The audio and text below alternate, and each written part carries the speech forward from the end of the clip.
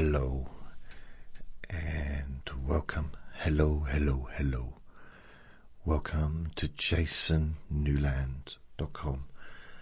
My name's Jason Newland and this is Let Me Bore You to Sleep. I haven't done one for a few days because I had a tooth extracted on Wednesday. It's now Sunday. And I'm not sure if it's a dry socket or it's I don't know what's going on, but I've been in incredible pain ever since. So what I've done is I've got an appointment on Monday, which is tomorrow in the early afternoon, and hopefully it'll get sorted out by then. I might have to have antibiotics or something, which is fine. Please only listen when you can safely close your eyes. Don't worry, I'm not going to talk about toothache the whole time. In fact, I've got a new term now: phantom tooth pain or phantom toothache, because there's no tooth there. Can't be a toothache if there's no tooth there. In fact, I remember explicitly seeing the tooth on the little tray as I left, thinking, well, I didn't actually think it, I said it, it's not a very big tooth. How could a little tooth like that be so hard to remove? I thought it was going to be like really big, but it wasn't. And the ironic thing is, I'll give you the story, but basically when I went there on Wednesday, no tooth or mouth pain at all. Felt fine, absolutely fine. Not emotionally, I was a bit too stressed and anxious going, but I didn't have any physical pain.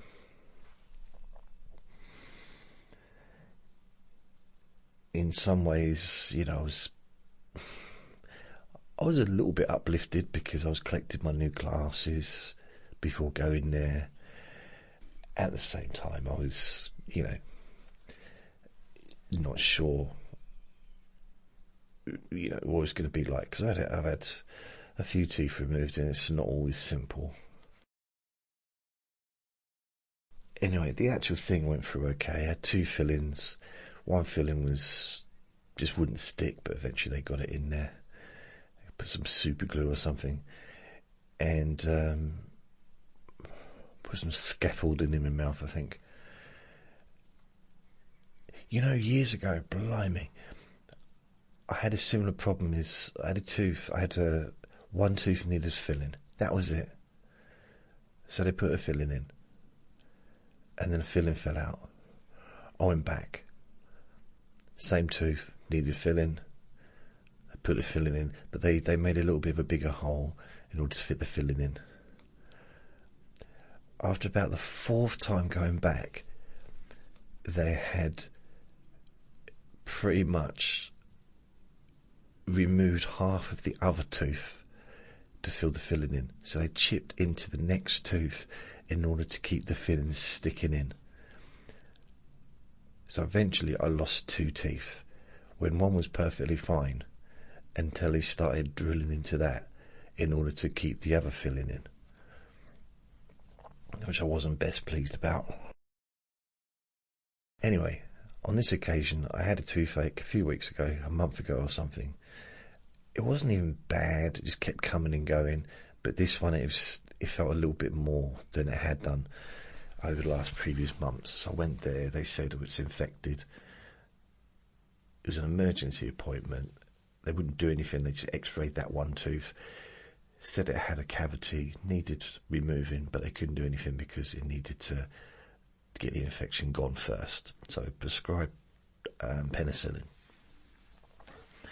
I went away, took the penicillin, spent about 6 days on the toilet because the penicillin had a bit of a weird effect on me.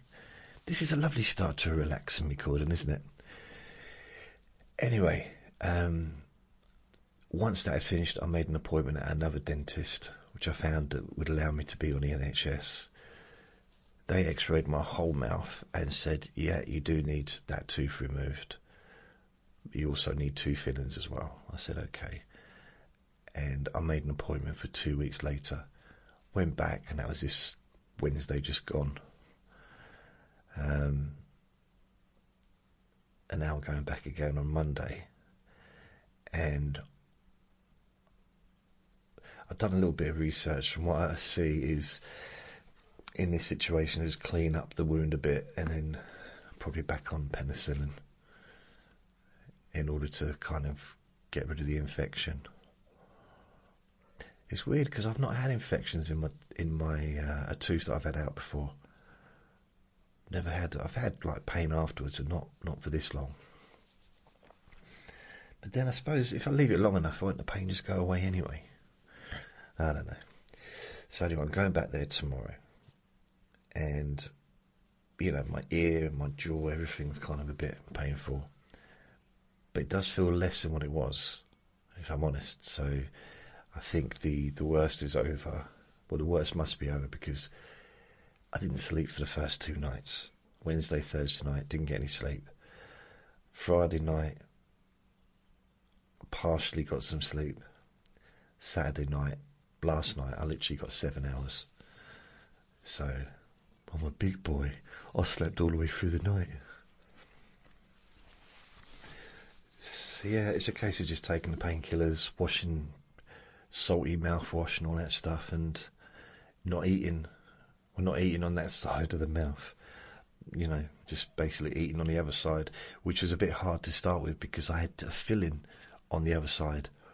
So I was trying to eat in the middle of my mouth, which is weird. So I was, for the first couple of days, I was just having breakfast cereal. In fact, I had 3 days of breakfast cereal and letting the cereal get really kind of, I know some people don't like the word, but moist. Letting the, you know, get soggy and moist. So it's almost like wet food, really, soft food. And now I started eating. I had my first meal, solid meal, I think Friday night. But that was just like some mashed potato and fish fingers and stuff, and some bread. And last night I had a pizza, and of course I was just eating on the right side of my mouth as well. But things I've got to eat in order to, you know, maybe it's not the right food, but I need to eat something in order to fight the infection. And a pizza on a Saturday night is my normal meal. It's my once a week treat while the boxing's on. So there. Although last night I was eating it, I got it about 7. It delivered. The pizza was delivered, and I was watching the boxing, and by the time, because I had it on delay, because I had to go back to the beginning. I think it started at like 6:30 or something. I don't know. By the time I got to 9:15, I was so tired I went to bed, and I watched the boxing this morning when I woke up. It was about 5:30. The thing is, I also hadn't taken my normal bipolar medication since Tuesday. And my friend had a go at me saying, "You've got to take that." I said, "But okay, I know I've got to take it, or I should take it. But the thing is, I don't like to mix medication up. So because I'm taking more pain medication than normal, I never take pain medication. If I take my bipolar medication, it's on its own. I never take anything else with it. Like when I used to drink alcohol, I'd never drink alcohol and take pain medication anywhere near that sort of period. I don't drink alcohol anymore, but so what I did last night is when I had my pizza, I didn't have any pain medication. I just had my normal medication, then waited a couple of hours and had the pain stuff. Or an hour and a half, something like that. And then I was like, wow, I'm so tired. And I was straining to keep my eyes open. And it was Dave Allen against Philip Hergovich. And I just couldn't. So I thought, you know what? There's no shame in going to bed, is there? I can watch it in the morning, providing I don't go online when I first wake up. Because I take a tablet for my acid reflux. God, I can't want to be one of those people that take so many tablets. I hope not. But I take one tablet in the morning, my acid reflux, and then I wait about half an hour to an hour before I eat. So normally I go online, check the stats, maybe make a podcast, whatever. Make a hypnosis recording, and then I'll get my breakfast and I'll watch if I'm going to catch up, I'll watch the boxing after that. But the chances are I'll see the results of the fight online. But this morning I thought, I don't have to go onto the computer and look at stats and do stuff online. I can just watch the boxing while I wait for the tablet to do its magic. That's what I did. And I won't say anything about the results, but yeah. So there's still a couple of fights. There's a couple of fights I didn't see from yesterday's fight. You know, that Bill. What the heck? Oh. And I also haven't seen yet the fight, because there was a fight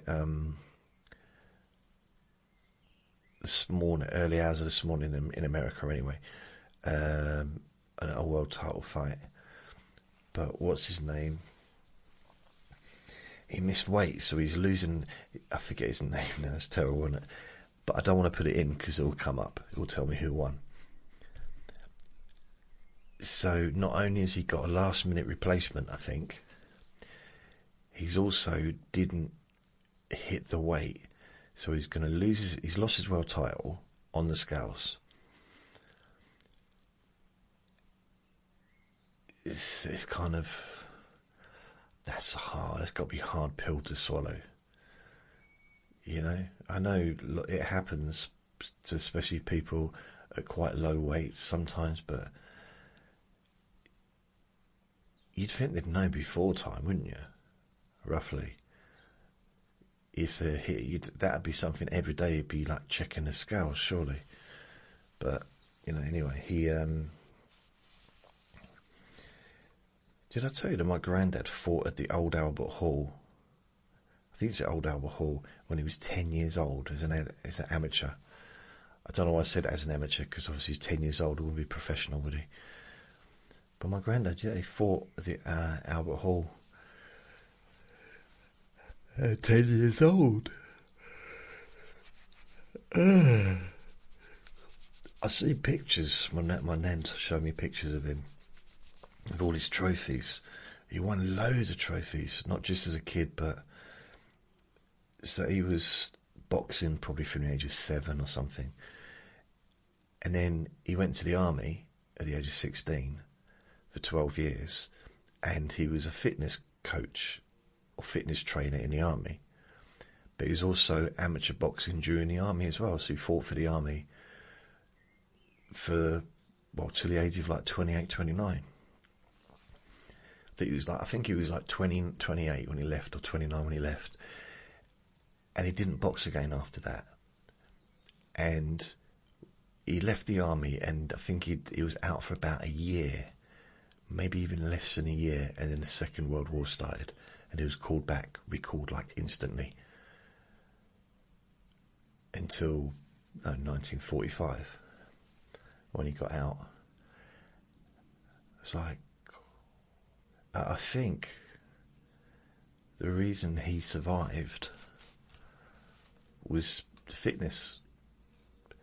It might sound like an obvious thing to say, but I think because he was he was prisoner of war, so how he survived, but I don't know, but he did. The weird thing about it, he never spoke about it at all. So when my nan thought he was gone, she received a telegram 3 years before the end of the war saying that he was gone.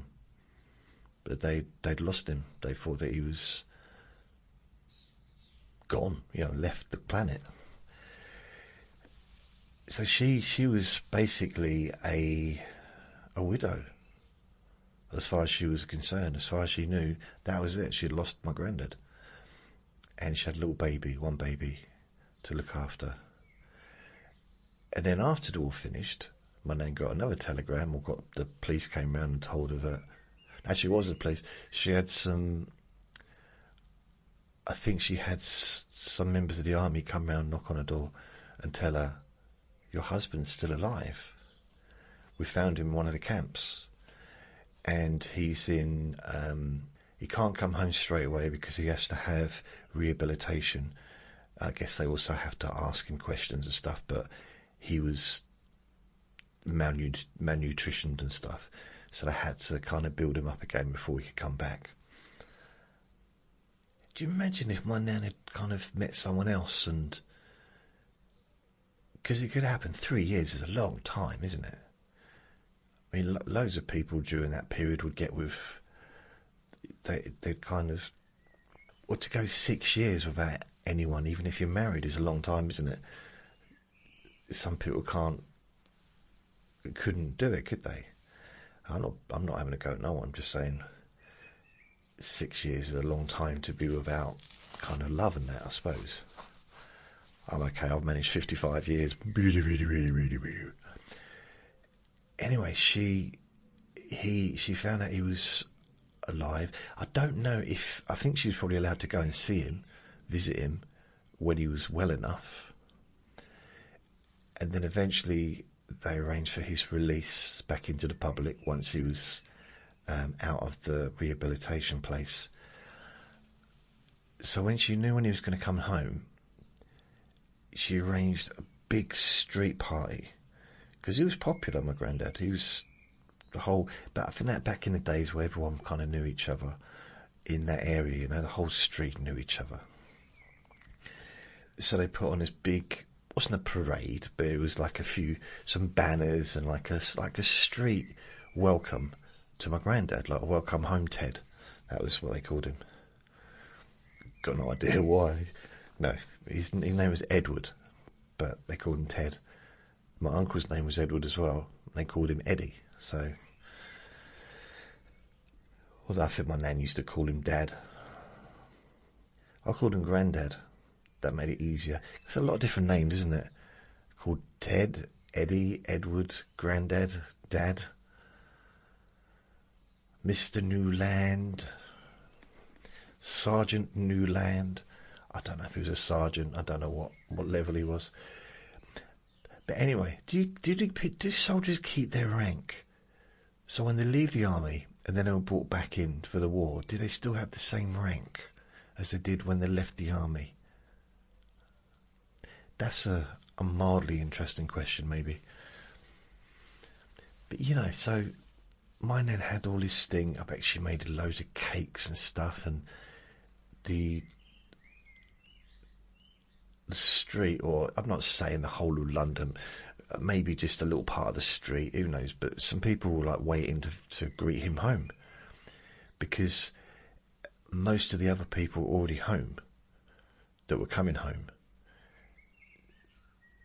And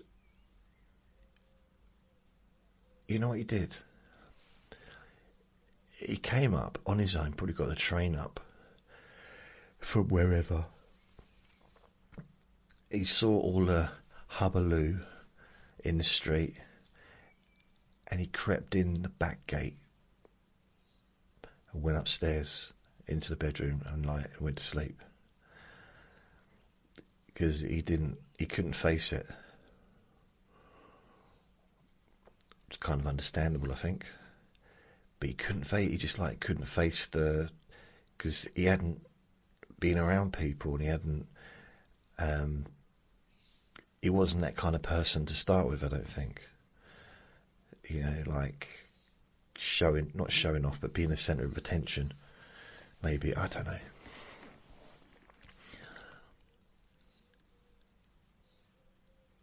And then after that, never ever ever mentioned his time during the war at all. The whole time, from the age of, let's say, 35, 36, all the way up to the age of 80. Never mentioned nothing, never mentioned it at all. And then the last month of his life, he started talking about it. Started talking to my dad, his kids. Never talked to them about anything, and he started just telling them stuff and opening up.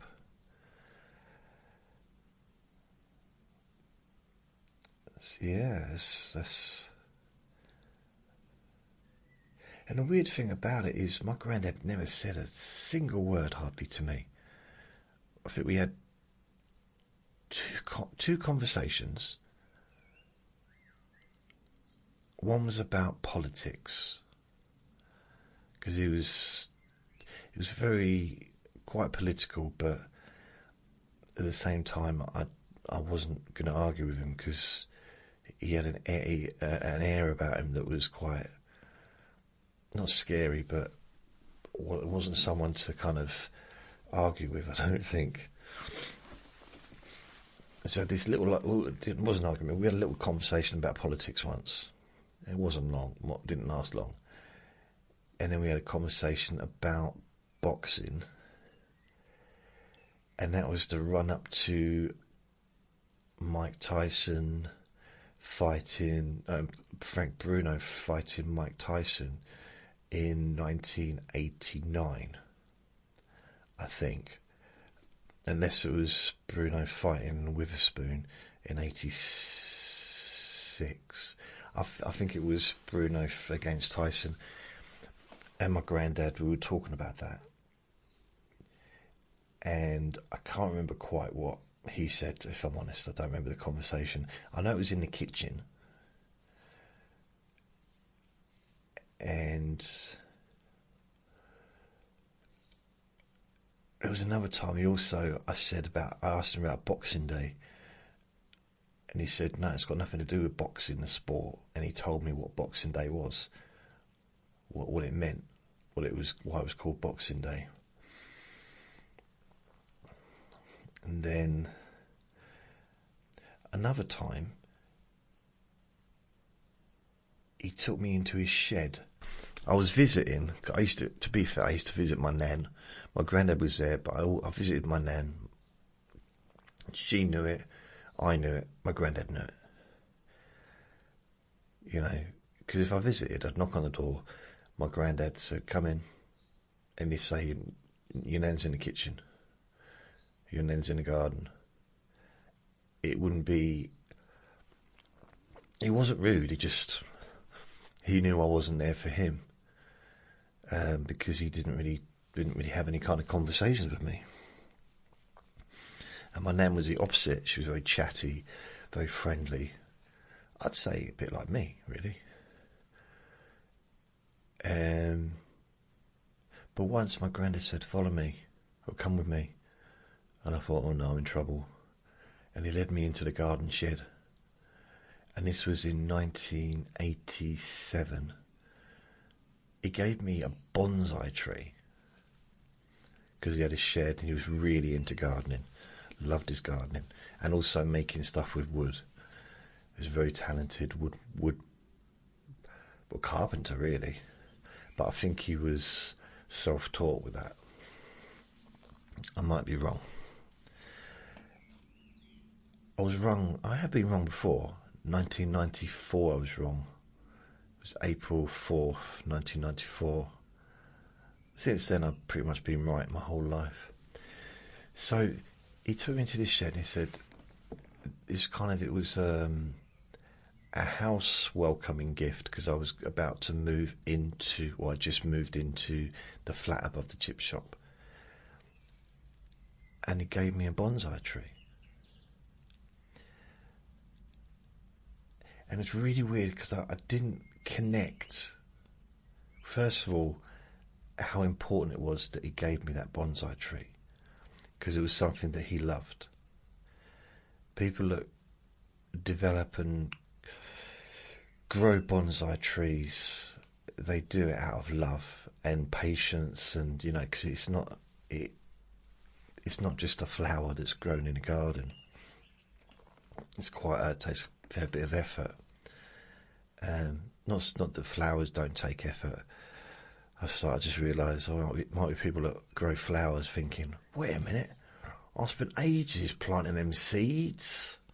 Sorry. And I didn't see the significance of actually how kind he was being, and how he was kind of reaching out to me, I guess, as his grandchild rather. And I said thank you, but it didn't. It might have had meaning to me at the time, but I don't remember if it did. And it didn't last long. But one of the connections I didn't really get at the time is, first of all, I was the previous few years to that, I was mad on karate. And of course the Karate Kid was around the same time as I was doing karate.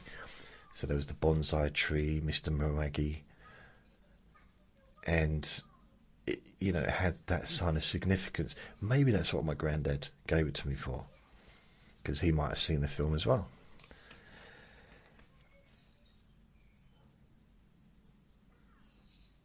Yeah, it was weird. And I didn't really... But then I said to my dad recently, why didn't Grandad teach us boxing? Because three brothers, it was me, 2 years older one and a 4-year-older one.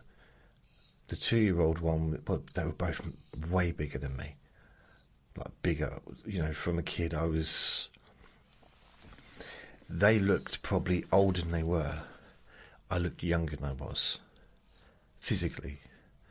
So when I was, let's say 11, and my other brother was 13,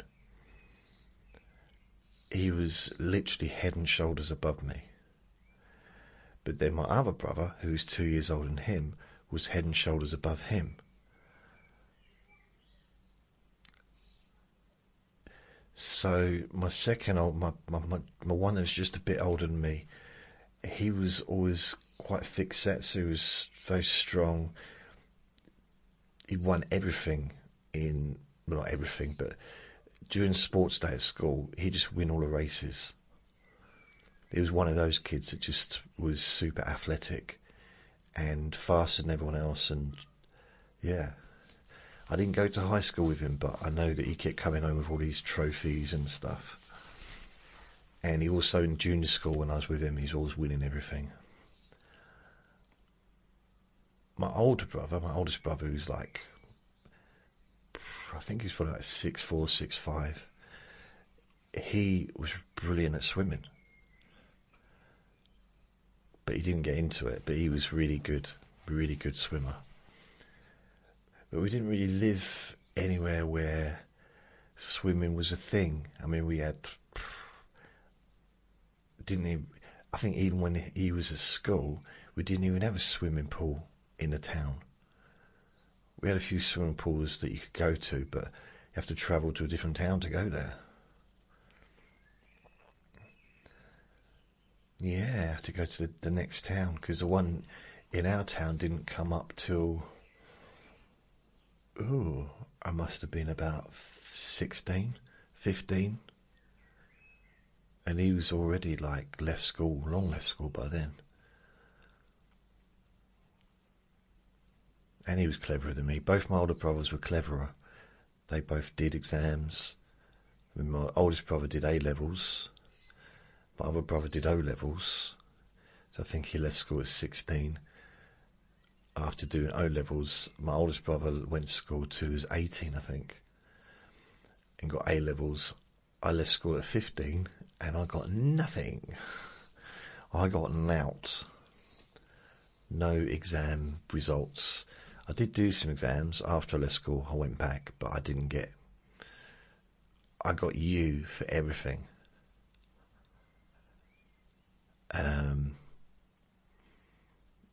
It stands for unclassified. No, What did I get? There was a letter that stood for something. Basically, it just meant no mark, like 0. Pointless. Why did you turn up? Kind of. Yeah. So I didn't get any qualifications at school at all. My proudest moment, that was. At the time. I did alright though, really, if you think about it, because I did then go on to get a degree in counselling. So I do, I do have a degree. But that's only because I lied about my exam results. Because it's such a long time ago, they couldn't check. It's true. All the exam results from like the 80s, gone, destroyed. Nothing was kept on the computer at my school. So I could just go and say, yeah, I got these, got A-levels, got everything. And no one could check. They do tests. I had to do a test and everything, but I passed that okay. Great, but I didn't have any physical documents, which probably would have been handy.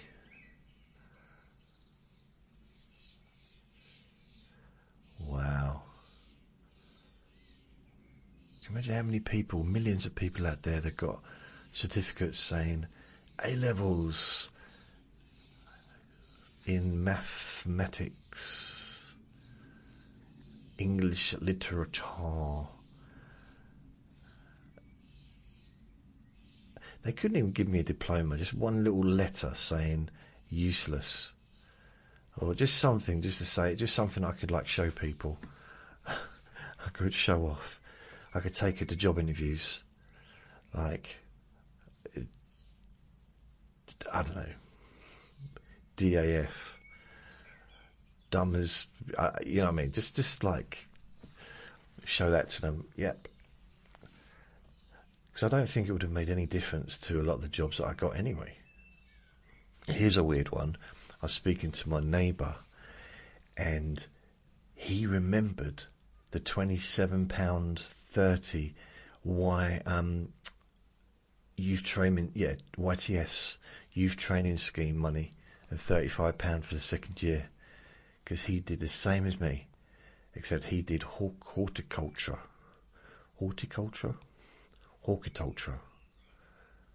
That's just, when I think of horticulture, that's just manure, isn't it? I don't know, something like that. And horses. So he did that. And it was so weird that he remembered the amount, because I've never known anyone that remembered that amount. So he must be pretty much the same age as me. And it's weird just to hear someone say it out loud, because I remember stuff like that. But I've never spoken to anyone in person that also does until the other day. You might be wondering, where's the question? Oh, excuse me, a bit of gas. Where's the questions for Q&A Friday? I am making my way there. Don't worry. Just when I fall in love. Oh, let's have a look. When Where's the questions, baby? Where's the questions, baby? Ooh. Just having a look. What have we got here? Any messages? Anything? No, 10 hours. By the way, thank you for your messages, your kind comments on my Facebook group, Jason Newland's Boring Group, regarding my phantom tooth pain.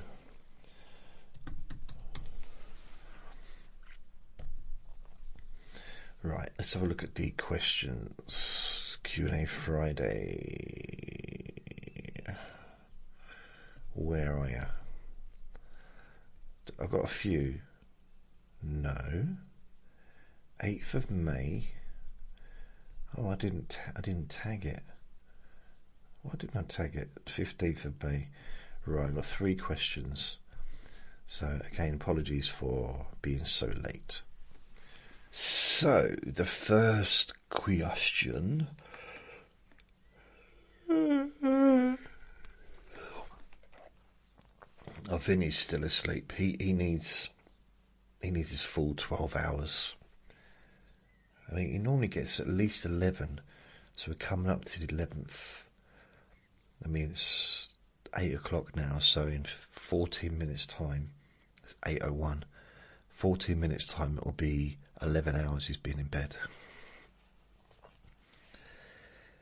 Diana asks me, what 5 famous, infamous, dead or alive people would you invite to a dinner party?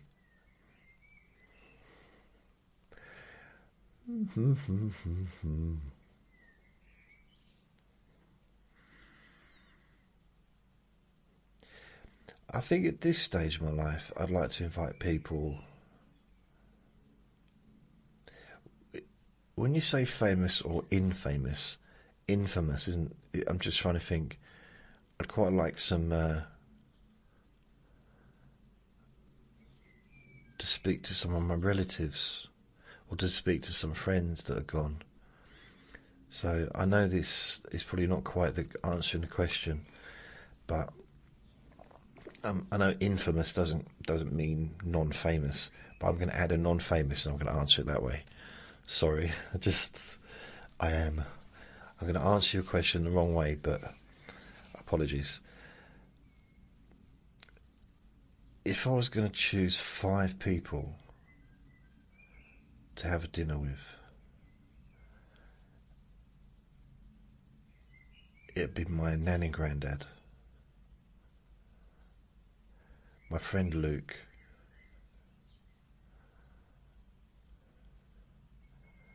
so what's that, 3, Alec, wait a minute, nan, granddad,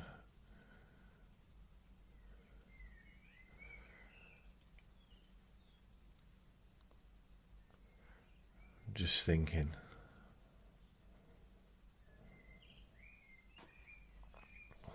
Got 2 more left, haven't I? So I've got 3.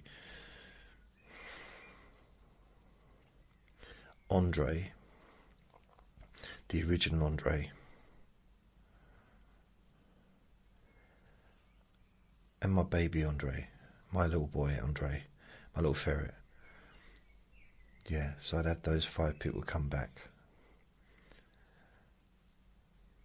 The problem is not come back for a dinner party.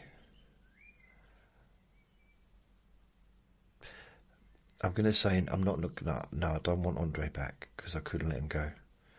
So that'd be too painful. So it'd be painful for all of them. That's the problem, isn't it? It's much easier, I think, to choose dead famous people that I don't know. Because if it was people I do know and I really care about, like my nan or Andre the second, my little ferret, or my granddad. I mean, I knew that I wasn't close to him, but I couldn't say goodbye. I couldn't say goodbye to them again. So I'll scratch that. I'll go back to the original question. What 5 famous people? I'm going to go for alive. Less smelly, I imagine.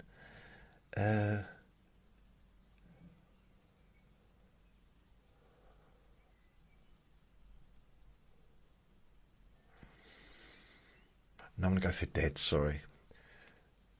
Bruce Lee.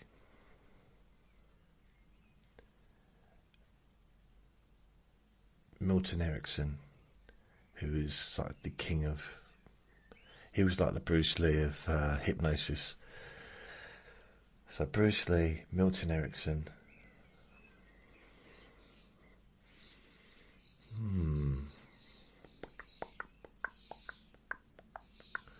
Charles Bukowski. I don't think this would be a very unusual dinner party, but Charles Bukowski. So that's 3.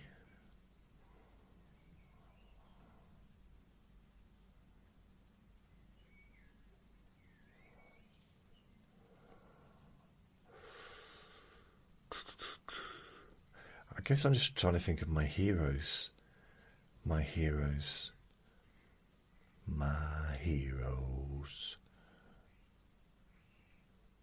Michael Jackson. That's 4. And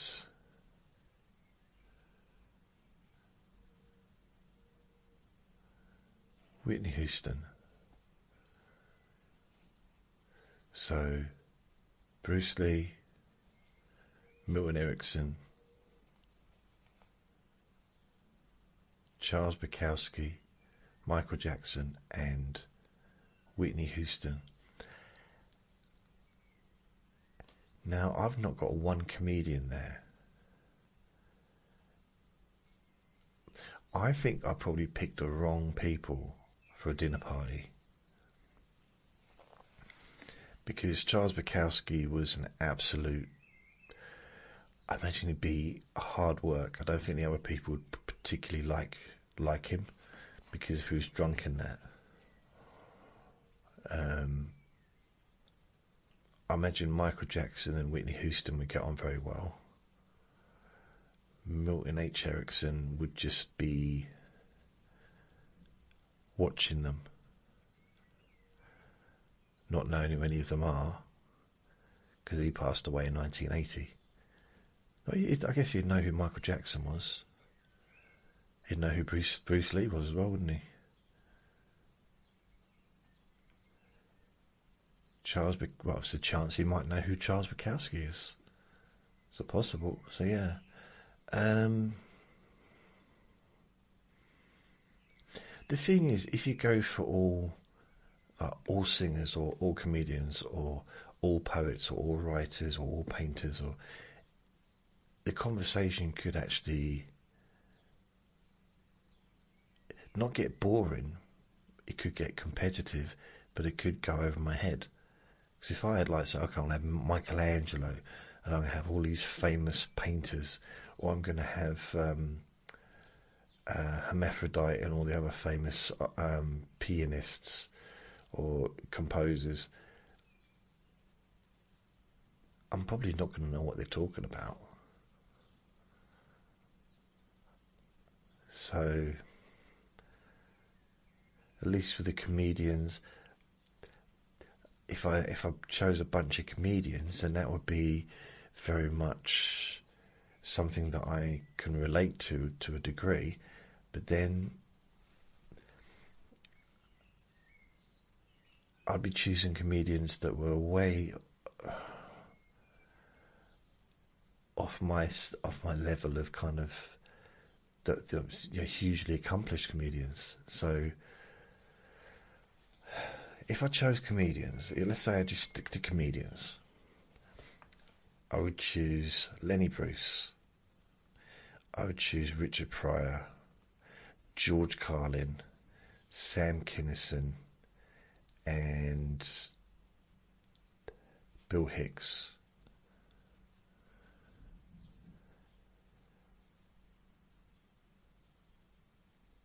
Yeah, that's who I would choose. All of them have gone. And they all had something in common as well. They were very controversial. They kind of broke the way through for like newer comedians. They broke barriers. Without Lenny Bruce, there wouldn't be a Richard Pryor, and without a Richard Pryor, you could pretty much say there definitely wouldn't be an Eddie Murphy. Without Eddie Murphy, it's the same as you go along. Like, there wouldn't be any loads and loads of comedians have come along after Eddie Murphy that have almost not copied him, but have been influenced by him. But without Richard Pryor, there wouldn't have been an Eddie Murphy, not the one that we know anyway. He possibly would have been a very different kind of comedian. I mean, he might not have even been a comedian, he might have just gone on to be a film star, because he clearly had so much talent. You know, how could he not have been successful? But then you got Richard Pryor. He just broke through the rules like no other comedian's ever done. Actually, I mean, Lenny Bruce kept getting arrested, so he probably was more controversial in the day, in his day, because that was the 50s and 60s. Richard Pryor was more the 70s, when he was kind of breaking barriers. Bill Hicks, again, he was the 90s, well, late 80s, early 90s, and he was even doing TV shows, and he'd do like those like guest shows, chat shows, and they wouldn't even show it because of how controversial what he was talking about was. Great comedian. Ironically, more successful in the UK than in America. He was a huge star here. You might not know that if you listen to this from America. Bill Hicks, although he was known in America and he had a following, he was filling out theatres. He was filling out here. He'd come here and he'd sell out everywhere. In the early 90s, he was on TV here and everything. He was really, really popular. Sold loads of videos, DVDs, had albums out, which I'm sure he had the same ones out in America as well. But very, very popular here. And that was around the same time as Denis Leary, and Bill Hicks was more popular. In fact, I'd say Bill Hicks was the most popular American comedian in the UK in the early 90s. Even though you had people like Seinfeld, that show wasn't popular in the UK because it was on so late at night. It's hard to believe, isn't it? One of the most popular TV shows in the history of the world, next to Friends and I don't know, but Cheers maybe, but you got Seinfeld, one of the most popular sitcoms, and they showed it in the UK so late that hardly anybody even knew it existed. I came over it by accident in about 1990, and I just had the TV on about 11 o'clock at night or something, and I saw this TV show, like, what the heck's this? Because it's so different from anything that's ever been produced in my country. It's very different. But it's also very different from any other sitcom I think I've ever seen. I can't think of another sitcom that was like that.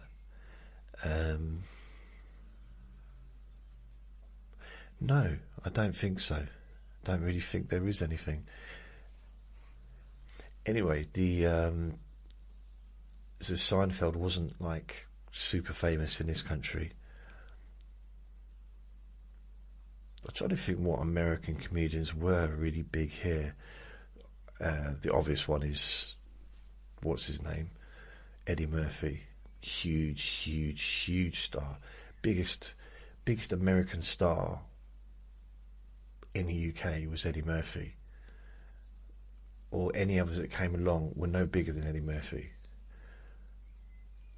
Of course, then you had people coming along, Arnold and all that, but Eddie Murphy was still just a huge star. But as far as comedy goes, the George Carlin's another one that I mentioned.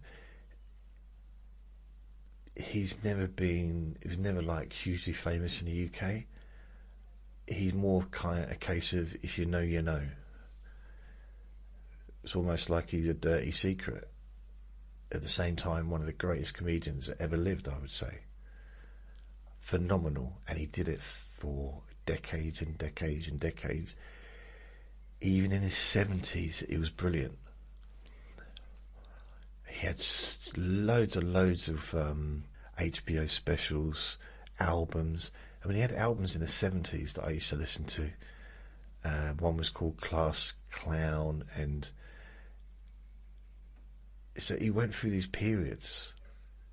So he started off being really clean cut, wearing a suit in the 50s or the 60s, and he basically was he was on TV, and he was popular. He kind of fitted in with a lot of the other comedians that were on TV. So he was in black and white, and he was like suited and nice, and he'd tell nice jokes and stuff.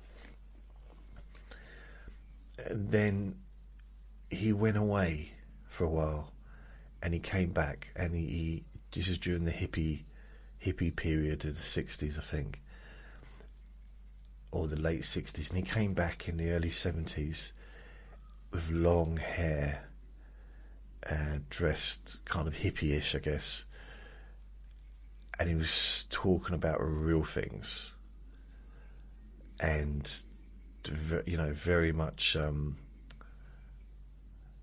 don't want to say weed orientated, but he just talked about anything, and it was very, very funny.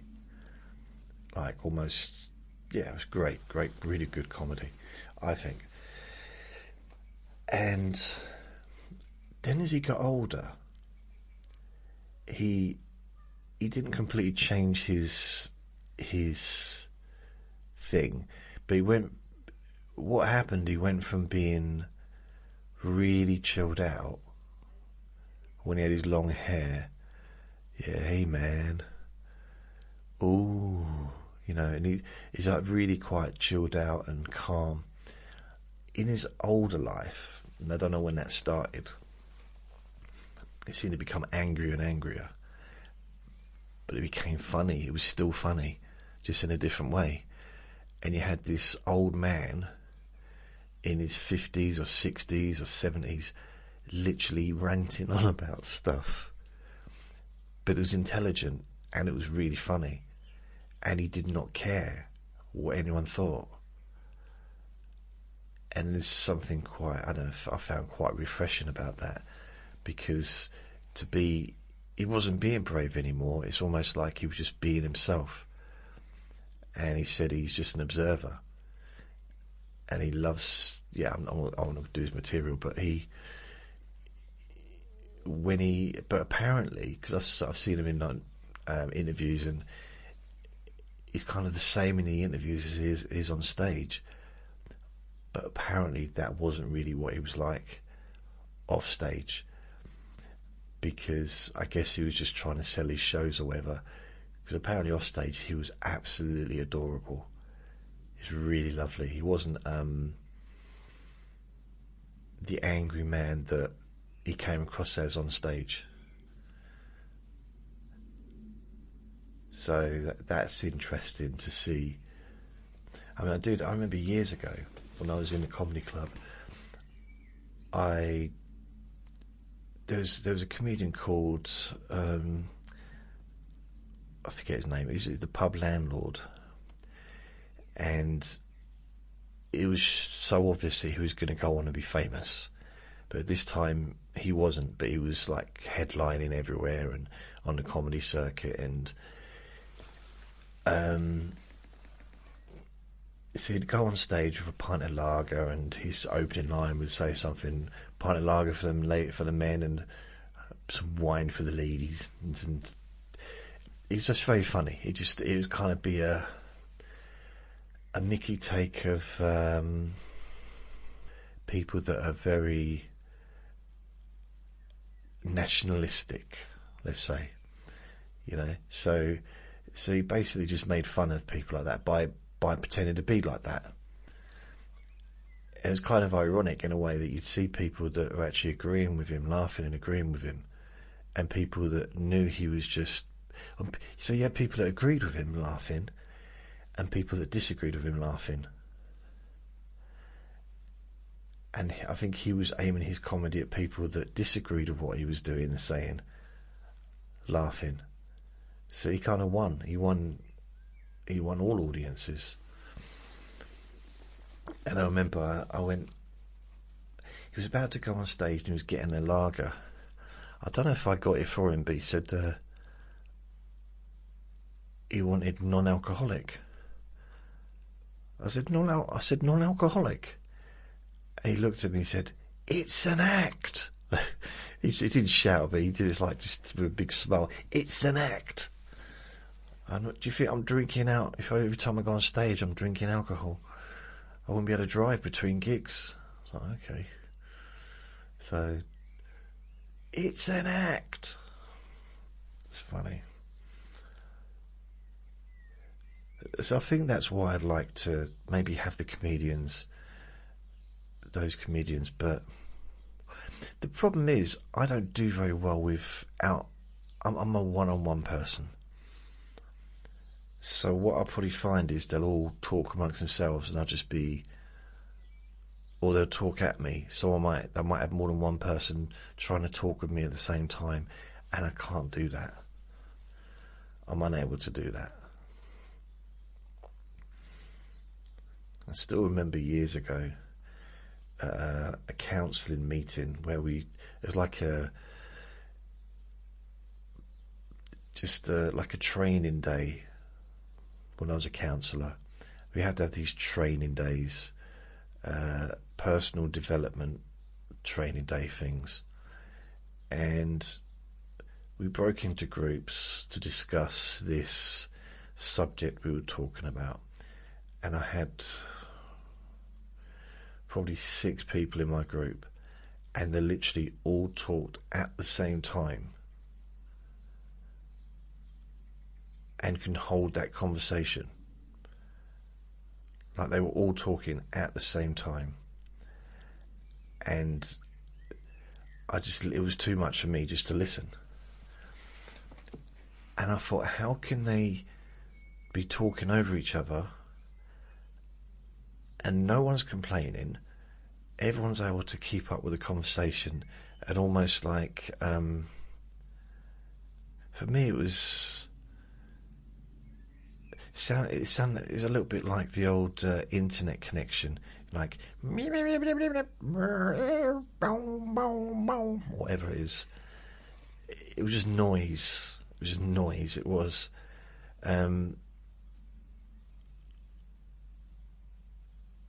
Penguins fighting over a Kit Kat. It was just like really.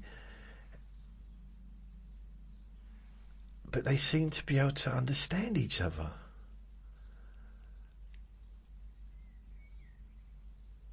And I can't one-on-one, and I've been in positions where I've been with my friend, I'd be in a room and he'd be talking to me and someone else would be talking to me, and they were both almost oblivious that each other were talking to me. Like, can't you see that you're both... I can't... It's like I was looking at one person, looking at the other person, yeah, that's right, yeah. Like... 2 different conversations, can't do it. I think on one occasion I said, "Stop!" I can only talk to one person at a time. Didn't go down well, but I can't, it's true, I can't speak to a bunch of people all at the same time unless everyone listens. And also, if you're in a group, if you're at a table, I've sat at tables before. Sometimes I notice that other people are having more interesting conversations than what I'm having. And I want to listen to their conversation, but the person next to me is talking to me. But I want to listen to the other people's conversation. But you can't just turn and say, excuse me, can you stop talking because I'm trying to earwig on the other people. They're talking about buses. Ooh, you know, I love hearing about buses. I don't know why I said that, because I've got very little interest in buses.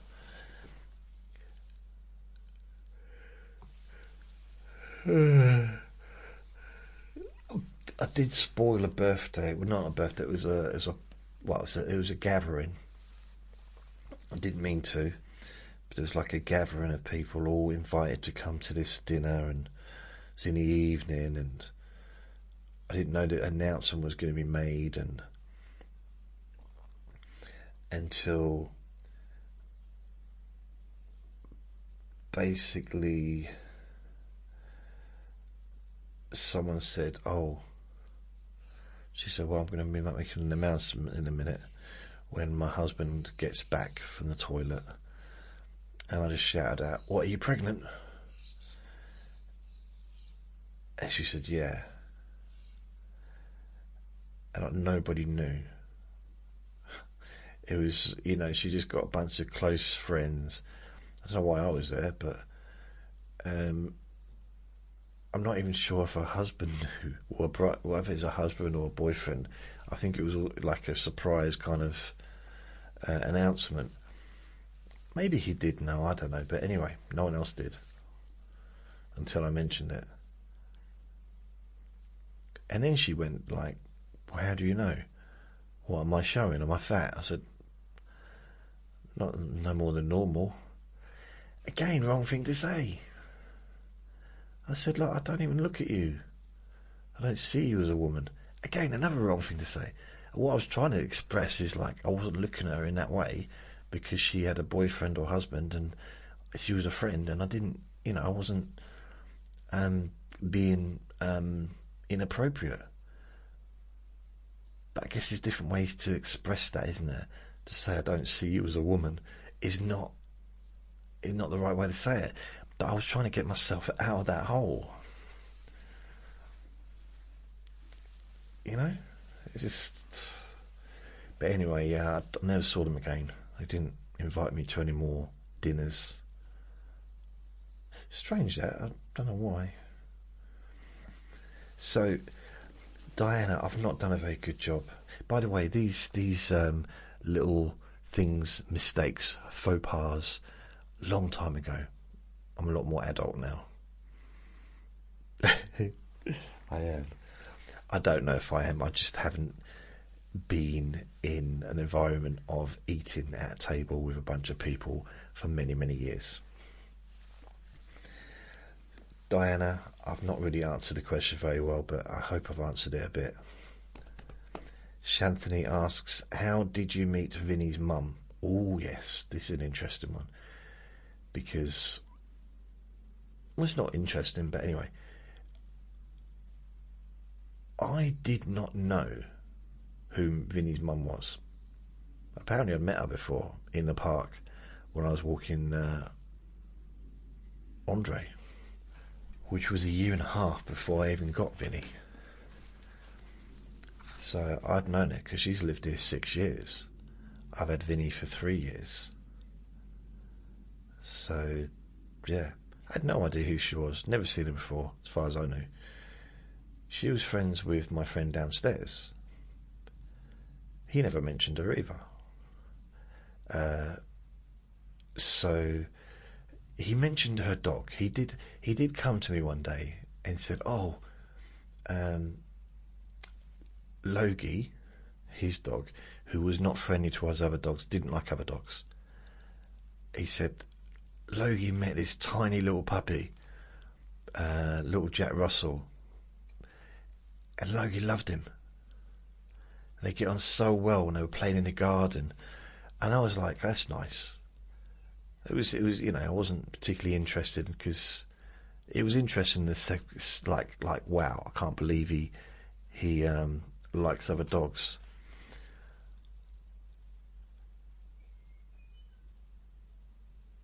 But I was very surprised, that. But at the same time, okay, and I just didn't really take much notice of it. I didn't know that they were friends. They were close friends, his mum and my friend.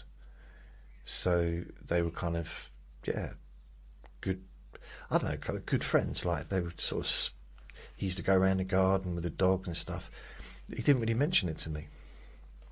If he did, I just didn't hear him. I was probably too busy thinking about myself. And probably. And then it was the December 3 years ago. He turned 4 in February. So he was 10 months old. So he was born in the February. December, my friend downstairs knocked on my door, and I should have been at my dad's that day, but I didn't go because I had a bit of a cough. I didn't want to give my dad a cough, and it was Christmas. It was the build up to Christmas. It was like probably just the first weekend of December.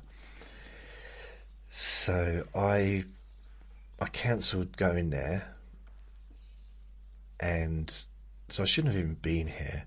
So I got a knock on the door Saturday afternoon. I answered the door. It was my friend Luke, and I could see obviously Logie was there as well. But this thing ran through my legs. This tiny little thing ran through. I'm like, what the heck? I've actually thought for a second he'd got another ferret, because it was so quick. Well, it's obviously a lot bigger than the ferret, but it was just so quick. I didn't know what the heck it was. I couldn't actually see it because it was moving so quick. And he was laughing. I'm like, what the heck? What's going on? What have you brought? Have you brought a rat in? And anyway, he come in, this little thing running around, absolutely hectic, and playing with Logie and everything. But Vinny was jumping on my bed. Everything was like exploring the whole place, which is what he does whenever he goes in somewhere new. He explores everywhere. And it was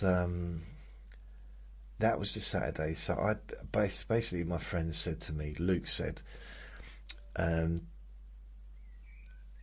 need to find a home for Vinny.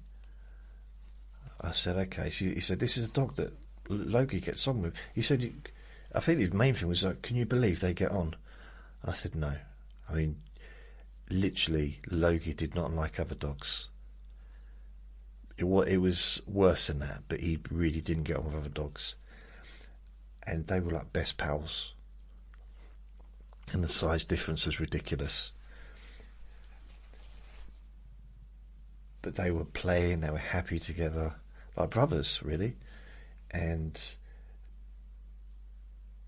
so Luke sat down and he said, yeah, I've got to find a home for Vinny. I said, why is that?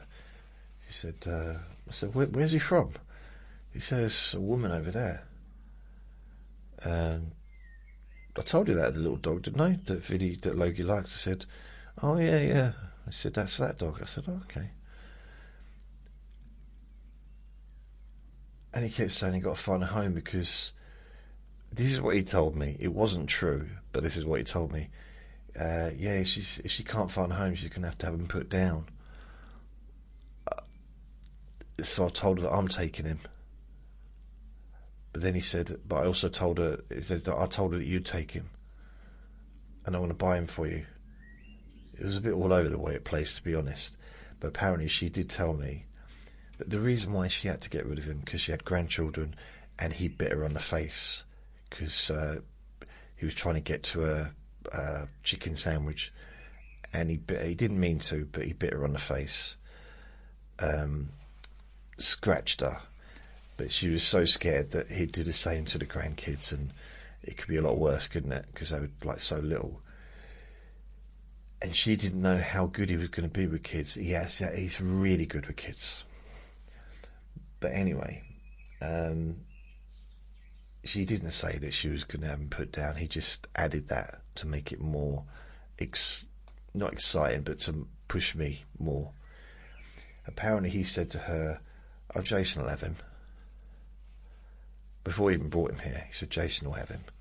So he comes here and says, "I'll buy him for you." So I ended up having him. And that's when I met his mum. To start with, I wasn't particularly keen on it, because I thought, you're going to have him put down because he bit you on the face. I mean, there's no mark, but there was no intention of that at all. And she explained that to me. And I'm like, okay, got you. It makes sense. And you've got little kids, you've got to be very careful, haven't you? And so I met her. She came up. I also met her stepson, who was up here, and her son. So they were all up here. And the weird thing is, Vinny actually, he was going from person to person, and he actually sat right next to me and just stayed with me, which was a bit strange. I thought, okay. But then he kept going up to his mum. He absolutely adores his mum. But he seemed to... That's a long time ago, but I think he seemed to quite like me a little bit. And so that's the first time I saw her. I saw her a couple of times. I kept saying to her, "Are you sure you want to give him up?" Because she'd known him since he was a baby. So basically what happened is, Vinny was born. He was born at her she was born at her daughter's house.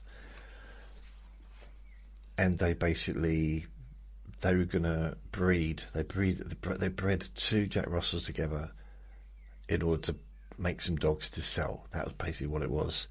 But only one was born. Instead of having 6 or 7 puppies, one dog, which is Vinny. Which apparently is quite unusual to have just one puppy, but mind you, he was greedy. He probably ate all the others inside. So he was born. His mum saw him right from birth.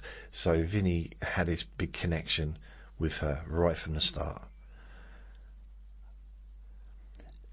And then when he was old enough, he went to a new home, which was this, I don't know about elderly lady, but I think she was disabled, and she couldn't keep up with him. She couldn't, if she was unwell, or she wasn't able to do what she needed to do with him. So she gave him back to my friend's daughter again, or to her husband, which is Vinny's mum's daughter. So he stayed there for a while, and then Vinny's mum said, "Well, I'll look after him for a while until you find another home," I think, or she decided to take him on full time. I'm not sure. Anyway, he came and lived with her for about 3 months.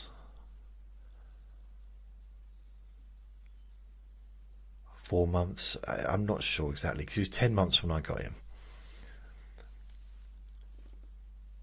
And then he came and lived here in the December. And then the next week I fell down the stairs and fractured my back in 2 places. And I was taking him out 3 times a day, bending over and picking up poo. I don't know how I did it. I don't know, honestly. The first month, can you imagine? Like, the first month, I could hardly walk, I could hardly sit, I could hardly do anything.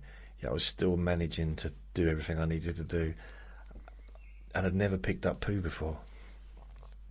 Okay, it's not true, but, you know, not like for my own dog.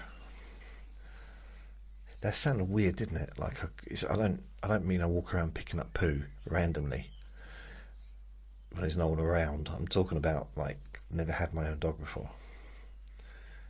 Yeah. So, basically, after that, I hardly saw his mum. She wasn't my friend. I didn't really know her from anyone, really. I met her a couple of times and that was it. And then I think a couple of times she knocked on my door telling me that she was worried about Luke. And I kind of, you know, that was about it, really. Then when Luke left, when Luke passed away, we got close. Because we were supporting, kind of helped to support each other through it, really. So she was friends with him, I was friends with him, and I had a couple of other friends locally that were friends with him. So, you know, kind of, as you do, you kind of just help each other out, I suppose. Talking about, it's nice, you need someone to talk to about the person who knew him. And I guess we kind of bonded through that, and also the fact that Finny absolutely adores her. Honestly, he is a mummy's boy. So we just, started spending time together during that year, the year, because basically I had Vinny on the December. The following November was when Luke left. And then the following year, I became quite close with his mum, as friends, but we're quite close and helped each other out. And yeah, she had a lot of loss as well with her family. She lost both her parents during that time, and so we kind of just helped each other through that period, and then. Yeah, we've just been friends ever since, really. So that's it. He loves seeing her. Absolutely loves seeing her. Like, on a level that I wish he had that for me. Now, I'm the boring parent. She's the exciting parent. She's the weekend, let's go to the cinema, you know what I mean? She's the fun one. I'm the strict one. You go, make sure you go to bed at the right time. Make sure you've got a school uniform on. Make sure you brush your teeth. Eat your beans. Wipe your bum. All that stuff. And she's the fun one. Let's go to McDonald's. Let's go. Not literally, but you know, she's the one that. Let's go and find a slide to slide down. Let's go to Disney World. She's the Disney World parent. I'm the go to sleep parent. Yeah. So I'm the boring one. She's the exciting one. So when he sees her, he's so happy. I've never seen him be happy to see me, I don't think. Maybe a little bit, but not like that. I mean, when I go to take him out to see her, he like there's a certain noise he makes. I've never heard him make that noise about me, ever. He almost loses control through excitement of going to see her. He does not have that with me. I don't know if he's ever had that with me. that complete, like he loses control. Honestly, I'm surprised he hasn't weed himself, because it's that kind of level of like excitement. You know, I can't even get the lead on him sometimes. He's just flopping all over the floor completely. His legs are gone. He's so excited to go and see her. Doesn't have that with me. But then I'm probably not the most exciting person on the planet, am I? So maybe that's what it is. This is his calm, relaxed place. That's where he goes to have fun, running around in the garden, and he just absolutely adores her, like so much. So he got so much love for her. It's amazing. If I could just get 10% of it, it'd be nice from him. But hey, he tolerates me, I think. So yeah, that's how I met her, and we're still friends, and we help each other out, and I try and help her out and stuff if I can. And she looks after Vinny, especially recently since I've been going up to town and getting parts of my body removed and getting my glasses and all that stuff. She's been looking after Vinny for those times, and I try and help out in other ways as well. So yeah, that's the story of Vinny's mum.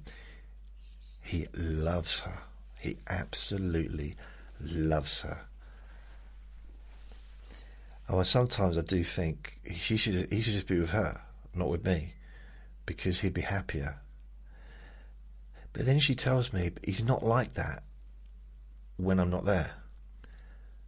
So as soon as I leave, he just goes to sleep, or goes onto the bed and goes to sleep. He doesn't act all excited as soon as I'm gone. And sometimes he'll wait at the door, waiting for me to come back. So I don't know. I don't know if she's saying that just to make me feel better, you know. But she said, yeah, he's not like that. As soon as you've gone, he hasn't got the. As soon as I'm gone, apparently he's not excitable anymore. But then when I'm there, he goes between the two of us. So like, he'll sit on her lap, then he'll come and sit on my lap.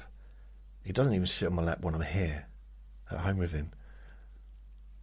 They're the same as if she's sitting over there, she comes here, he'll sit on her lap, he'll go and give her attention, and he'll come home and give me attention, cuddle up to me, which he doesn't do so much when I'm on my own. So it's, yeah, I don't know. Go figure. He's a dog. I don't know what's going on with him. So Sarah, last question. What's your go-to dinner? Okay, if you had to live in another country, where would you pick? That's 2 questions. What's your go-to dinner? Probably going to have to go pizza, to be honest. Although, I think my favourite dinner, if it was like, yeah, if you said to me right now, what if you could have anything, if you like one of your tastiest, what you really enjoy having, here is what I would answer. It'd be in a cafe, and it would be an omelette, chips or fries, and beans. I would have said a can of Coke in the past. Maybe I need to start rethinking that with my teeth. A cup of tea instead, maybe, and 2 slices of white bread with butter,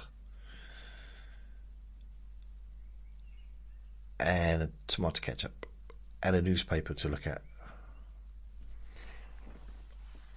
That would be my go-to dinner. I do like a nice British fry up as well, but it's not good for my stomach. It's my acid reflux. It just gives me heartburn, so there's no point. There's no point doing that. So yeah, probably omelette, chips and beans, 2 slices of bread, but very specific, isn't it? I don't have any vinegar or salt on the chips or on any of the food.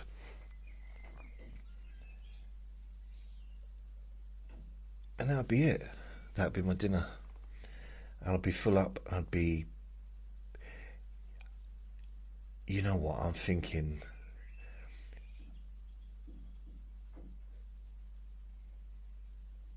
yeah, that'd be nice. I think Vinny's woken up.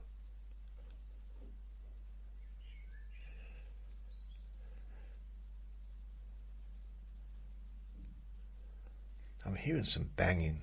There's a lot of banging around this building at the moment, whether it's in the loft or in the walls.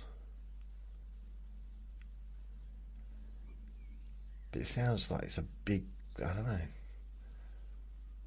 Who knows? It's an old building. So that's my go-to dinner.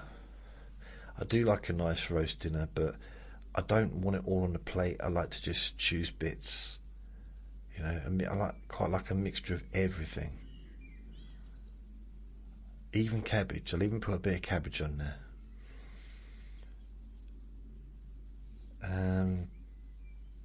I do like a.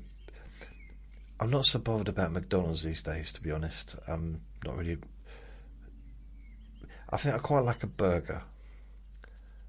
Just like a normal burger that you just cook with some cheese in a bun with some tomato ketchup. I'd probably enjoy that more than a McDonald's burger.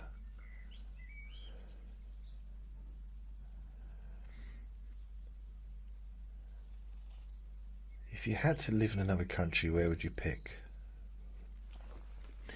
If I had to move out right now, I would go to Thailand. If I had the finances to support myself. If I had to move. The problem is I got Vinny, so I couldn't just move.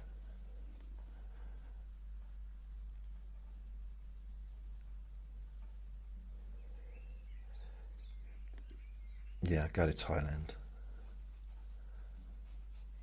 Because just at least being around that brightness, the because it's so gloomy in this country for most of the year.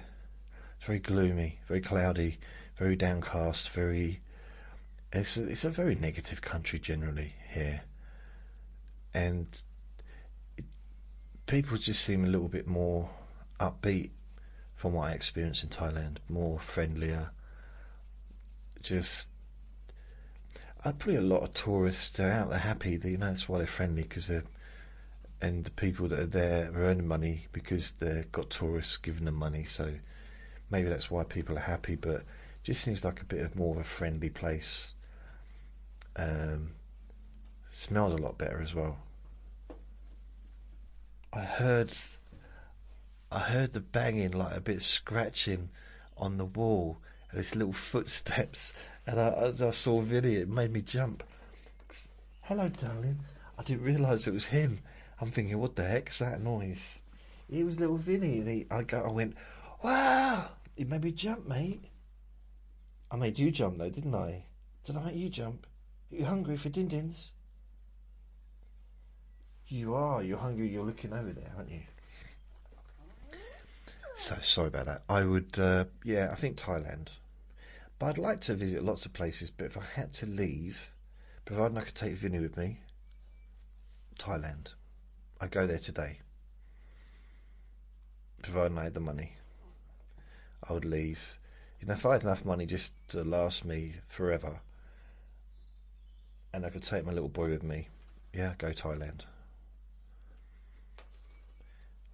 I mean, I say go to that. I'd quite like a little bit of time just to say goodbye to a few people, but so I go tomorrow then. I have to make a few phone calls. Dad, see ya. But I'd also like to. I'd need enough money in order to invite people to come and see me if they wanted to. Because it is a lot. It's quite expensive to get there. It's a long travel. So I'd need to be able to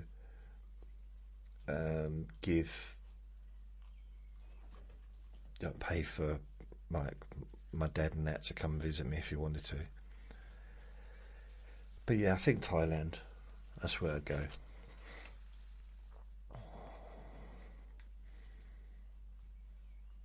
But the more I think about the question, the more other countries are coming up.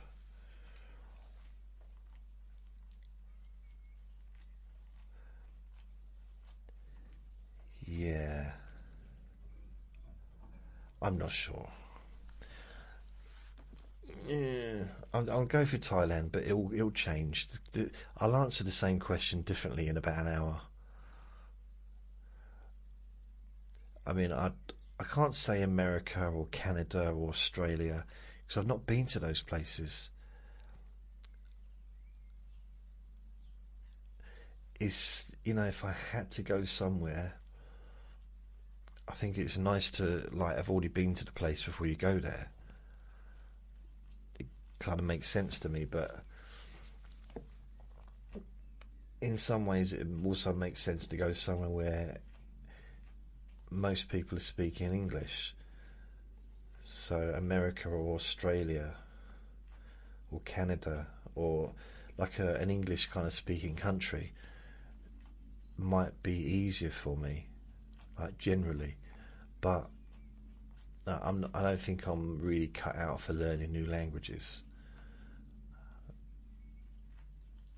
I learn a few words and stuff, but it's just laziness, really.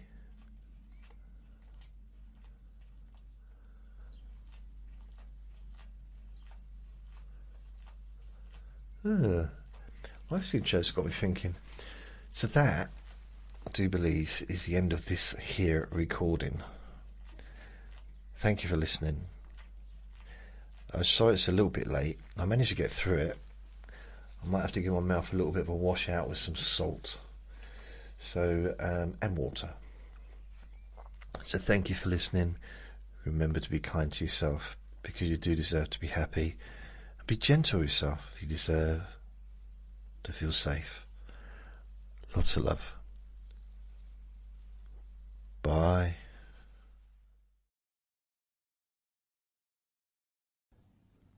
Relax in a more deep and meaningful way.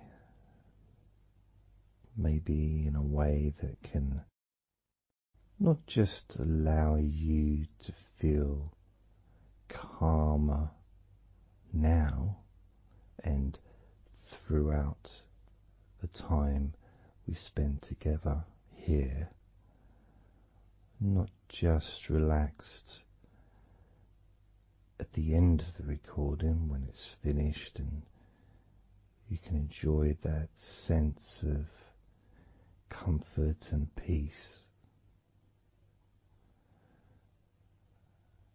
but also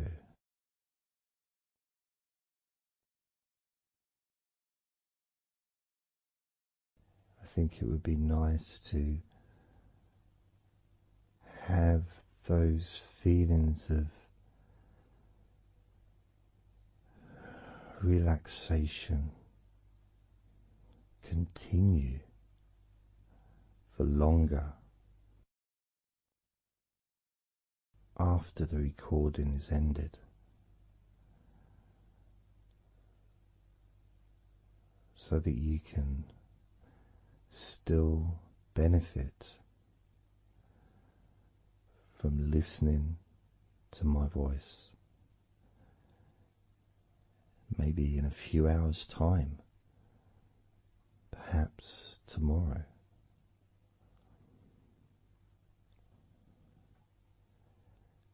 And then by listening regularly, especially if you find, like some people do, and myself as well, sometimes I find one particular recording that really resonates with me, and I'll just listen to it over and over again, like every morning, every evening.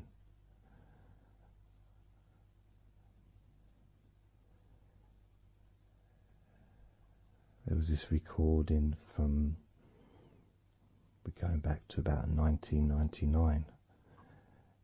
It wasn't hypnosis, but it was a guided visualization, so it kind of was hypnosis really. and I managed to find it again, and it still has the same effect on me. And part of it was the person's voice relaxed me. Just felt so peaceful, and I'd look forward to listening to her in the morning and in the evening.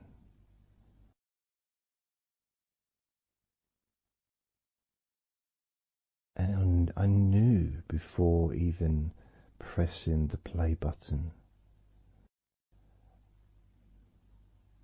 that as soon as I'd done that, pressed the play button, this was in the days of CD players, pressed the play button. In fact, it might have even been a tape recorder. I'd lie down on the bed, and then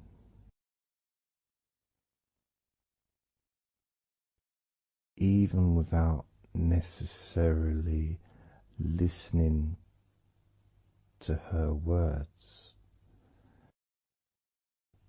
because I had them memorized, really.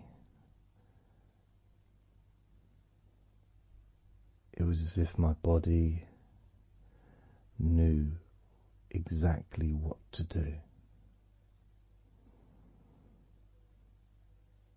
And the muscles just almost went into automatic relaxation.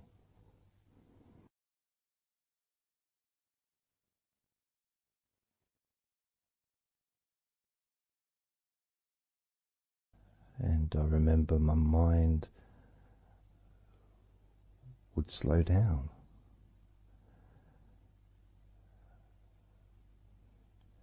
Now, I was listening to this recording in the early days of learning hypnosis, and long before I ever made any videos or audio recordings myself, because I didn't start doing that till 2006.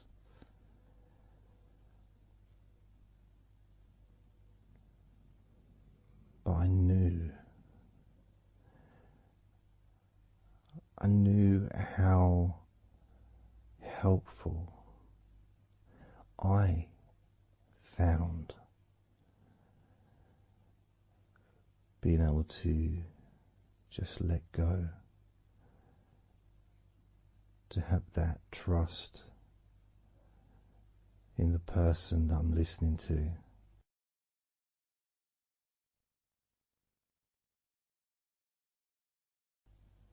Knowing that it's going to be just as relaxing, if not more so, each time you hear my voice. You may feel the same.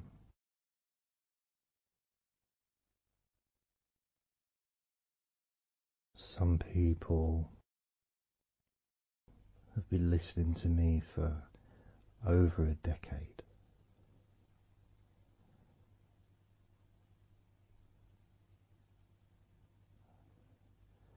Maybe not solidly, obviously not 24 hours a day, but maybe people come back. Some people maybe listen every day.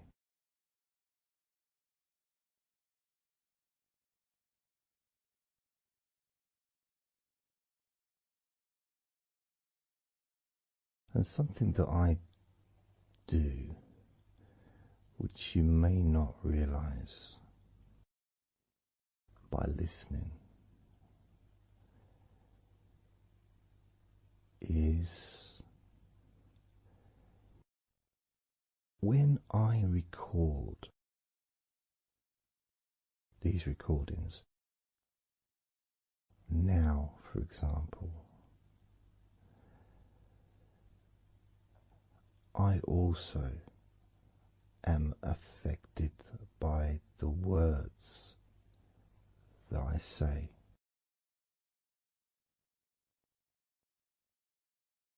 So if I said to you, focus on your feet, notice your feet relaxing, I will be focusing on my feet. I will be noticing my feet relaxing.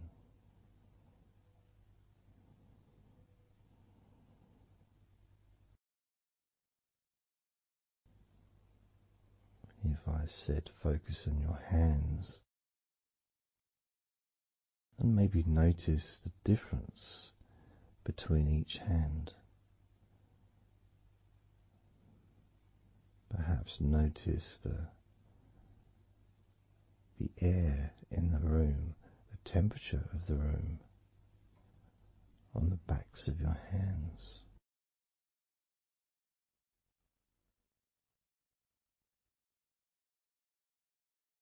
You may start to notice what almost feels like a very light breeze, even though there may not be any type of breeze at all where you are right now.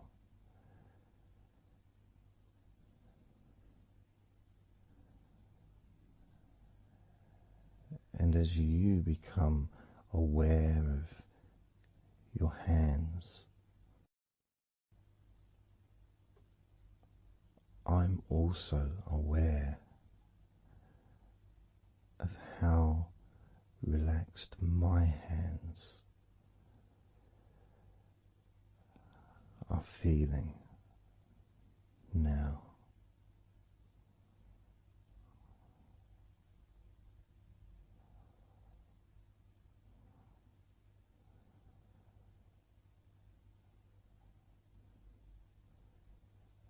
And when it comes to potentially drifting off to sleep, which may be the reason you're listening,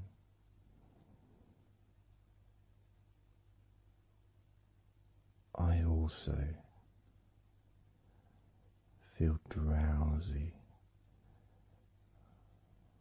when I make these recordings. I also notice my mind drifting.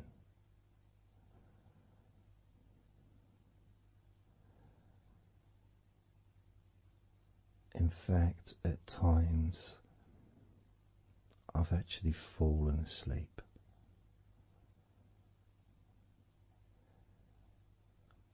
without even noticing. And then I carry on talking.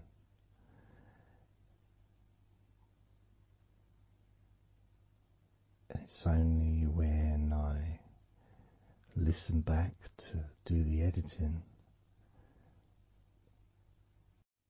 I hear snoring. And I think, I don't remember snoring. I remember talking. Is it snoring or is a pig turned up? That's what I sound like when I snore.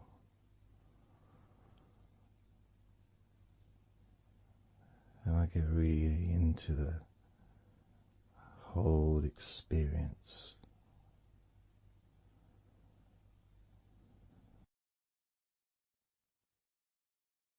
I don't know how you feel.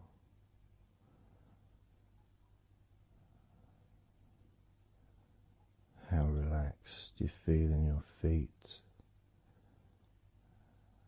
How relaxed you feel in your hands.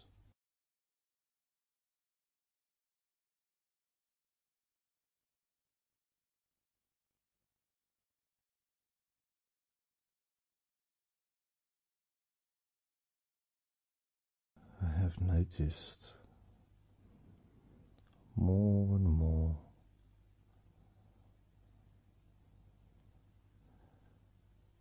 that the more relaxed, deeper level of comfort you feel, the easier your breathing becomes.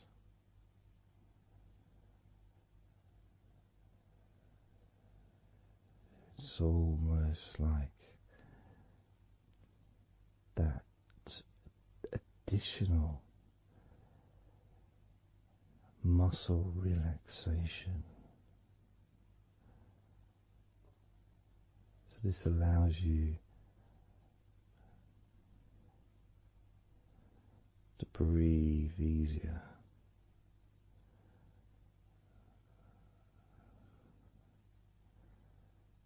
without necessarily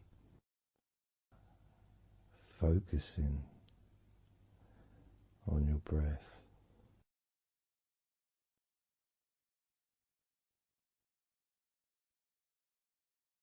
However, being able to notice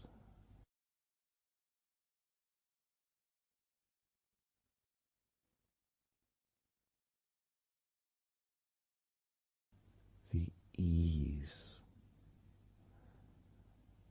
in which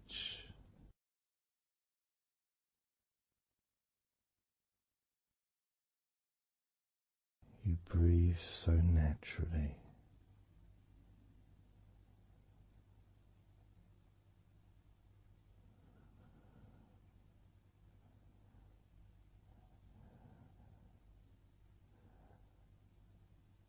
You breathe so very easily and smoothly.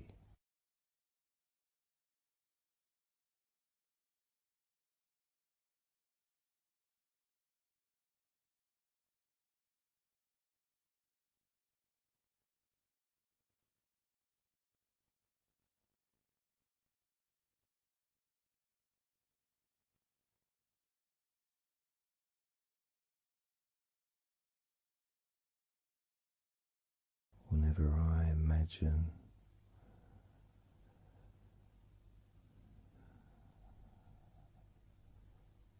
my breathing improving,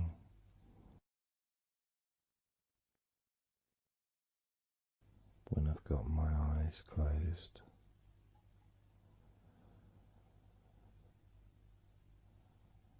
I tend to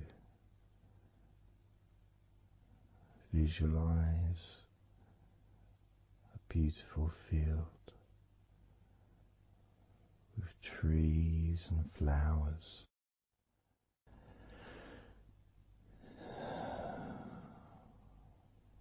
producing all that life-giving oxygen.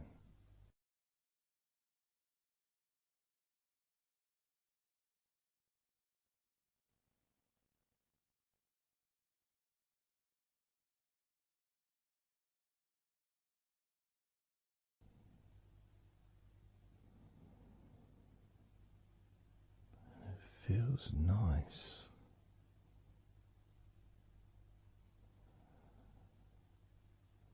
to, if nothing else, just taking some time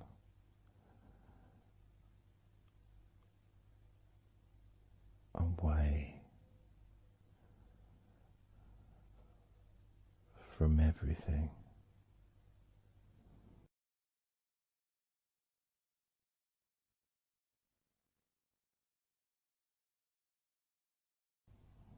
Enjoying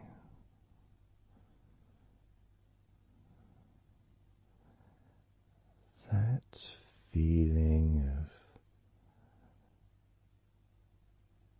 peace, serenity,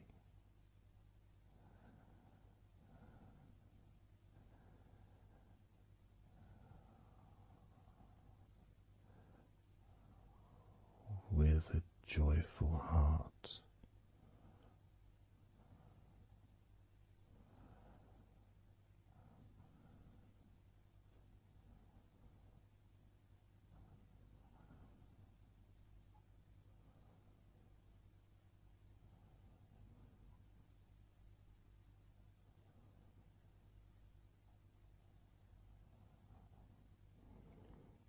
Time seems to just drip by so very slowly.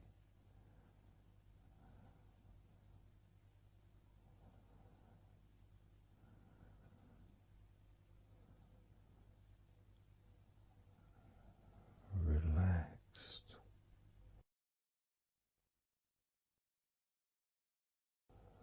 so deeply, peaceful,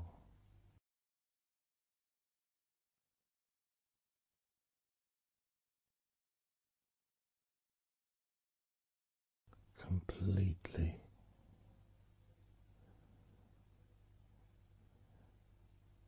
unattached to any thoughts whatsoever in this moment.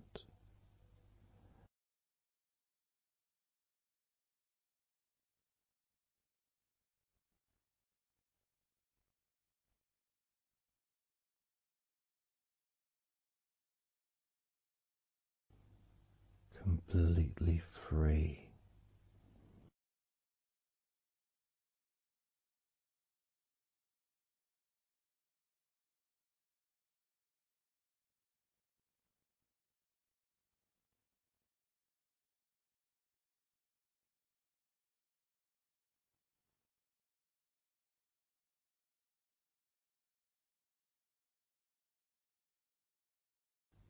Noticing that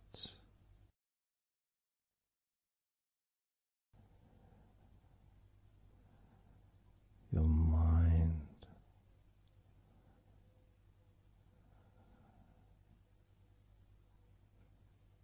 has slowed down,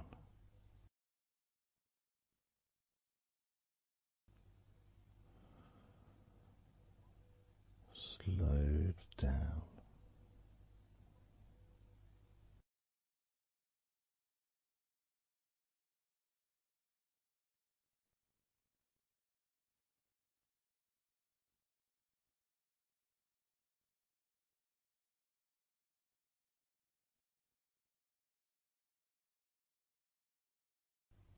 because nothing really requires your attention.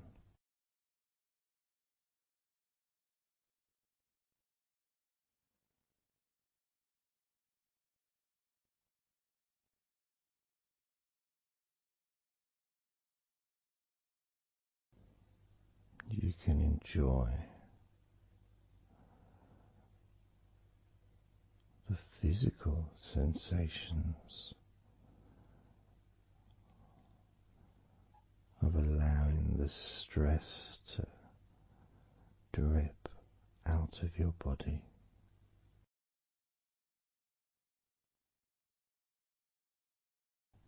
dripping out of every part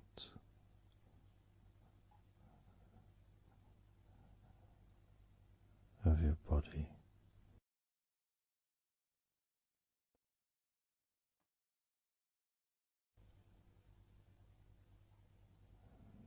And being released from your brain and your mind.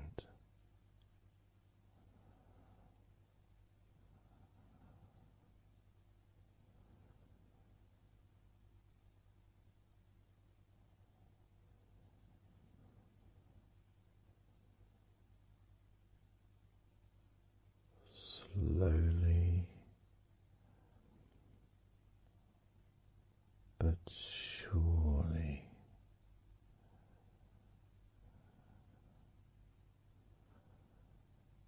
the muscles in your legs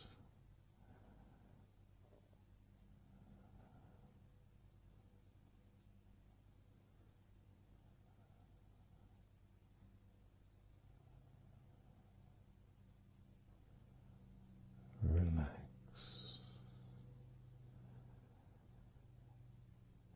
relax,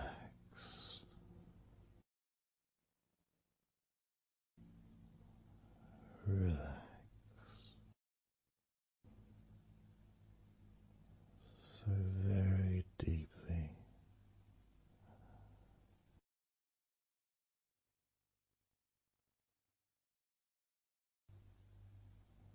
Relax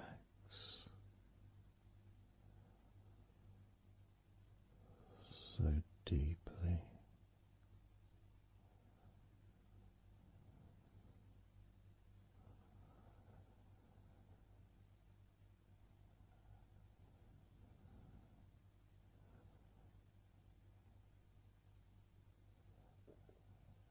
And the feelings, the pleasant feelings in your arms and shoulders,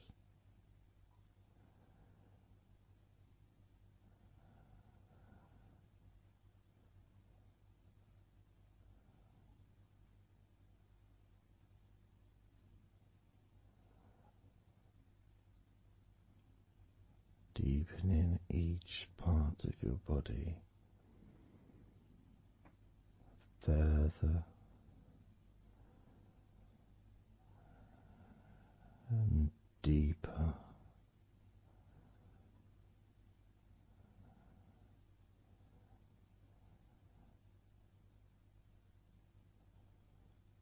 and deeper.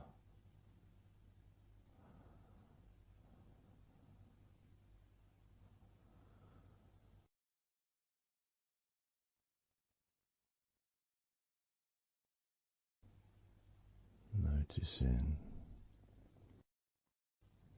the feelings in the back of your neck,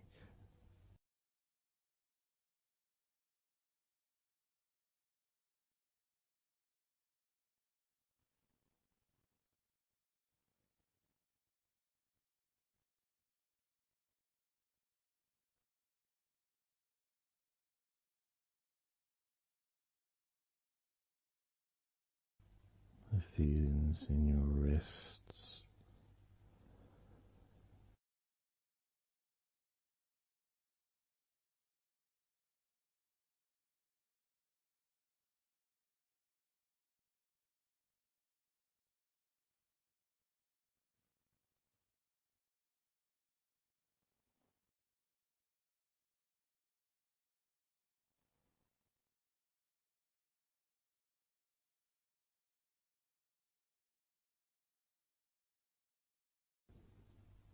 the muscles in the front of your body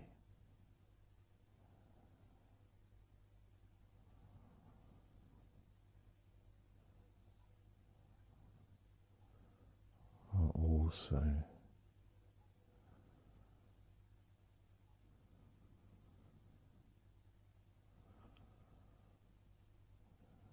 feeling peaceful,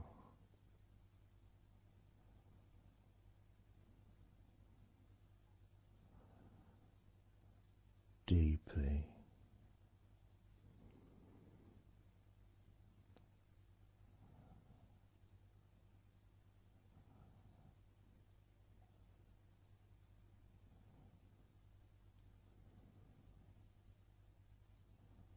as a sense of peace spreads through your very core.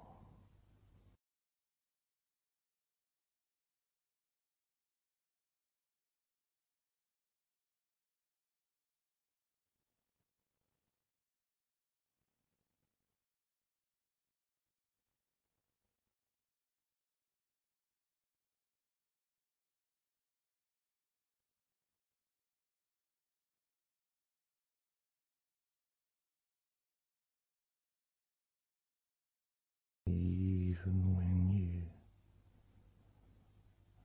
focus on your mind,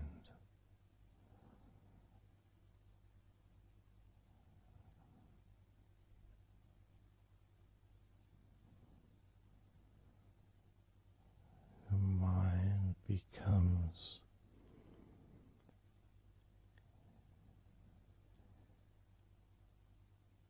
even slower.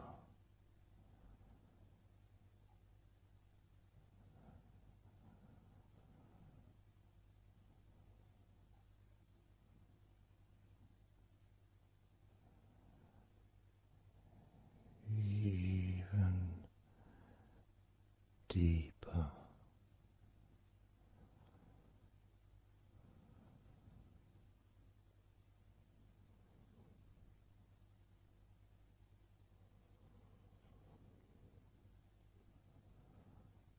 Relaxing.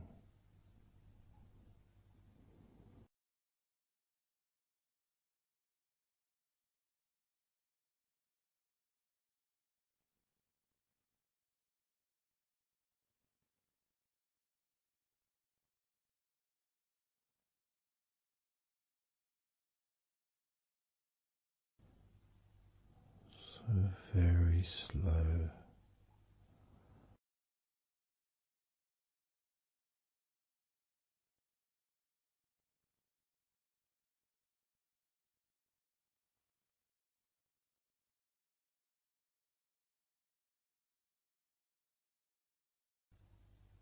Your stomach.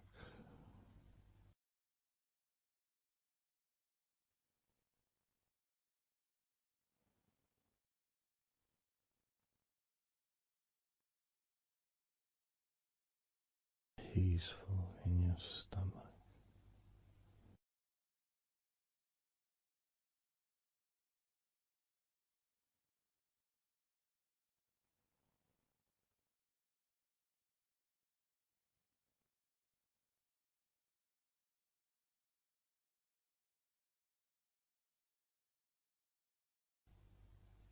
Your back.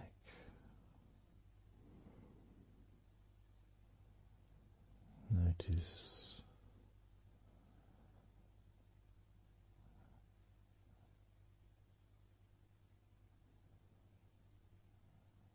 Notice how relaxed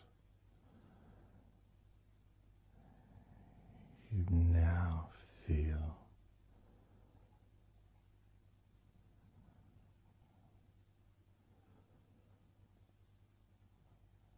in the whole of your back.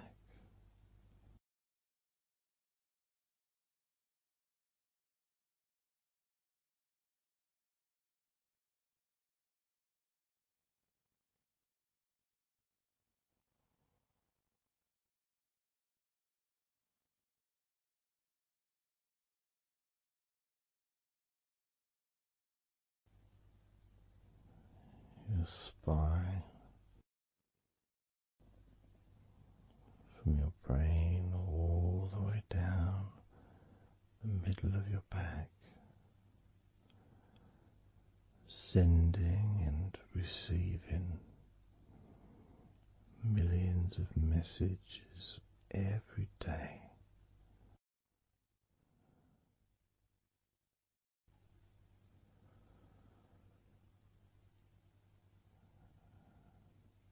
Deep comfort increasing.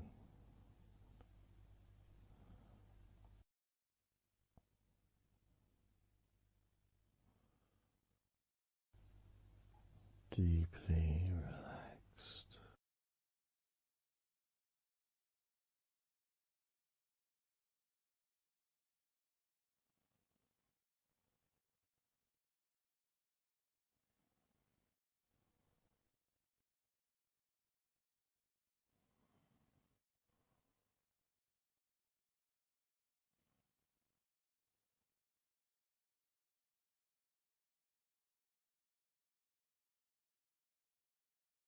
Your knees,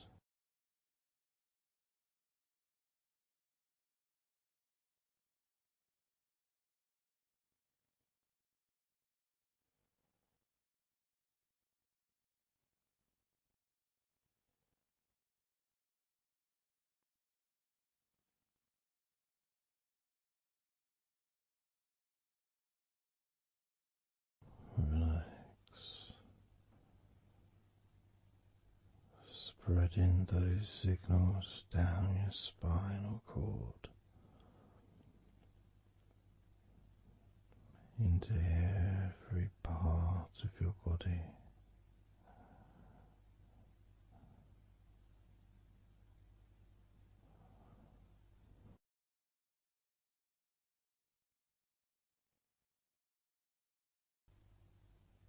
Your shins and your calf muscles.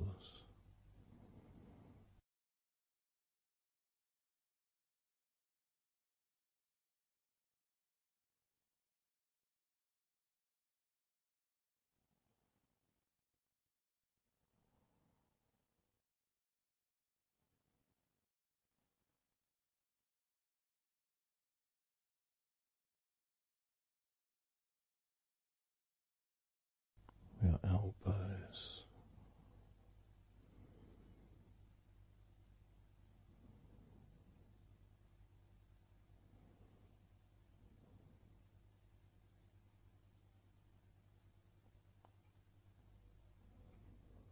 feelings of peace and tranquility spreading through your body.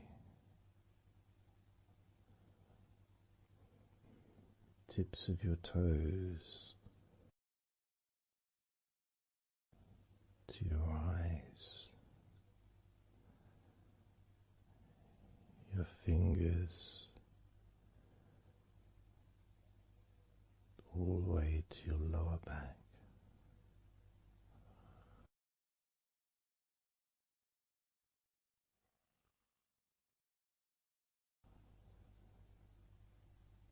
And letting go,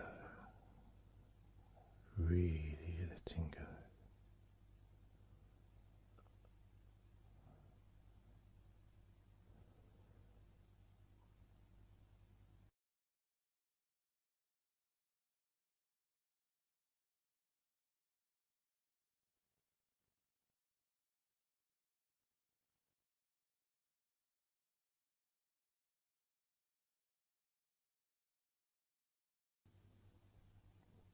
Peace.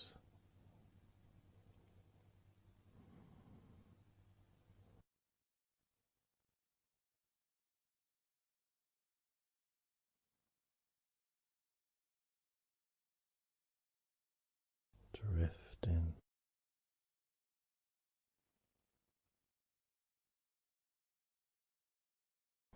Mind just wandering away.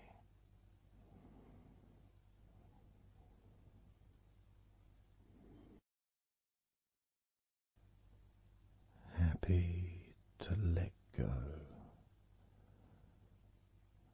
Let go. Completely let go.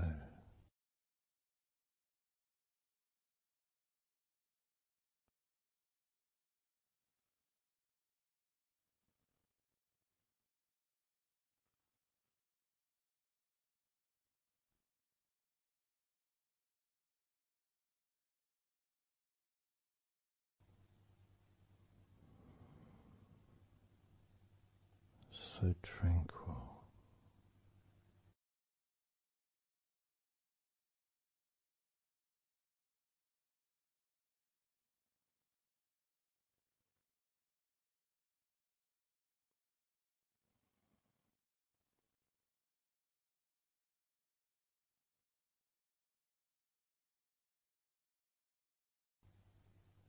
Your whole body enjoying a sense of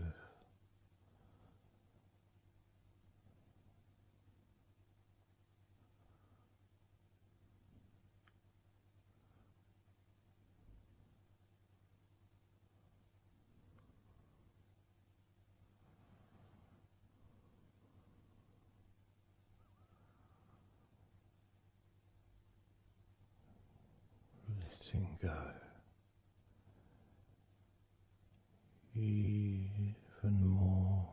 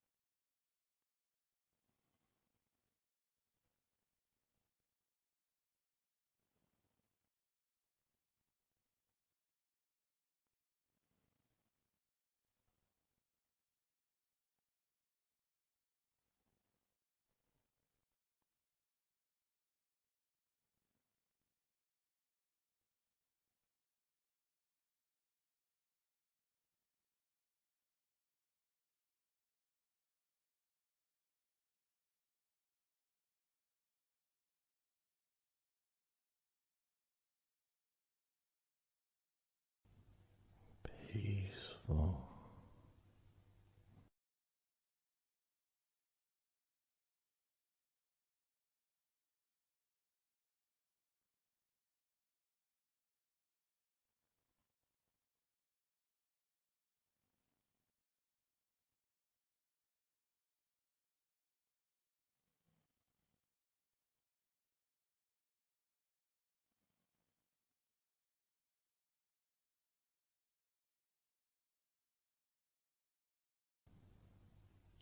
Enjoying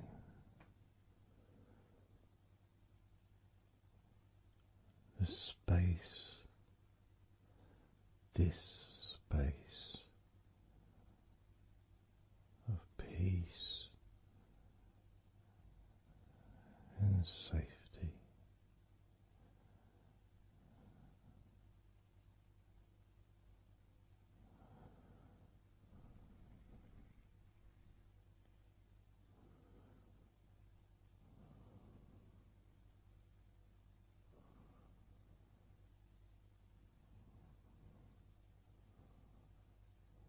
So very, very relaxed.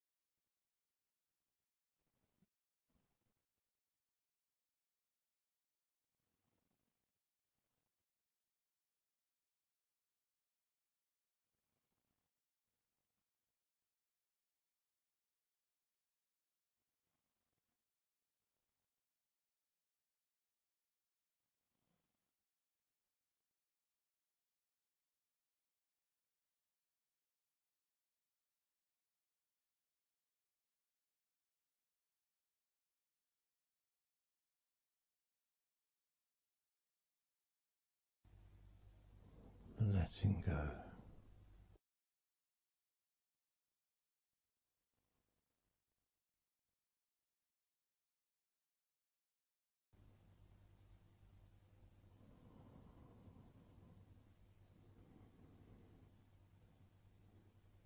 Maybe we can just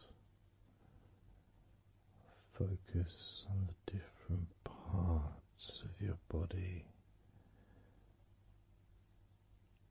just to notice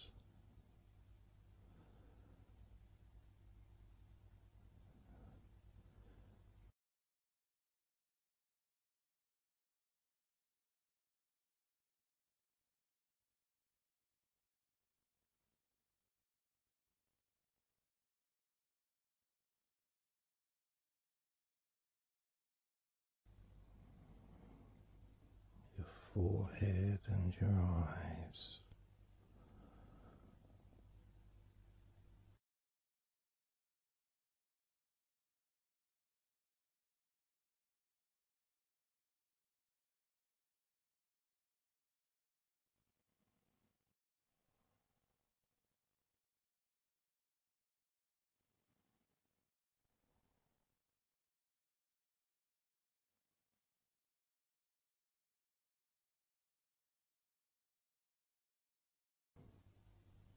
Your jaw,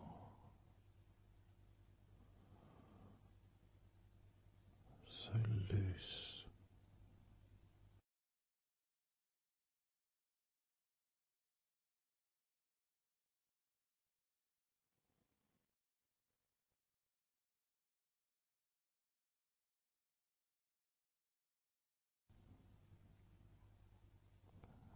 Noticing a sense of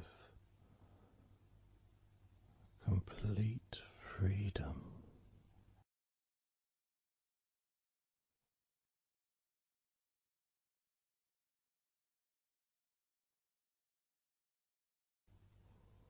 Absolute freedom.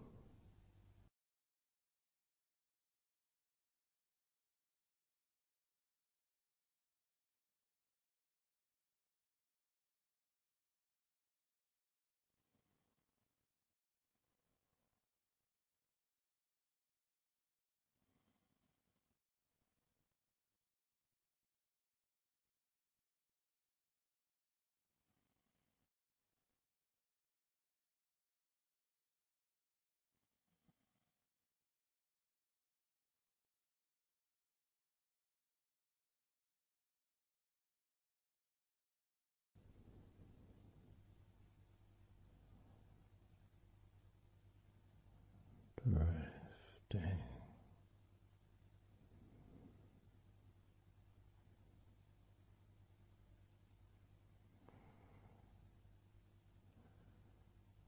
drifting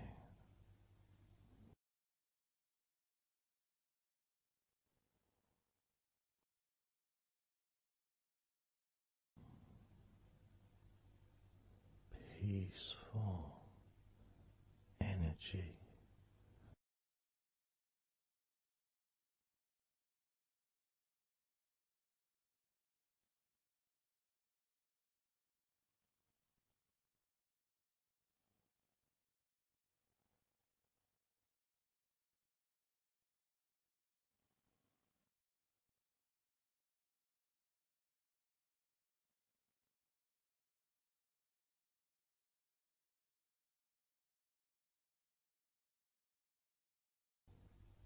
Peace to breathe so much easier.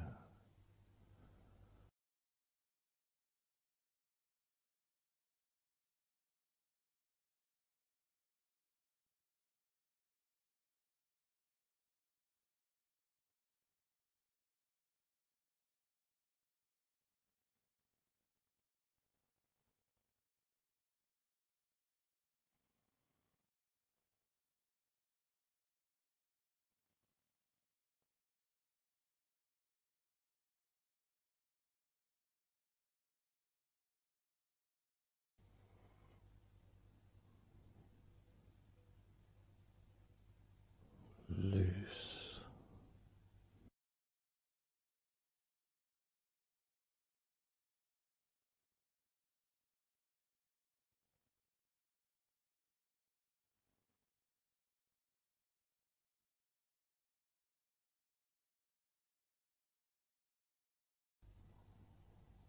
You may have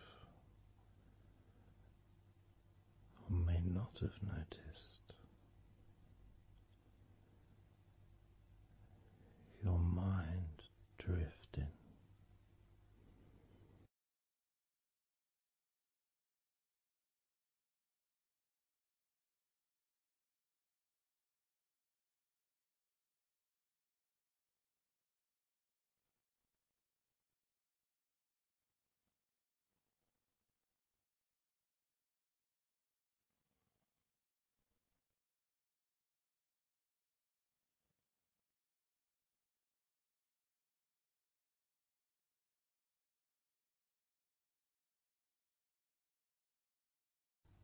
Peaceful.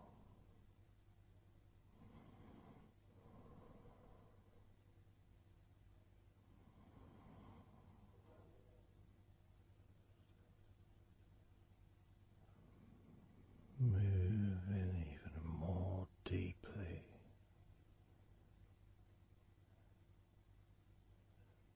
in the direction of total blissful peace.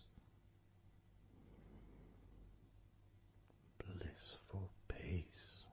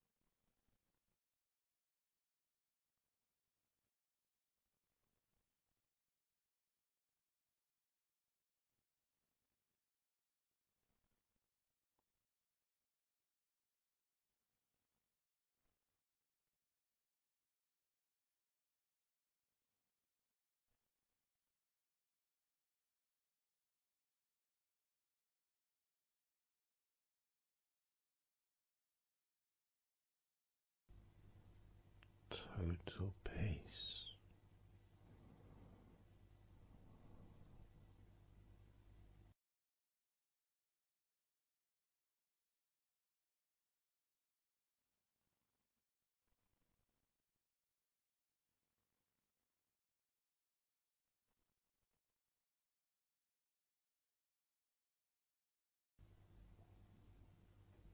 Calm,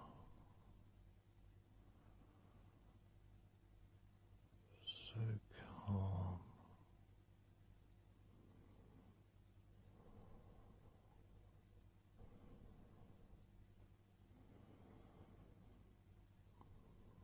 letting go.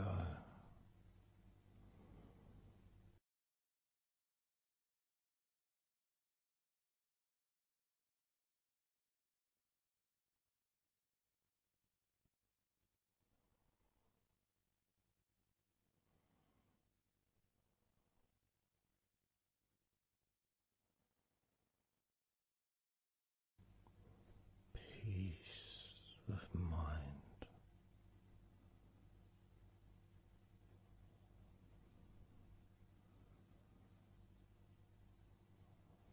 relaxed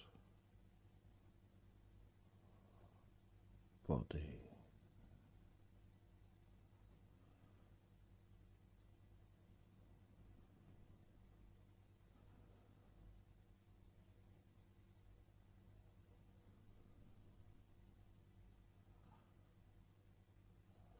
so relaxed,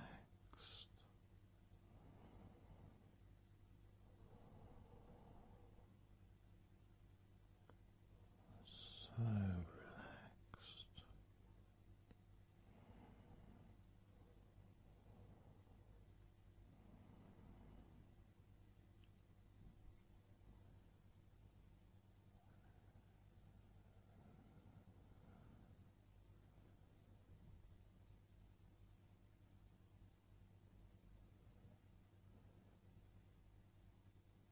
Your body feels almost invisible.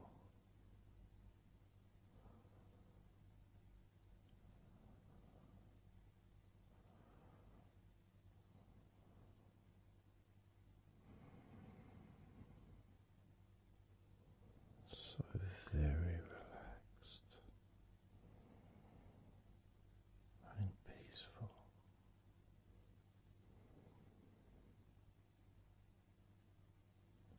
So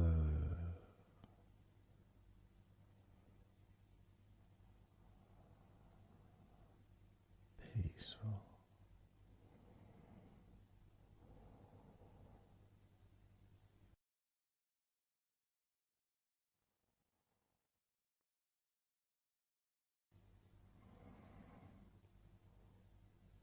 Relax.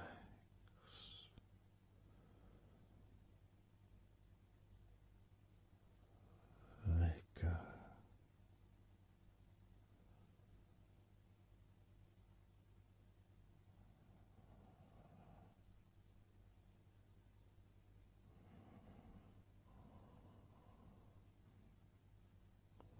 So peaceful.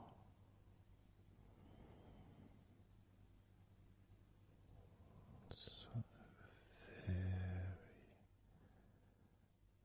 very peaceful.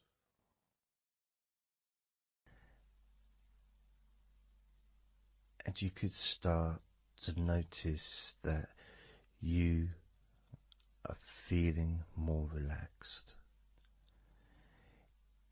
Even though I've not purposely focused your mind upon that sense of physical comfort that is growing within you throughout your body, and your mind starts to slow down. And that could be almost in recognition of, I guess, my speech not being particularly fast.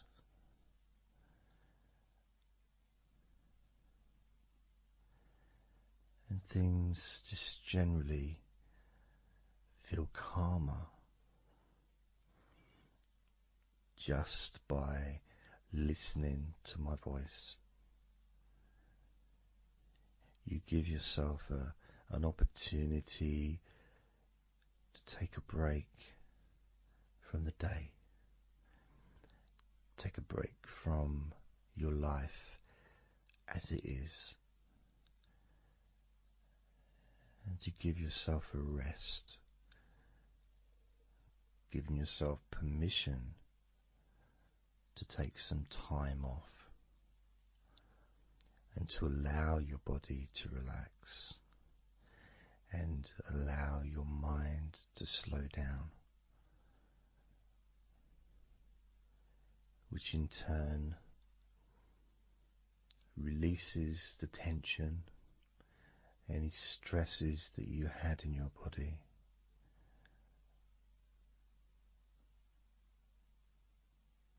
It's almost as if the parts of your body just open up, allowing the negativity out.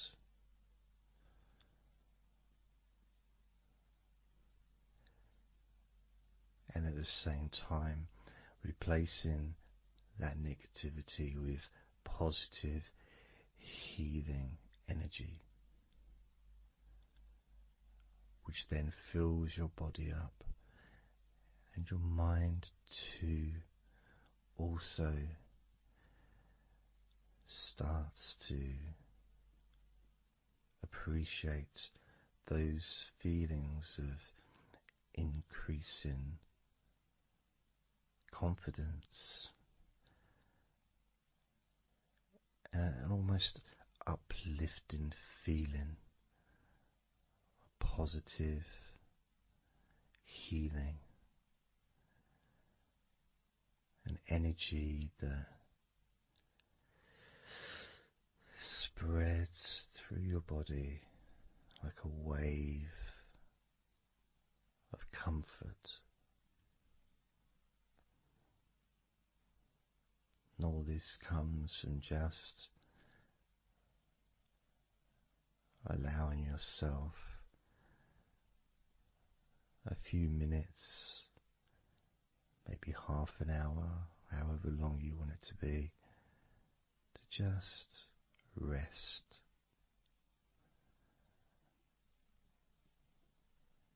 And allow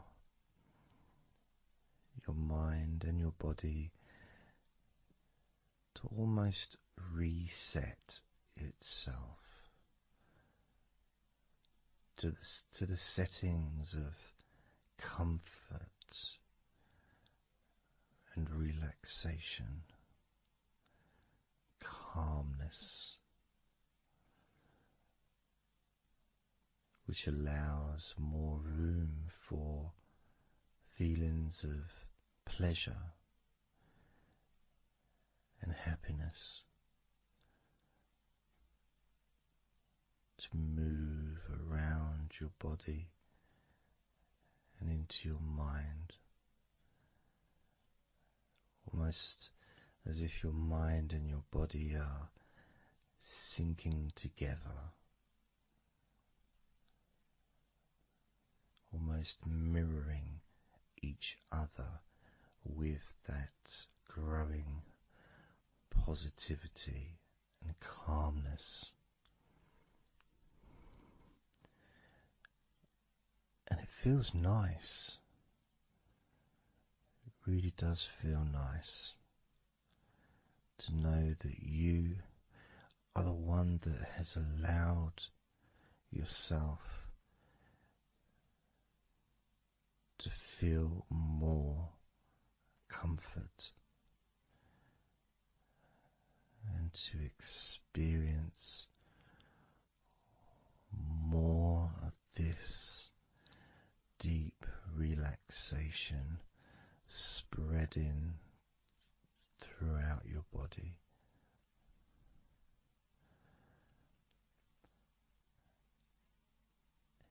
And as I focus on each part of your body, you can notice that that part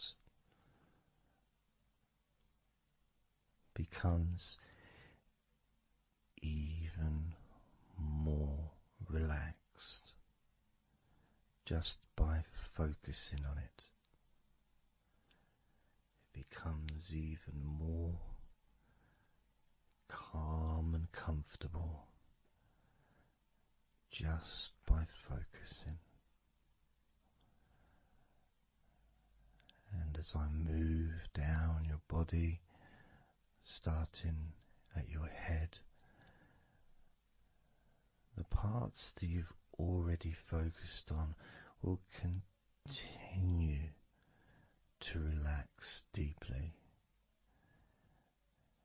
And those parts that we've not yet focused on will just automatically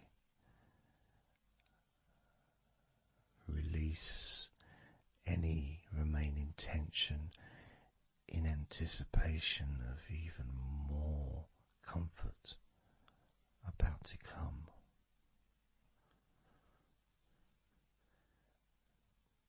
Now, I'm going to start by focusing on your forehead. Just being aware of the feelings of your forehead. And any background sounds, like Mr. Herbert the pigeon, can just allow you to feel even more relaxed. It just means you're in the moment. This isn't a sterile environment. This is the world. I live in the countryside, so there's lots of nature sounds around.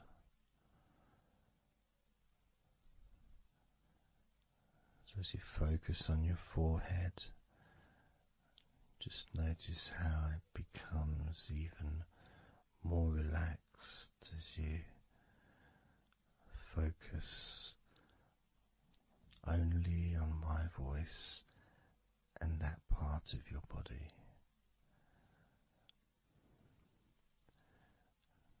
Moving down to your eyes, focusing on your eyes, noticing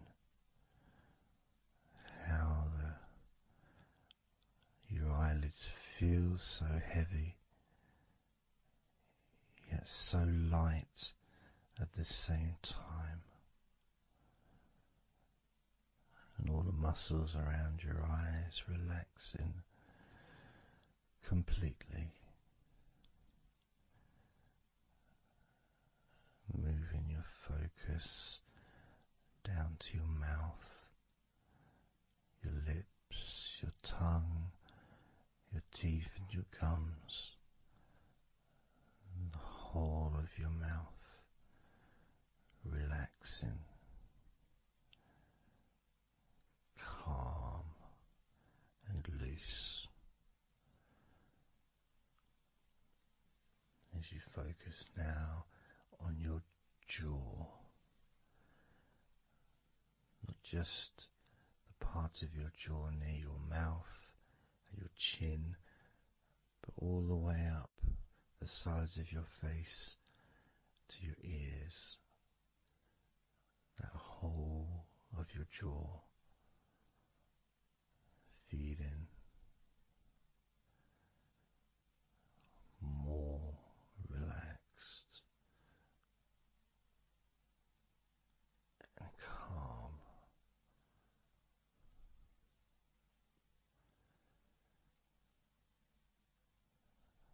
Focusing on your neck, the front of your neck and your throat, relaxing and loose and calm. The sides of your neck, the right and left side of your neck, relaxed and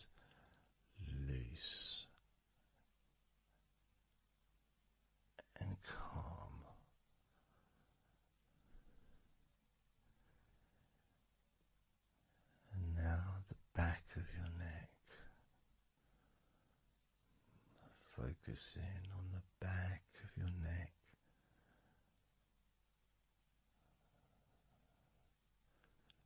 Letting go of any tension that may have been there before and enjoying that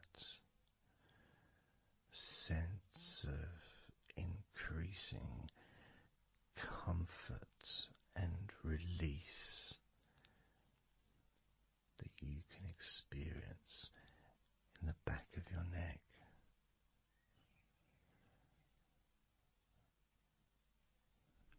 Moving down your back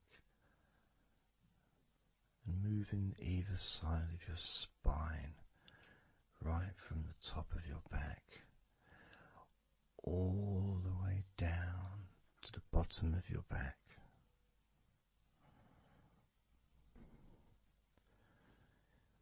Down to your lower back.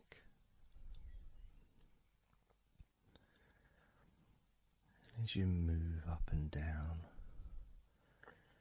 your spine, you can feel the muscles either side of your spine relaxing even more.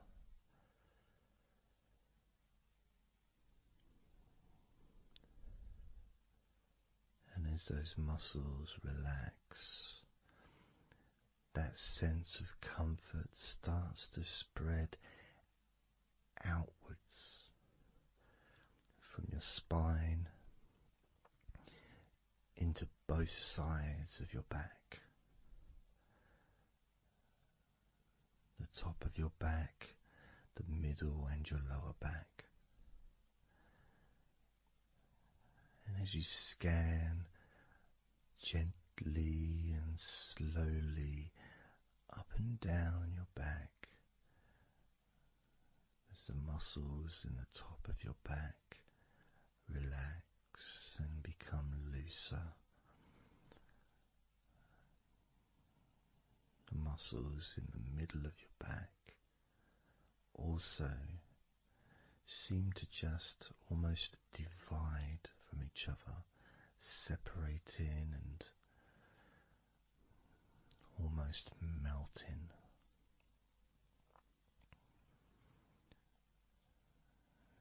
And in your lower back,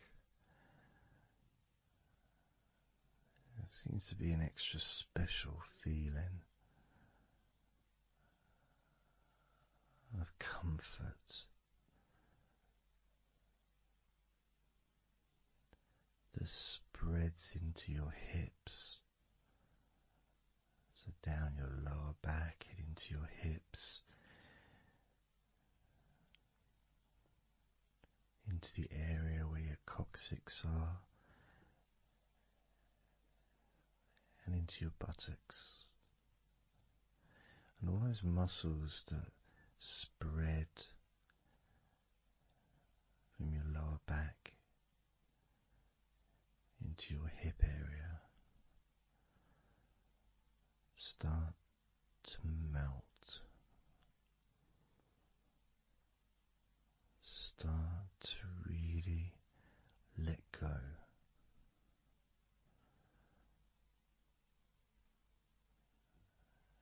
And even though we're about to focus on your shoulders, your back and your spine will continue to let go.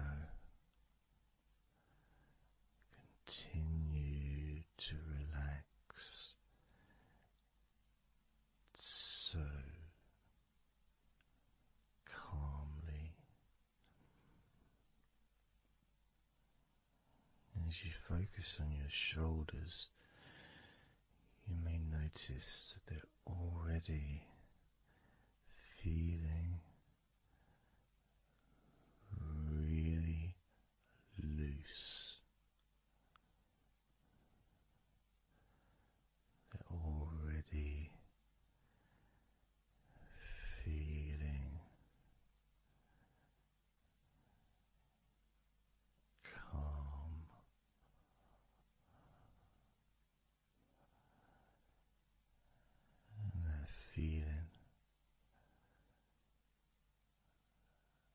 those muscles that move from your neck into your shoulders.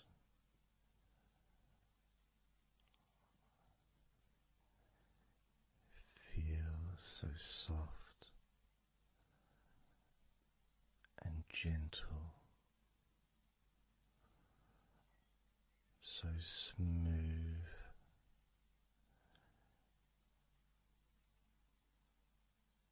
and calm.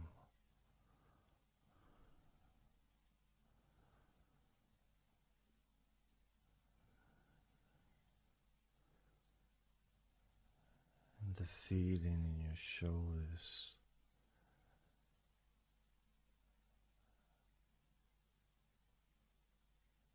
seems to spread deep into your shoulders. That sense of relaxation, not just traveling deeply into your muscles, but also relaxing the bones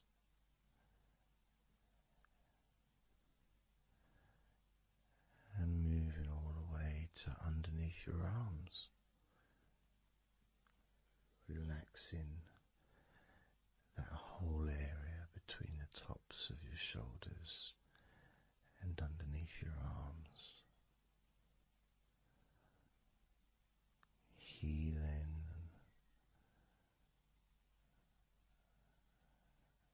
You feel so relaxed and comfortable in your shoulders, which sends that deep healing message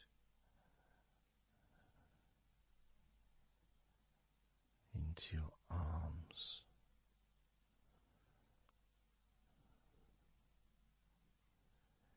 And you may feel almost as if your arms are not even there because they're so relaxed, so deeply relaxed.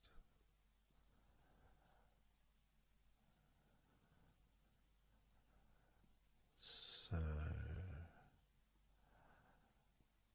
so calm.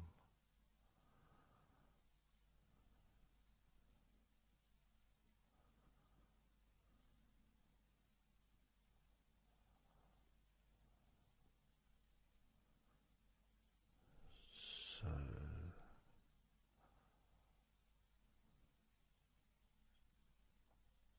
loose.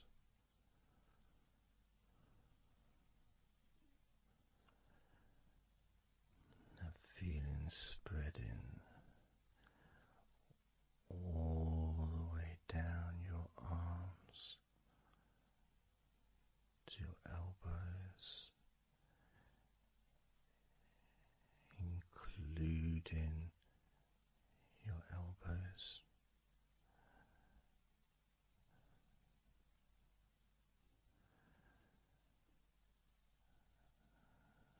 Circumference spreads all the way into your wrists, your forearms and your wrists,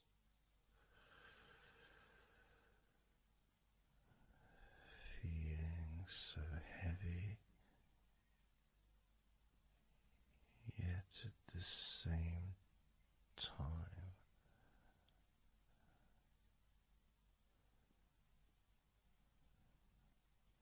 so light and gentle.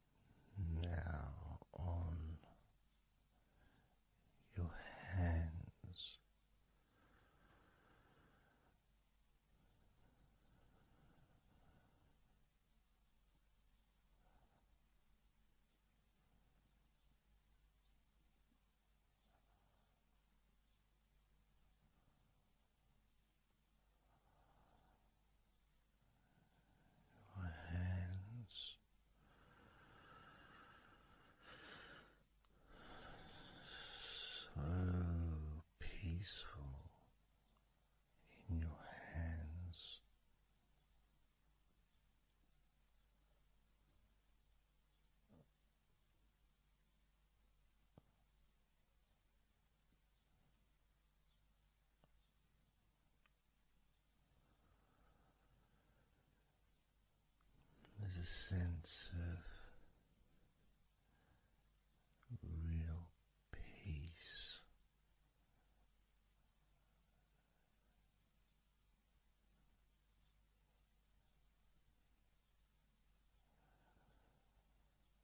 It just seems to feel so familiar when your hands relax deeply.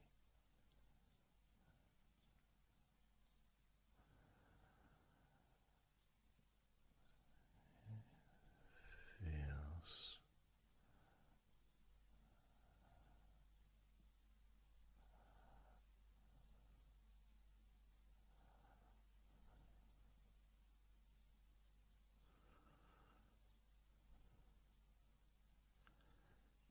your fingers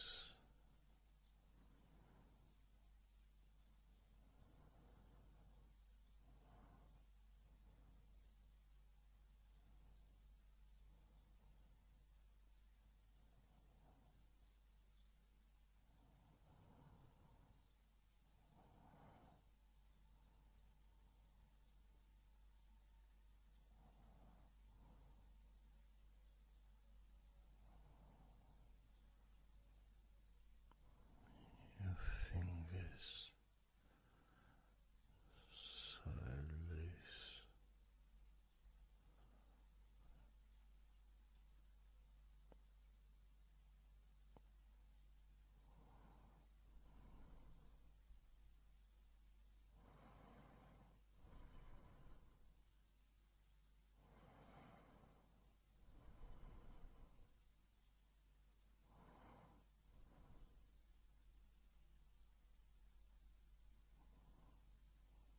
Your fingertips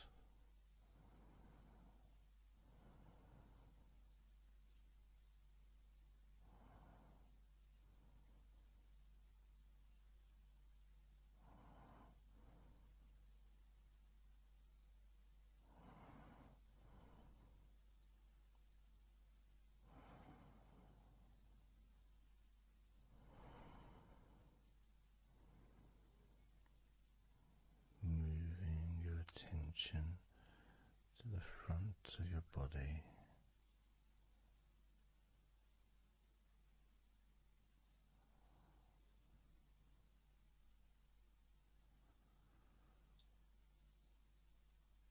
So comfortable.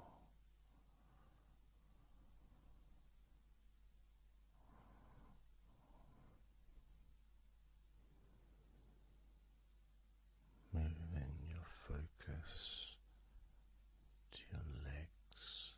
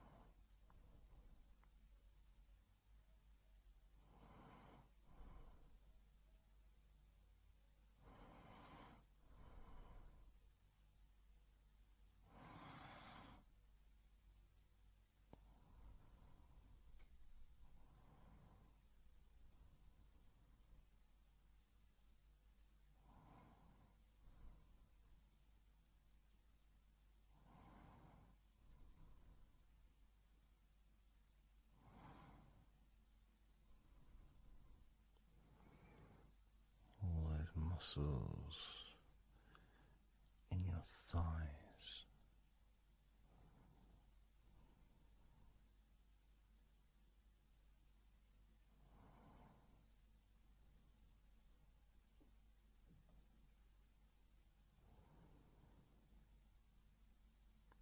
Your knees, so relaxed.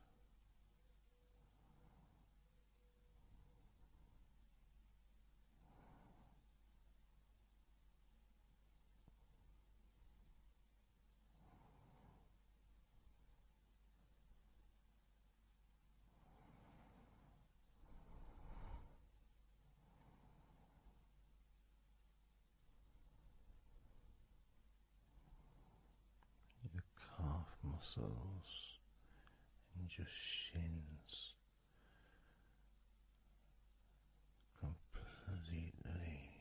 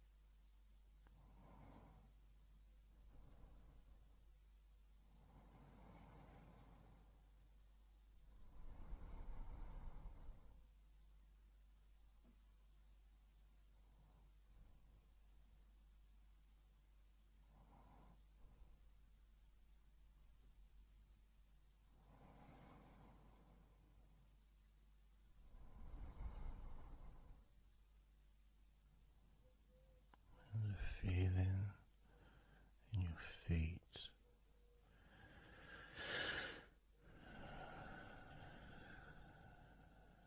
so peaceful and so calm,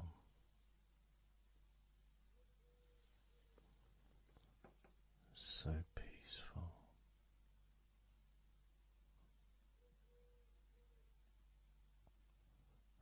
so calm.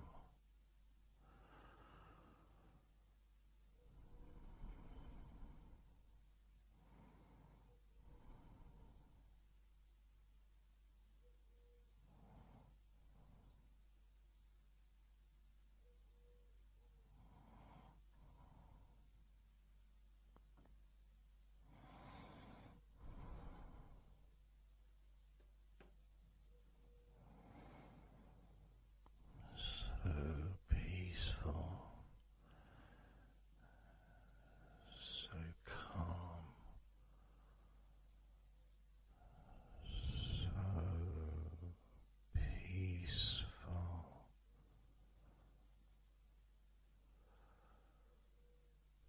so relaxing,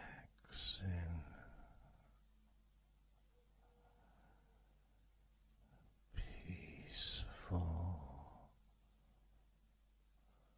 so calm.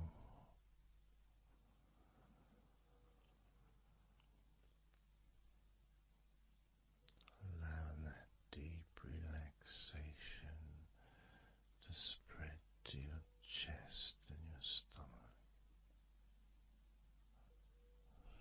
So relaxed.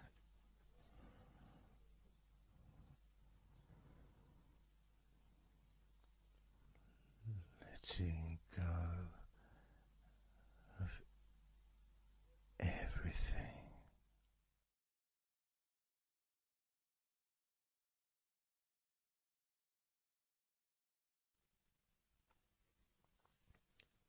So I'm going to start counting down now from 20 down to 1.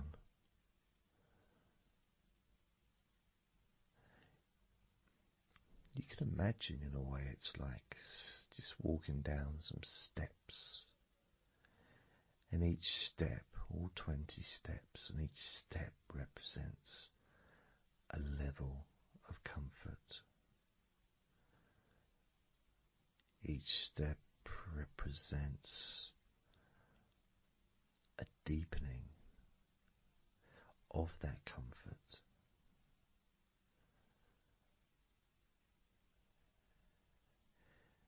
And the further you walk down those steps, the deeper and more relaxed you feel.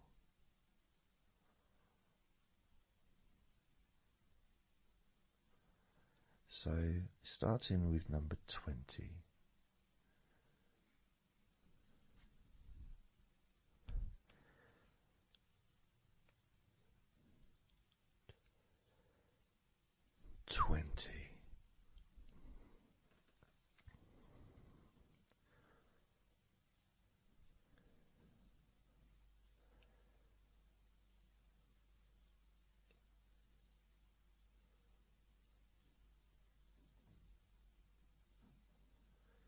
Nineteen.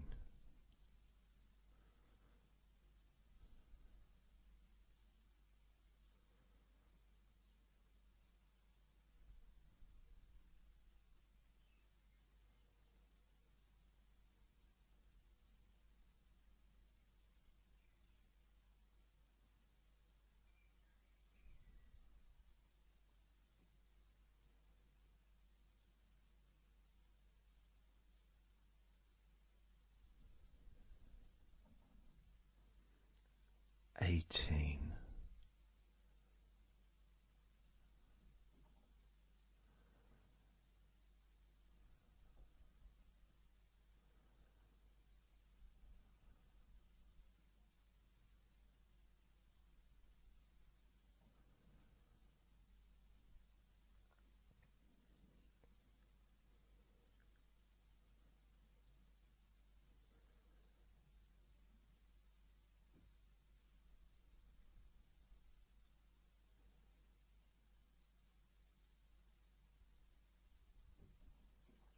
17.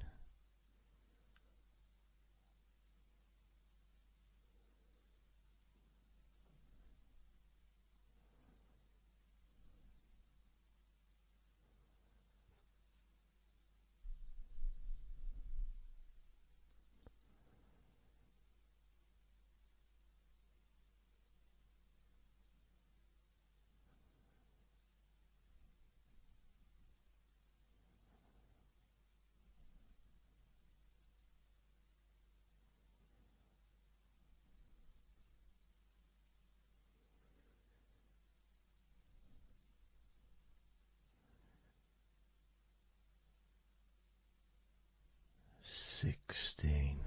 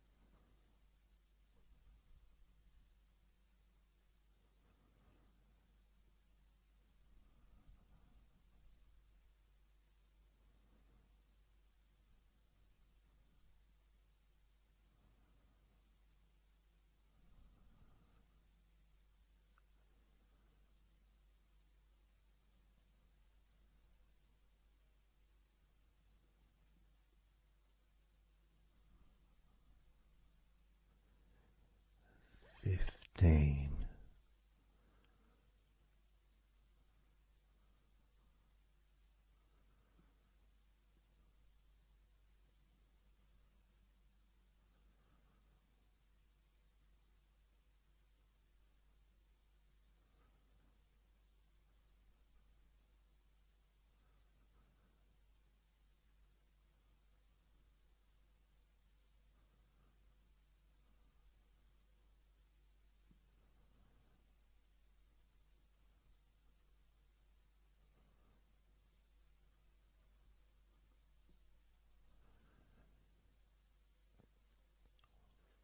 14.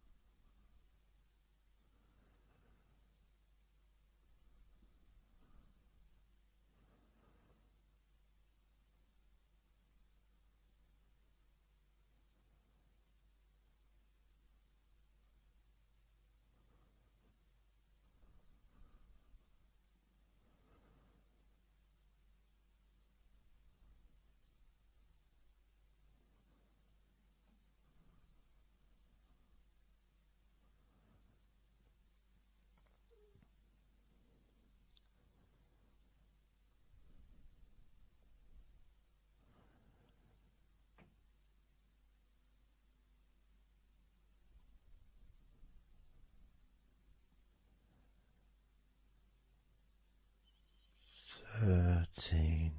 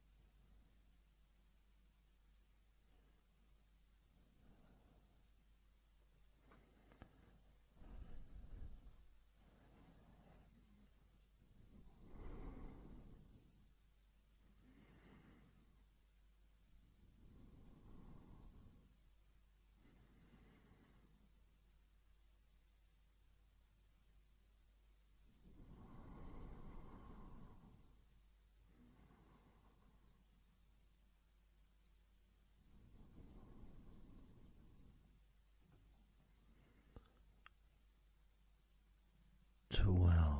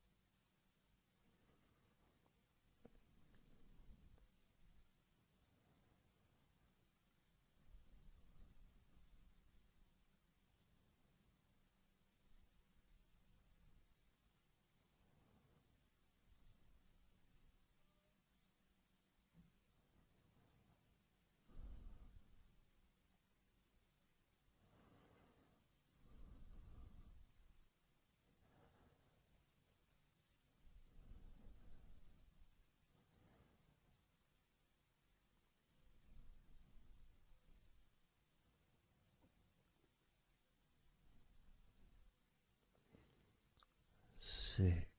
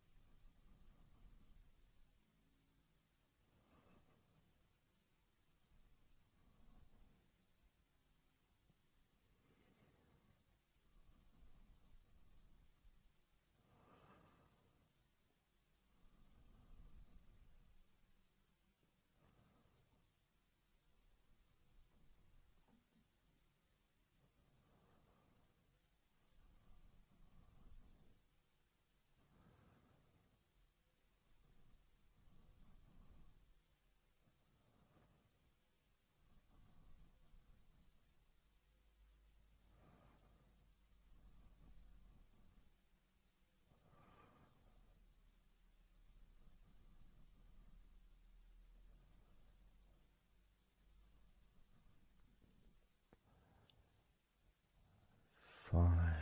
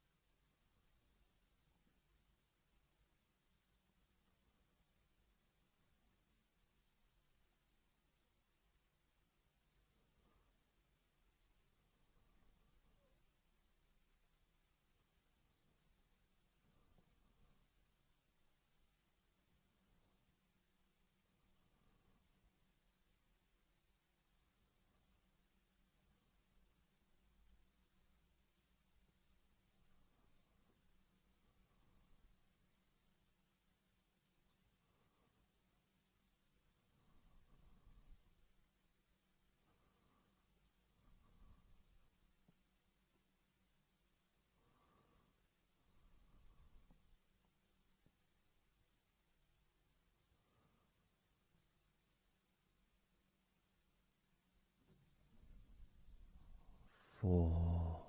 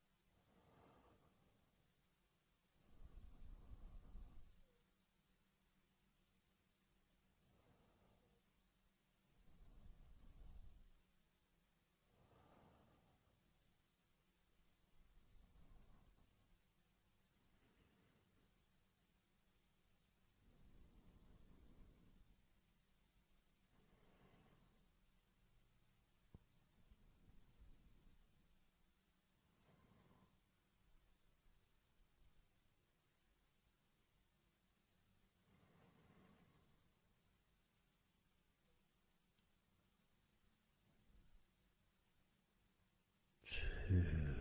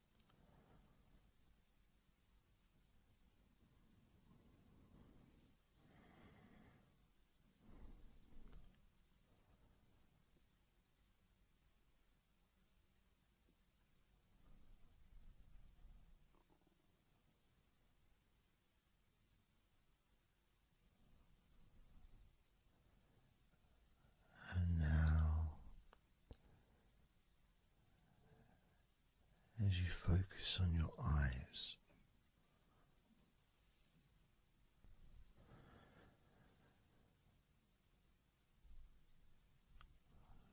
we're going to count down from 10 down to 1.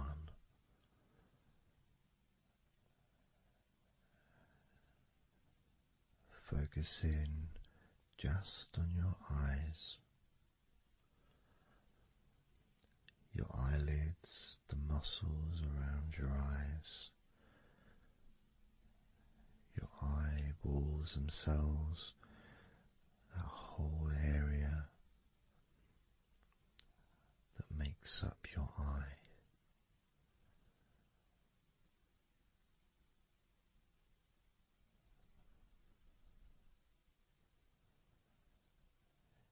And as we count down from 10 down to 1, whilst focusing on your eyes,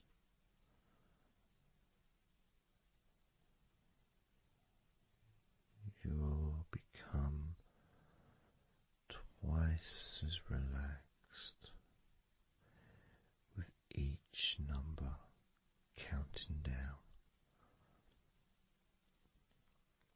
And you may find that all you want to do is just drift off to sleep. And if that's what you want, then just allow yourself to do that.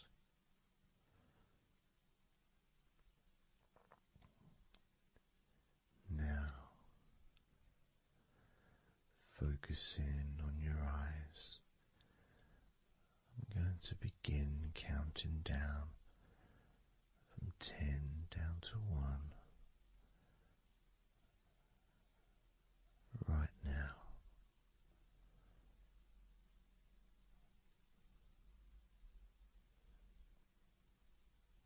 10.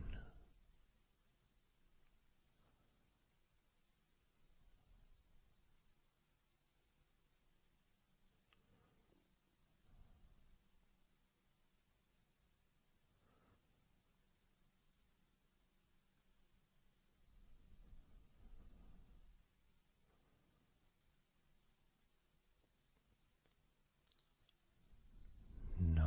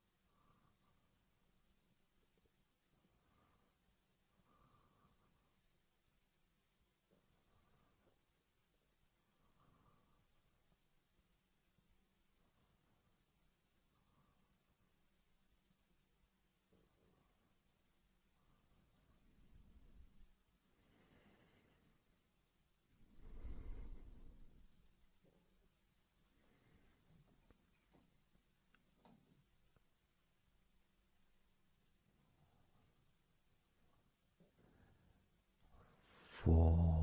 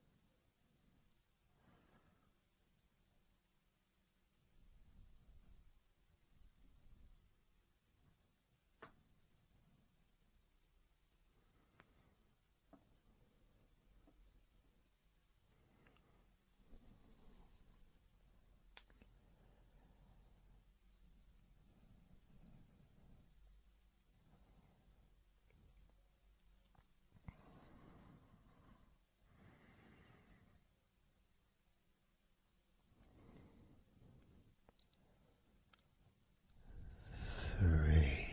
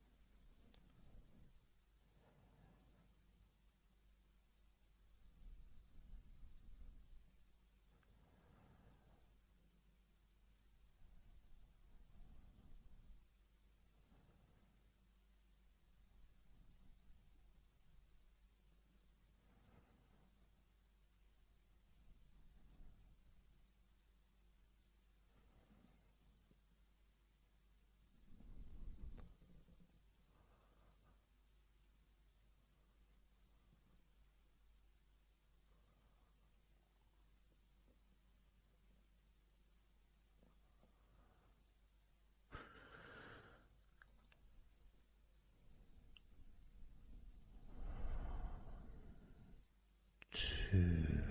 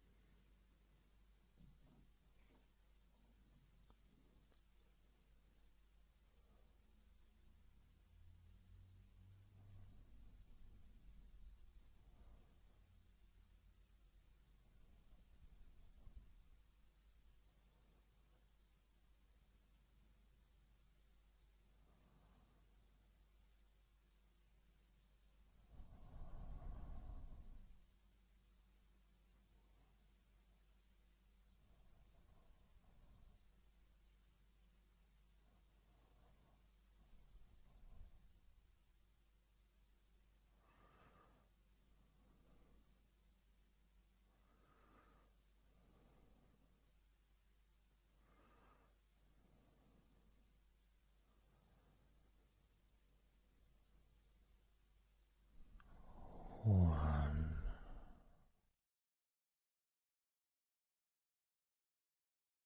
So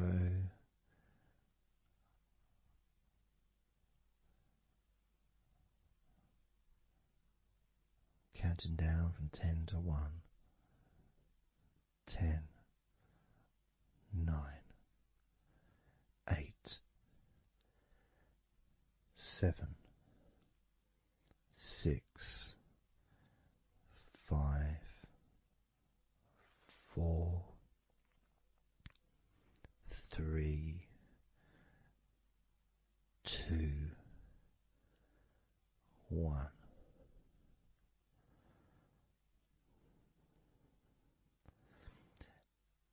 And maybe that was a bit too quick in order to relax.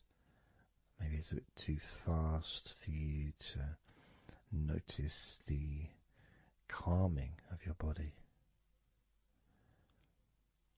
Maybe even a little bit of pressure there, like you're counting down from 10 to 1, what do you expect me to do, man? You expect me just to go all floppy just because you're counting down?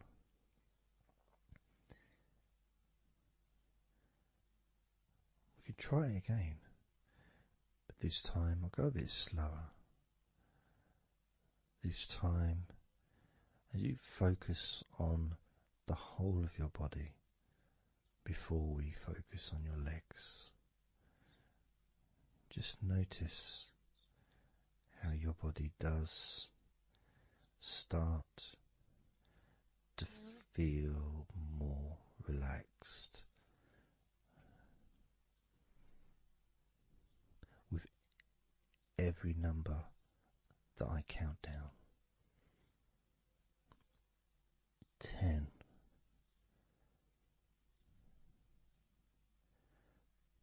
9.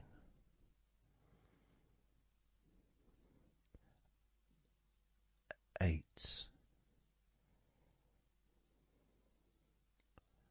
7.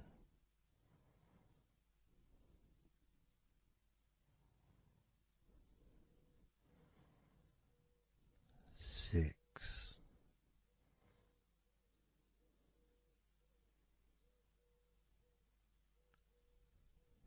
5.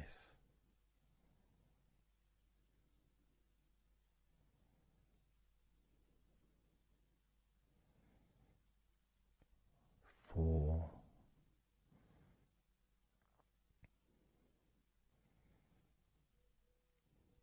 3.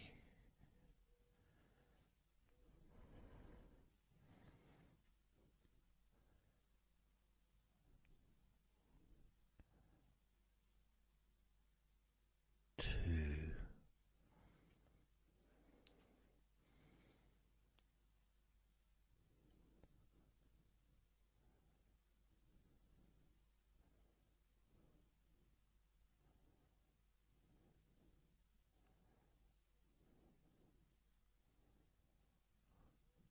1.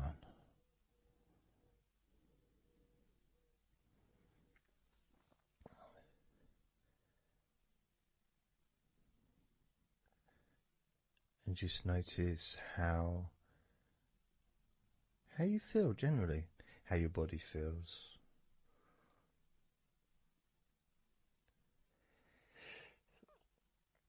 It's not necessarily even about counting down from 10 to 1. It's that space that you have, that space between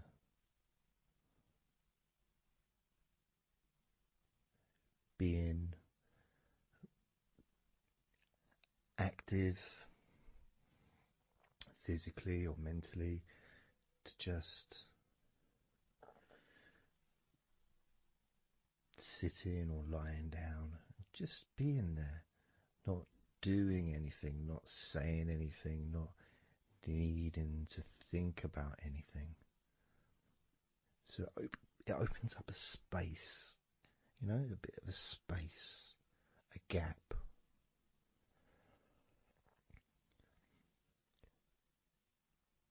And the more I count down from 10 to 1, the bigger that gap becomes. So there's that gap of calmness, of comfort, relaxation.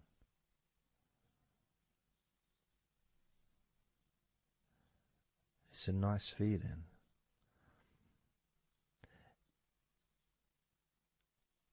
And it moves those stresses or discomforts physically or emotionally, moves them away.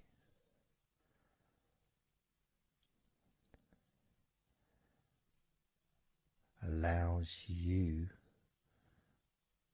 to just slow down. So I'm going to count again from 10 down to 1 and notice that gap widening. The gap. as it widens, it's almost like the stress and attention falls into the gap.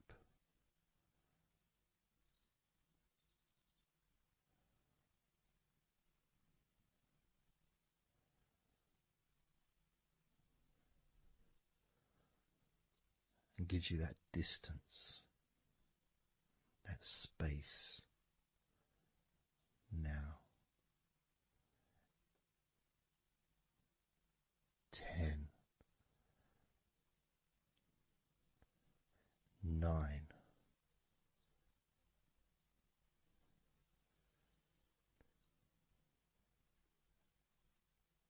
8,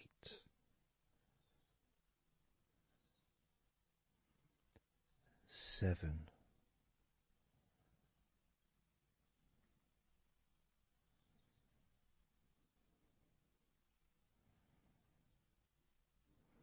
6,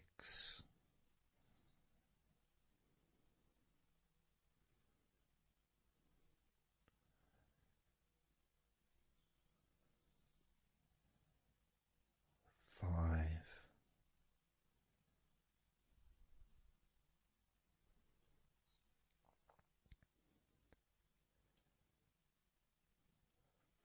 4,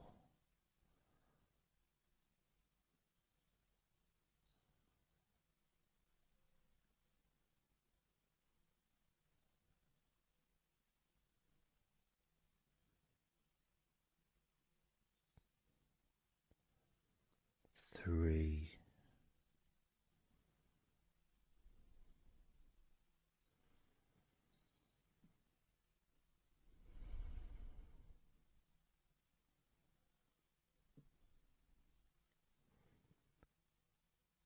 2,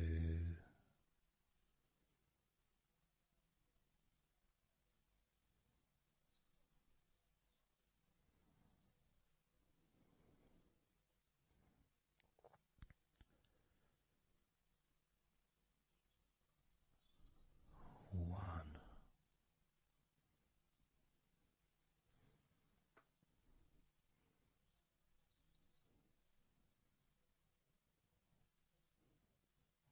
How does your body feel now?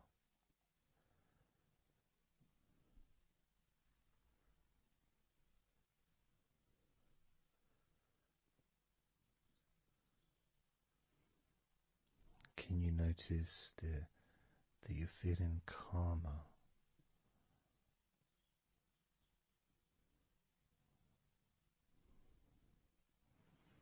That you're feeling more relaxed?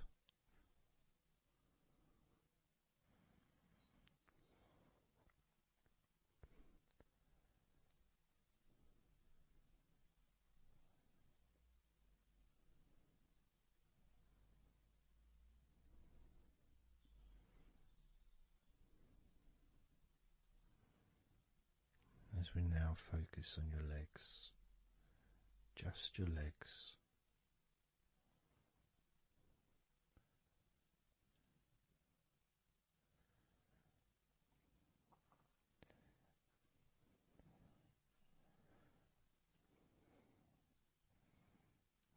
We're just going to start with focusing on your thighs.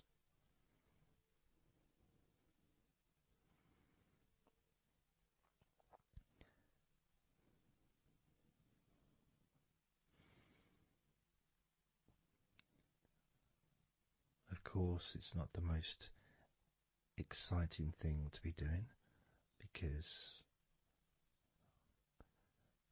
I'm sure, like most of your body, there's not a lot going on right now.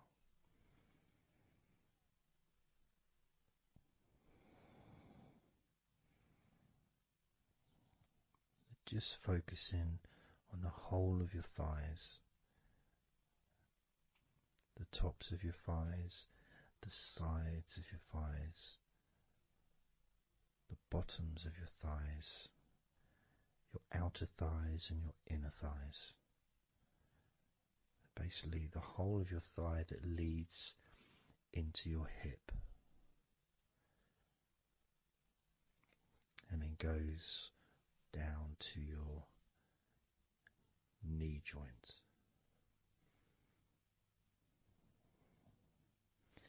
Now, this is a big area. It's a very heavy area. It's very strong. Probably the strongest muscles in your body are in your thighs.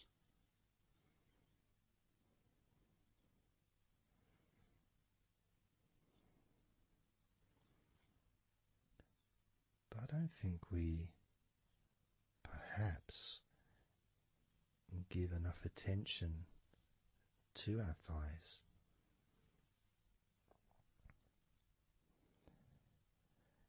Perhaps we don't acknowledge how important our thighs are to our lives.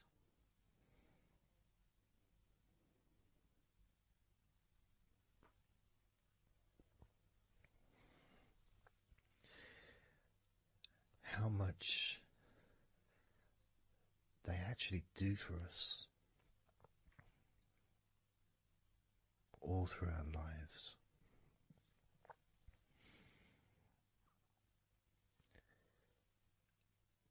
And it may sound really weird, but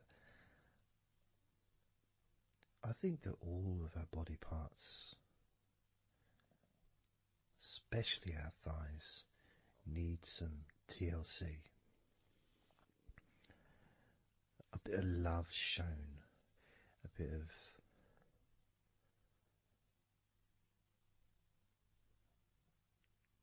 acknowledgement, a thank you, gratitude for what our thighs do for us.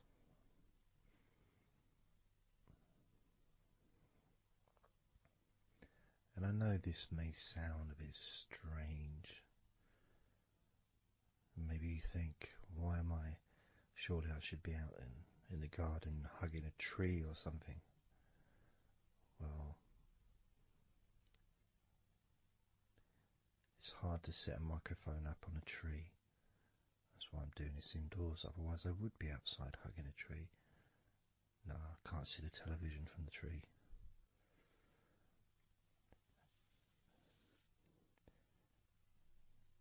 If you move down to your knees, again, such an important part. And I think we don't necessarily, I'll speak for myself here, I don't necessarily appreciate all that my knees do for me until I have a problem with my knee. So occasionally if I maybe I bash it or it's aching for some reason, it's then that I realise how much it does. You know, the benefit of being able to use my legs without any kind of physical discomfort is a beautiful thing that's possibly not appreciated until it's temporarily removed, you know, that comfort. But as you focus on your knees, regardless of how your knees feel, you can have that sense of gratitude and love to your knees for all that they do for you.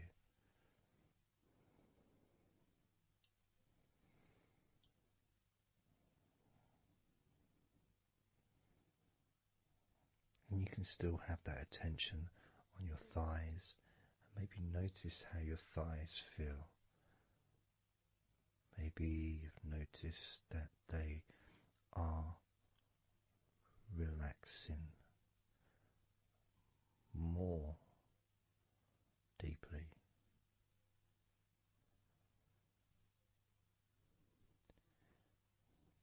As you focus now on the bottoms of your legs, your shins, and your calf muscles, and the bones between your knees and your feet, incorporating, of course, your ankles. So important.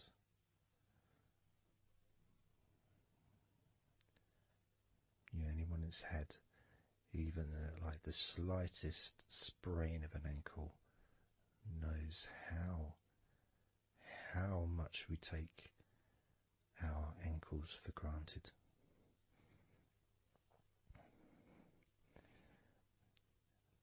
And it's kind of strange in a way when you think that,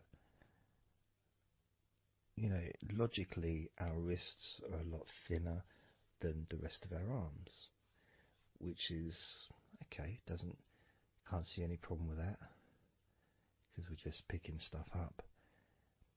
But our ankles are so much thinner than the rest of our legs.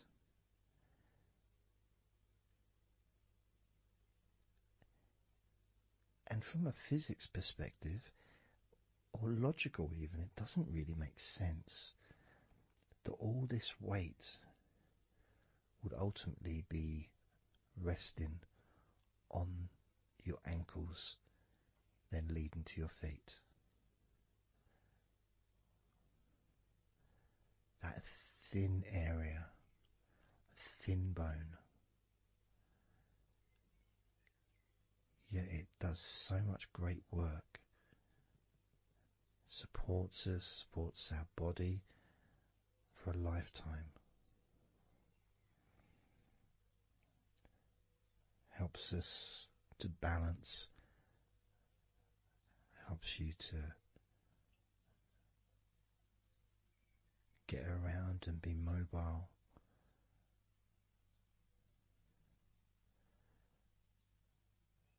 And there's the calf muscles, of course. When I was younger, I couldn't see the point in calf muscles. It didn't seem to do anything. Okay, if I walked around on tiptoes, then my calf muscles get some work.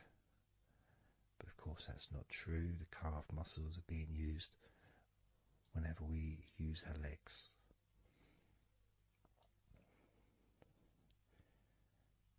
And your shins, there to protect your lower legs, shaped in a way almost as a protector for the bone.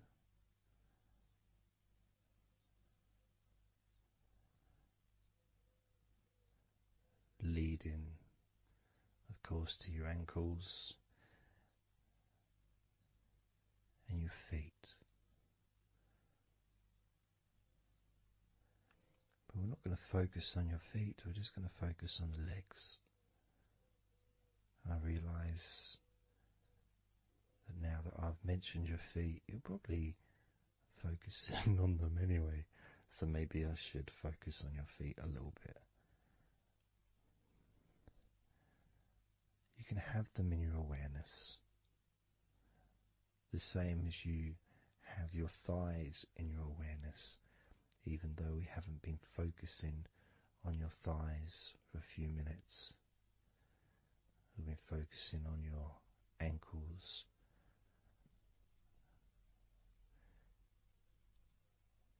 there's still that sensation of comfort in your thighs. And there's that movement of energy, because the thighs hold lots of different sensations. Of course, there's the muscles, the big, strong muscles that we have in our thighs.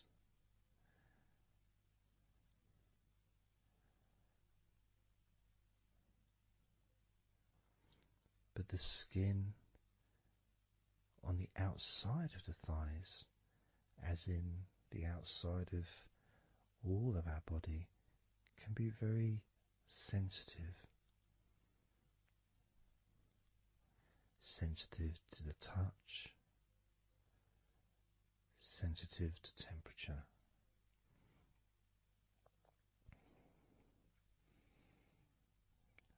And inside your thighs, the bones, there's the muscle, there's the blood vessels, the arteries. So all this stuff, it's inside your thighs. And I guess sometimes it'd be nice if you could actually put your fingers inside your thighs and massage. So you can massage on the outside, of course, but to be able to get deep into the muscles, and to be able to just massage inside your thighs, massaging the bones of your leg, massaging all the veins, and just gently healing your thighs. And you could move down, massaging inside your knees, just massaging those bones, but with healing fingertips, spreading that healing energy deep into the joints of your knees.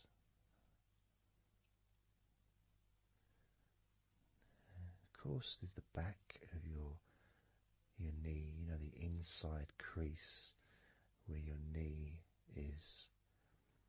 It's a very sensitive area. Feels very nice when you stroke it. That might be because it's an area that's not really touched very often. It's almost like a hidden part, that crease in your legs. It's almost like a part that has a sensitivity which is a little bit different.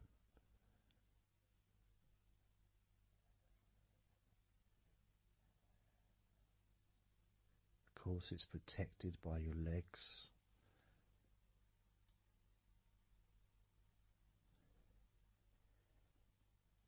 So you can imagine putting your fingers into that crease in your legs.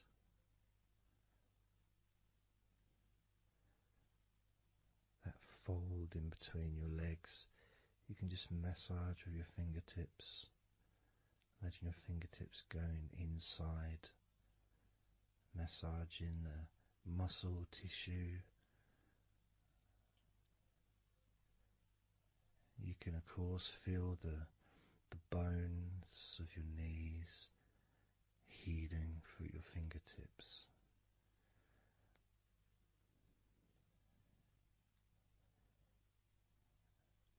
And then as you go down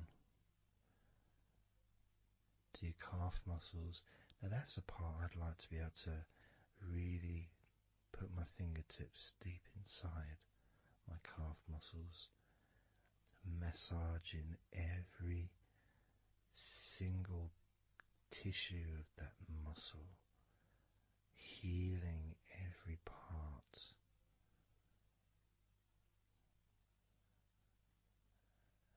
And then doing the same for my shins, massaging and gently stroking the bones, gently stroking them, healing in a loving way, because they deserve to be treated as the precious bones that they are, because our legs are so precious, as in all the other parts of our body. They're more precious than any jewel on the planet.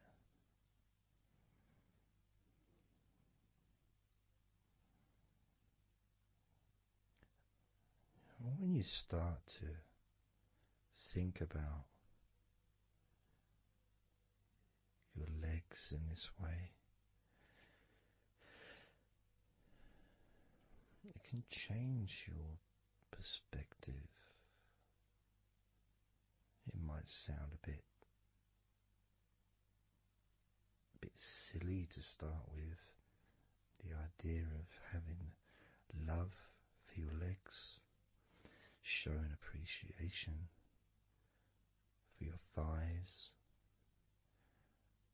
wanting to be able to put your hands in your thighs and massage the muscles and the bones, and to get your fingers deep in there, releasing all tension, just to show how much you care about your legs, how much you care for what your legs do for you regularly. Your knees, your calves, your ankles. The strength of your ankles, considering how thin they are compared to the rest of your legs, especially your thighs. Yet they're so strong, so flexible. Absolutely amazing things your ankles are. Truly a gift because of what they do for you.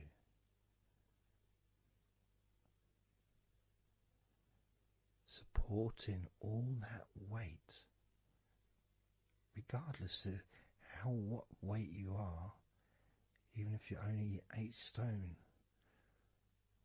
it's still a lot of weight for these little ankles. Now I'm a lot heavier than 8 stone, double that.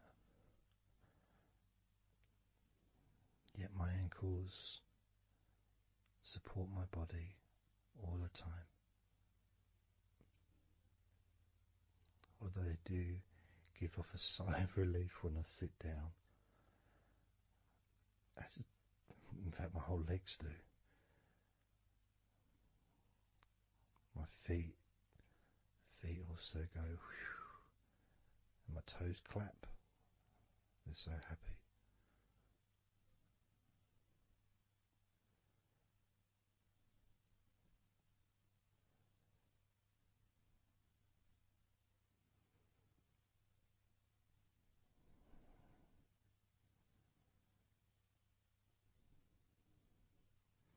Your legs really are amazing.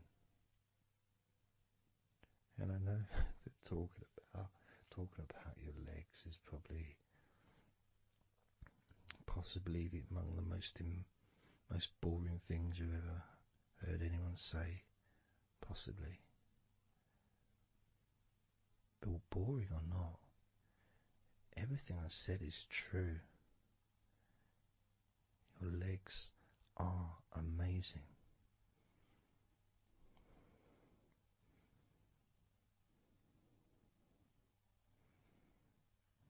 Your legs deserve not just respect,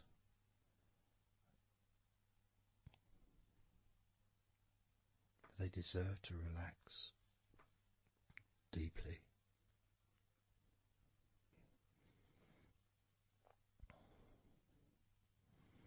They deserve to take some time out of the day to just let go completely.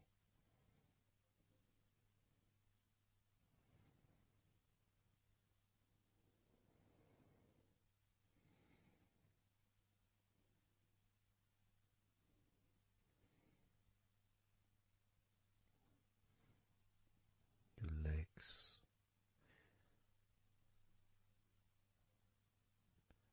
really can relax.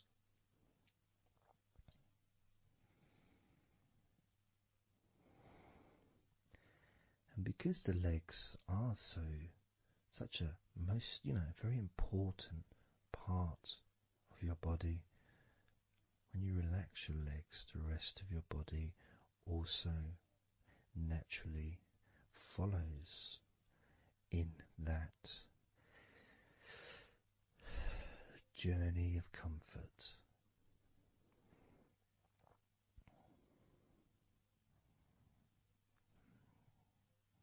I can feel it in my hips. My hips feel really loose. And also my lower back as well. My lower back really feels stretched, even though I'm just sitting in a chair and there's no stretching as far as I'm aware that I'm doing. But it's almost as if the muscles are just relaxed so much that there is a natural stretch as the tension has reduced a lot.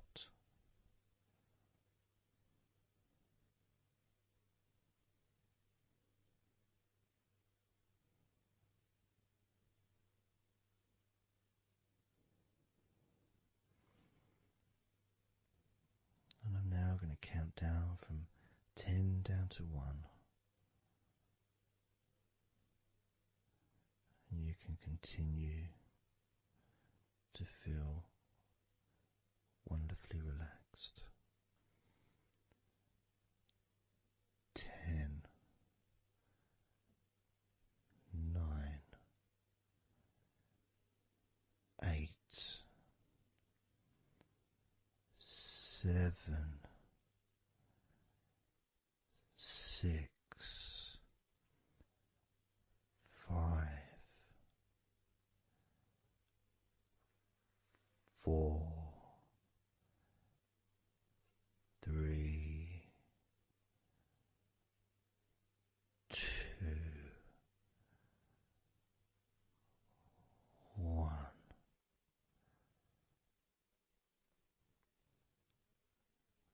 Relax.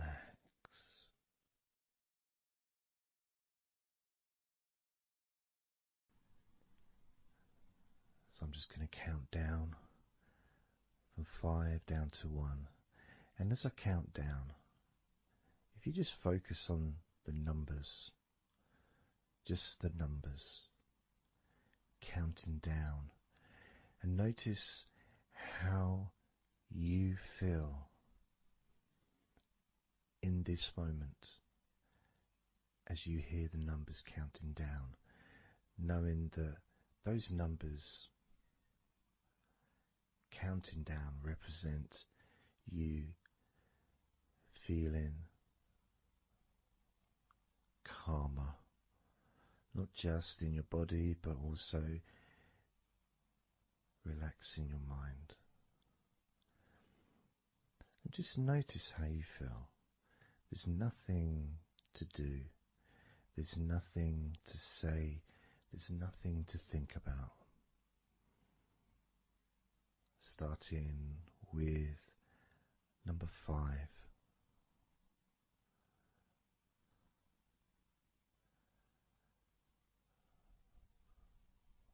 4.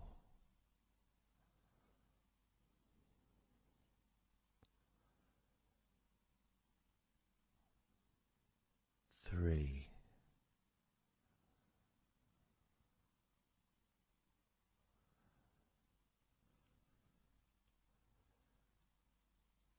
2.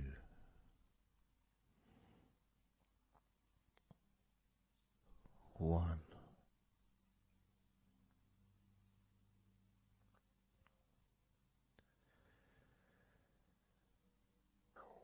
As you notice the gradual letting go of the tension in your body,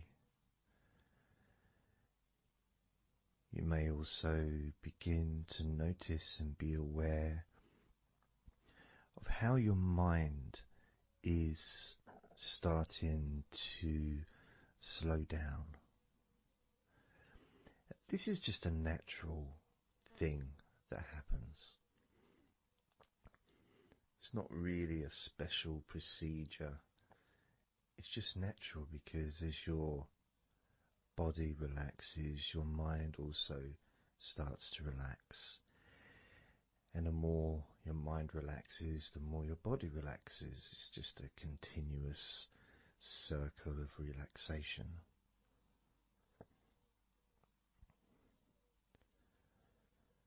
And there's that calmness that comes from relative quietness. You know, even if there's background sounds, either your side or mine, it's still going to be quite calm. You know, you haven't got the television on, there's no music in the background unless you're listening to the recording with music, of course. You're very likely not going to be sitting in a room with other people. Of course you might be, but generally it's more ideal if you can do this on your own. So, no distractions.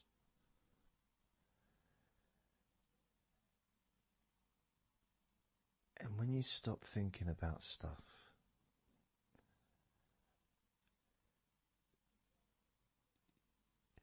relaxation automatically rises. A sense of comfort starts to grow. And without trying to build it up into something fantastical or something magical, this is just a natural process. Something that's easy to accomplish. In fact, it's almost, the sense of relaxing completely happens really when you put no effort into it. It's not something that you can really force. It's something that happens naturally.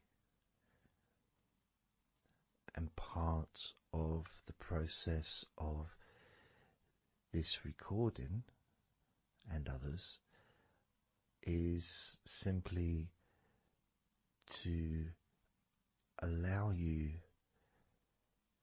to take advantage of this space, this time, to just let go, to just be here, to be in tune with how you feel.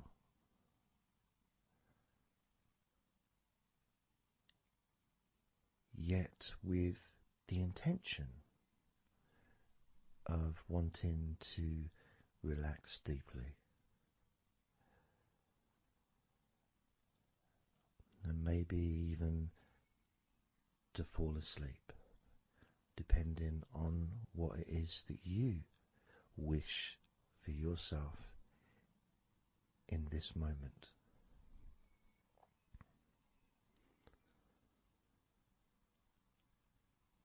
As we know, relaxing is the majority of the process of falling asleep. The actual falling asleep part is the tiny bit at the end. The deeper relaxed you become, the easier you find yourself drifting.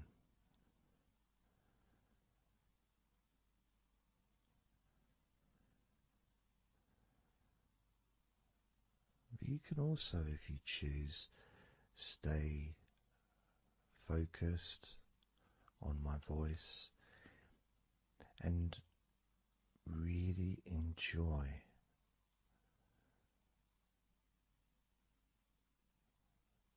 the process of gradually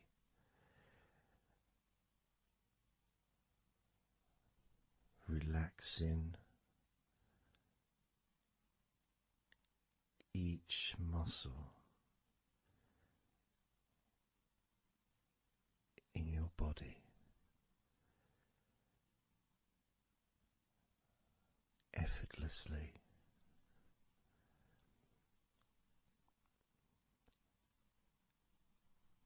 and just observing the sensation of letting go.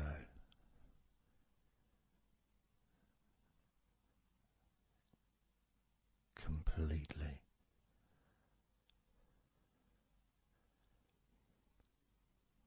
This time I'm going to count from 6 down to 1. And you can notice your mind calming down more with each number that you hear me say. Naturally feeling calm and slow and peaceful.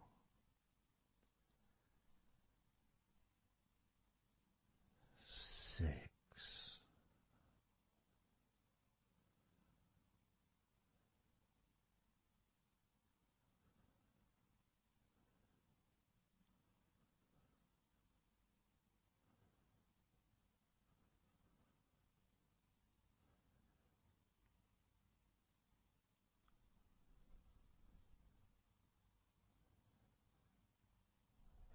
5.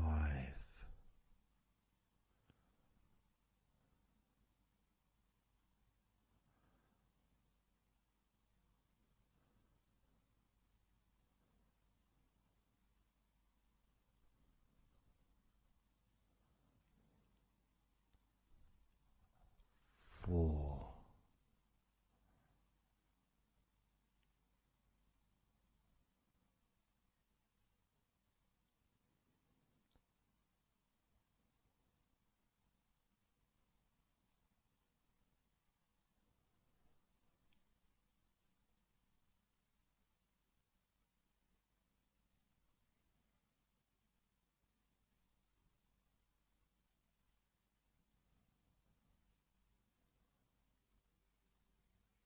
3.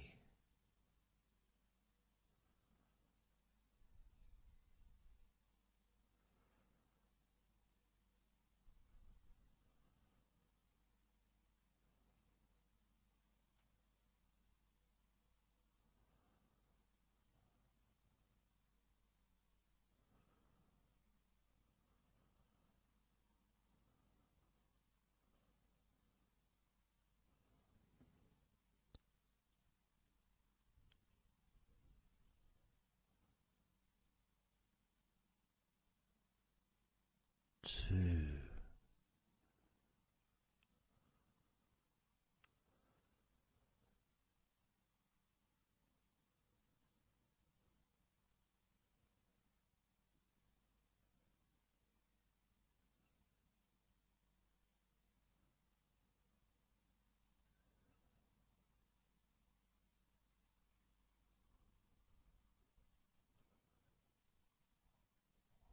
One.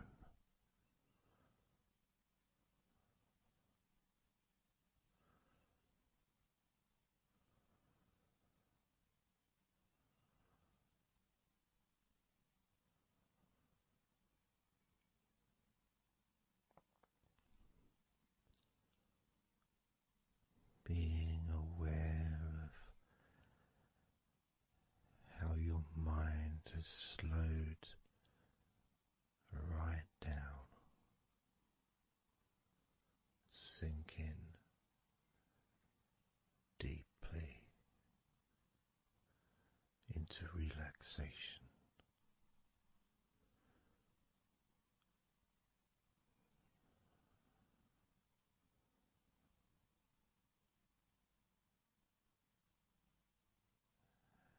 And as you focus on your mind, you may notice notice that there are some thoughts still there, maybe some stubborn thoughts that for some reason perhaps need your attention.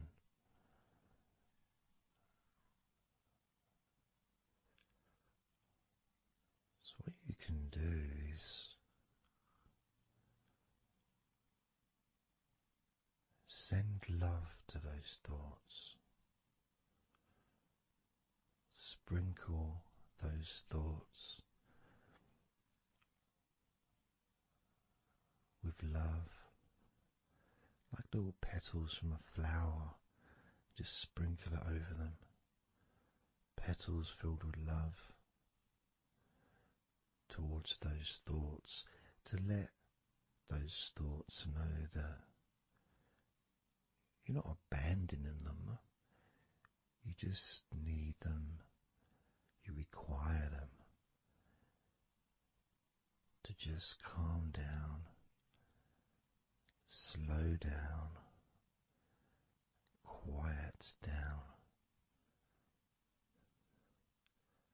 for now.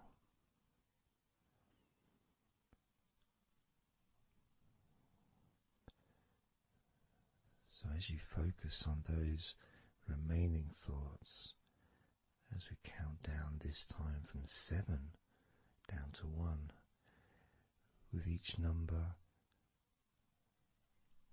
just imagine sprinkling those flower petals of love, kindness, gratitude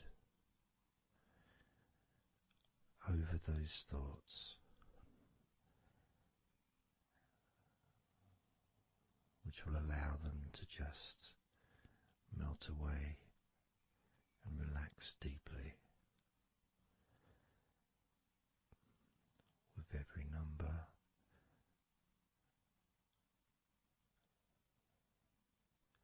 those thoughts will become more and more relaxed.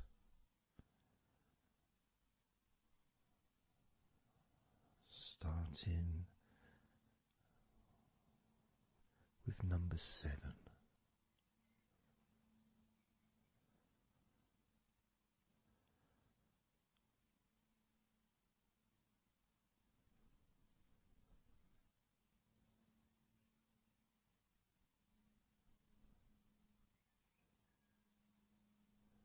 6. 5.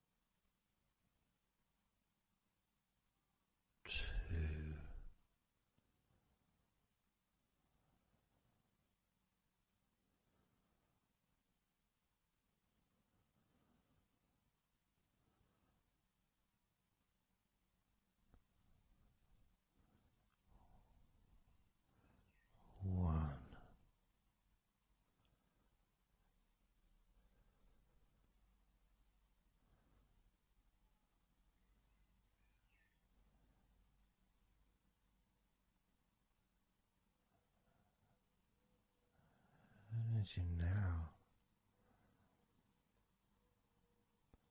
notice how relaxed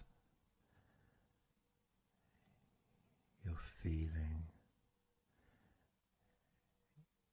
in your body.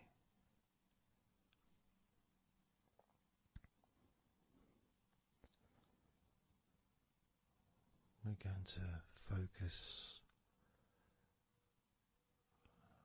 on your hands.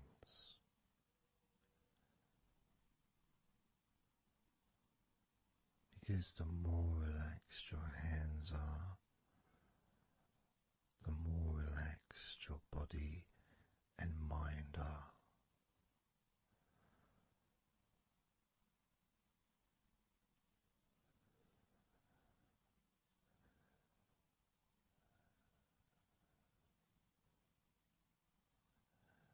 And as you focus on your hands and your fingers,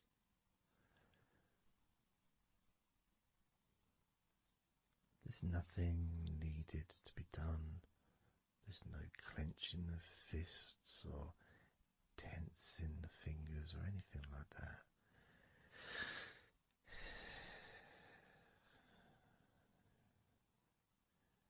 It's just noticing and focusing on your hands.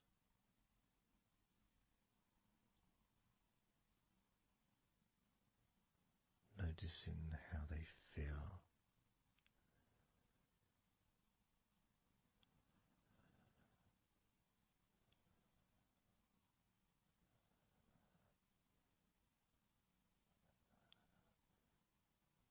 Because the more relaxed your hands feel,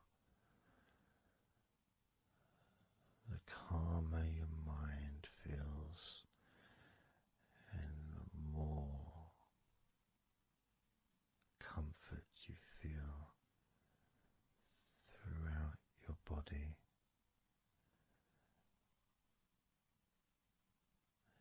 And you may have already noticed that your mind is starting to drift.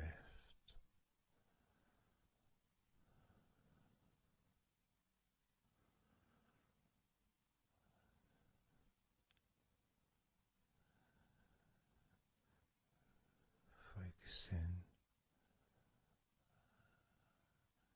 just on your hands and fingers, allowing them to experience a real deepening of that relaxation in your hands and fingers.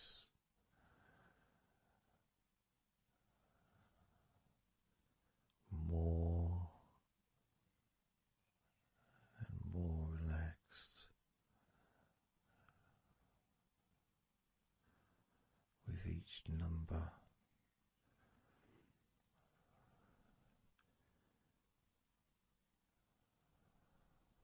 From 8 down to 1.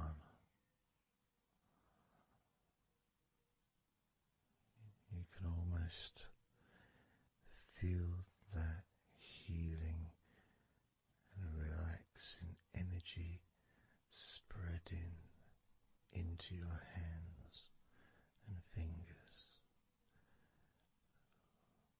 becoming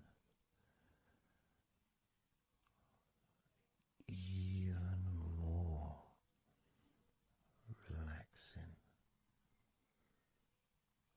with each number you hear going down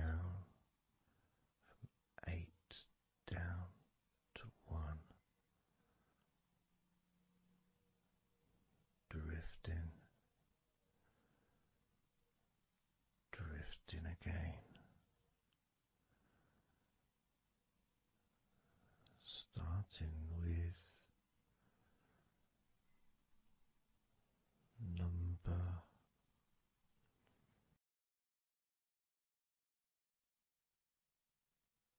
8.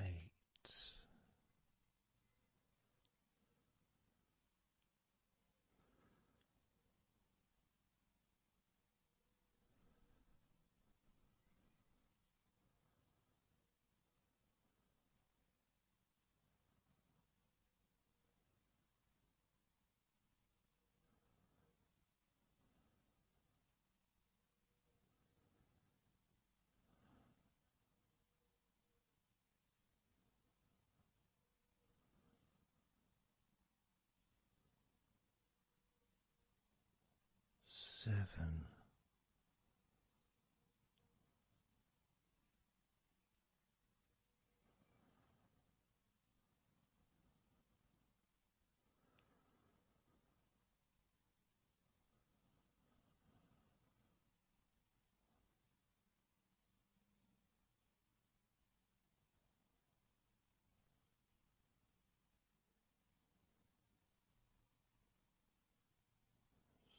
6.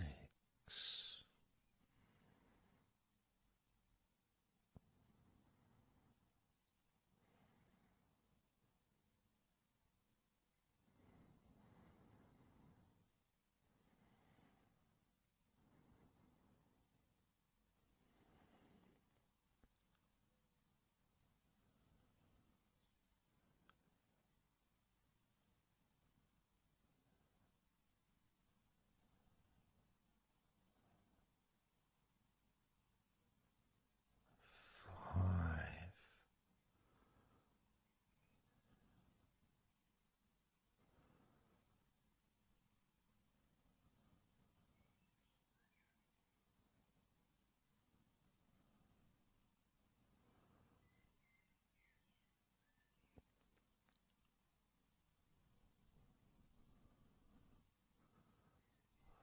4.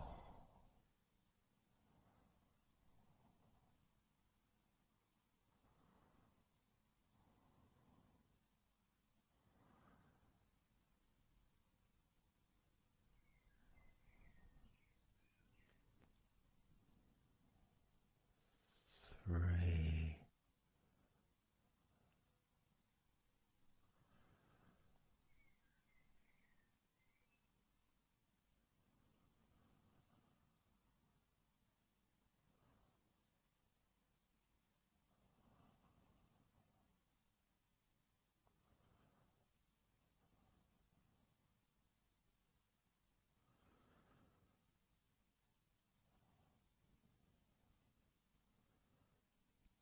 2. 1.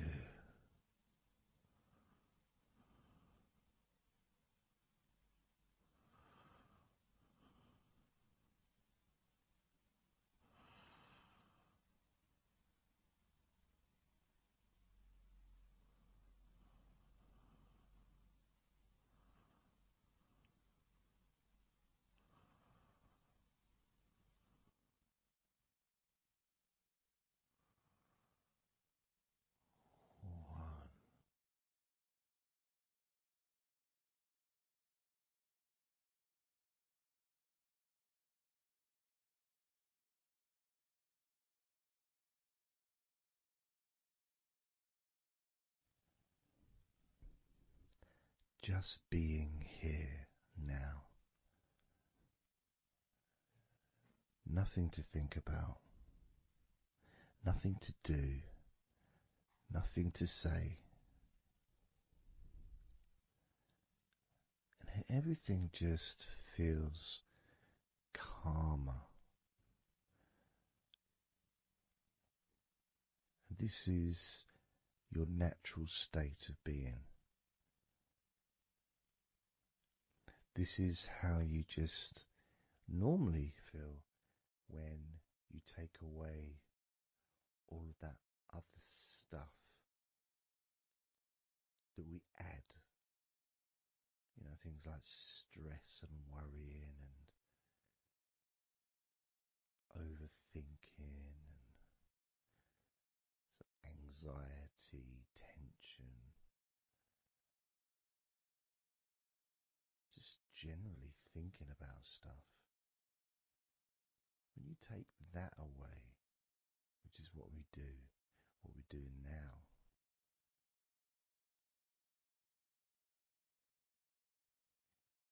you're left with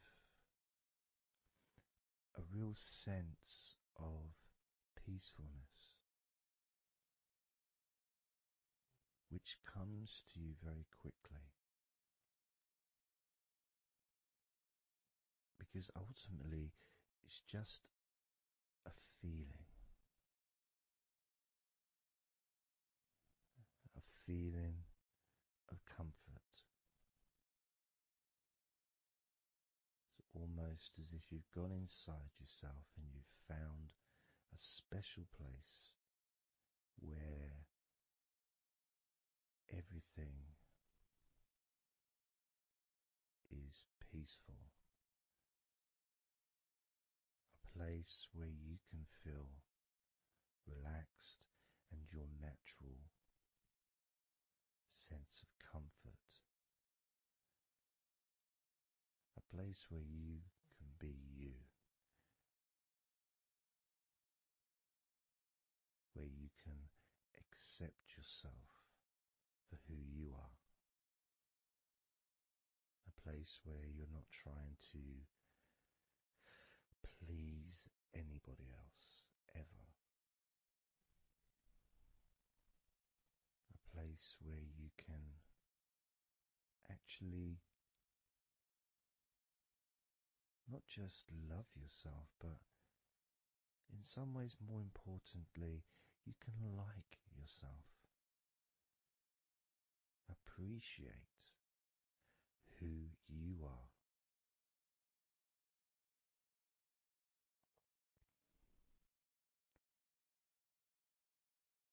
And that sense of gratitude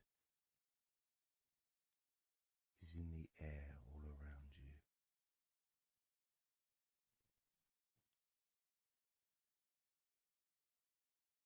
And that's also a place where you can actually feel the healing energy soaking into your body.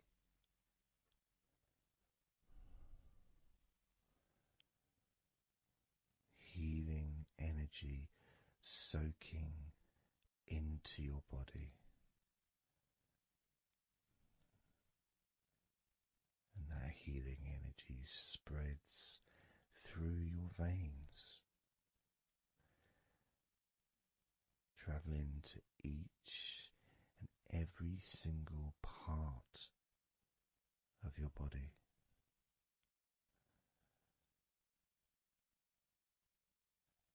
And you start to realize that actually that healing energy has not just entered into your brain, it's become part of your brain. And that spinal fluid is now mixed with healing energy.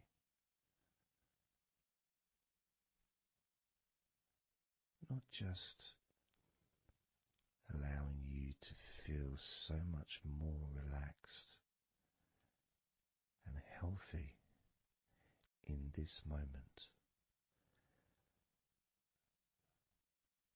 but also you start to realize that actually what's happening now with that healing, relaxing energy spreading through your body is actually changing your life. It's actually changing the way you're going to feel, not just now, but tomorrow and the next day, as your health improves. Not just your physical health, but your mental health. Things that used to bother you in the past for some reason no longer have the effect that they used to, because something has changed deep within you. Maybe things that used to cause you to feel anger no longer have that power to control you the way they seemed to be able to before. As you realize that you're the one who decides what affects you. You're the one who decides to feel relaxed and calm when you choose to enjoy noticing these natural developments of healing continuing to grow and improve your life day by day.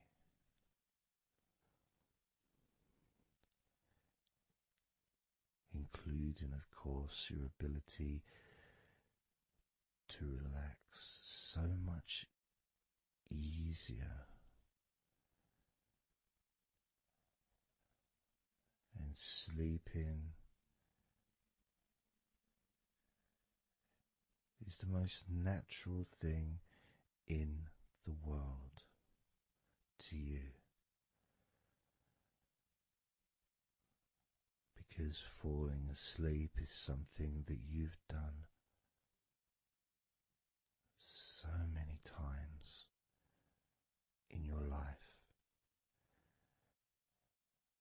and you know that you were born, as we all were, with the ability to fall asleep naturally.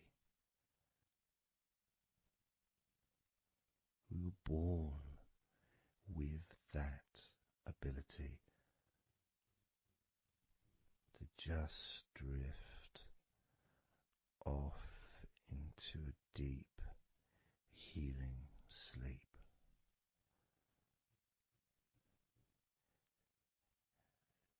Even when we're kids, sometimes we'll fall asleep when we don't even want to. We try to stay awake. Maybe it's a birthday in the morning, or it's Christmas or holiday or something we look forward to. We don't want to go to sleep. But the more we want to stay awake, the more we just start to drift. And the more you fight drifting, the more you try and stop yourself from drifting asleep, the deeper and stronger that drifting becomes.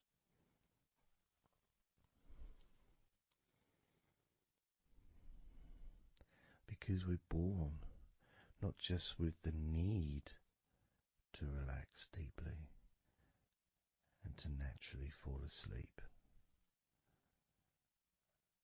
but it's our birthright. It's part of our DNA.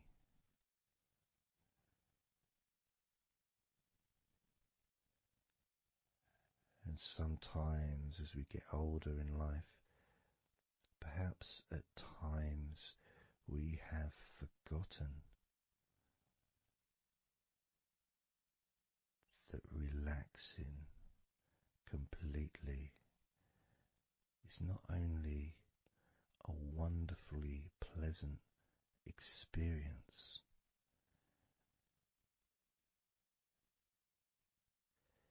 it's also really easy.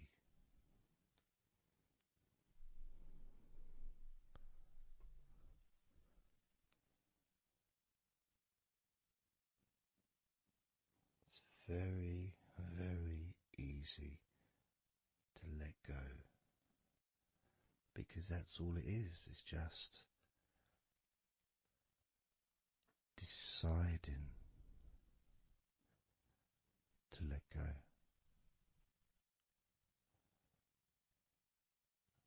And when you press the play button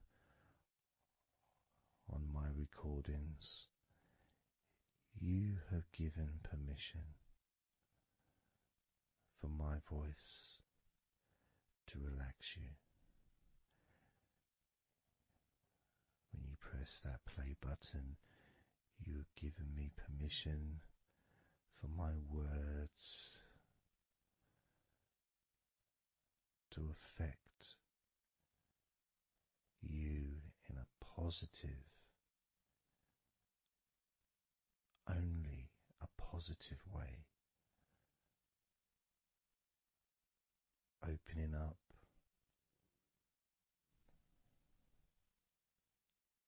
your mind to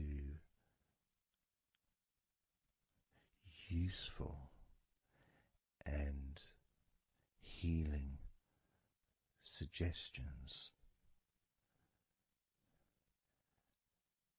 that can have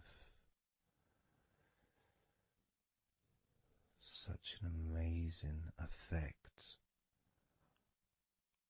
on how you feel right now, as well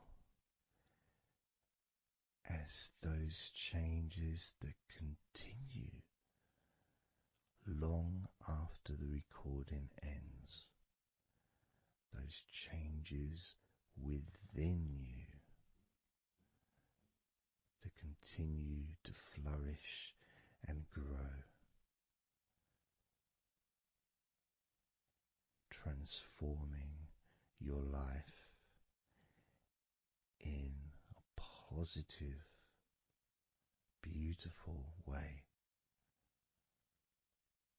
allowing you to move forward in your life in the direction that you choose for yourself.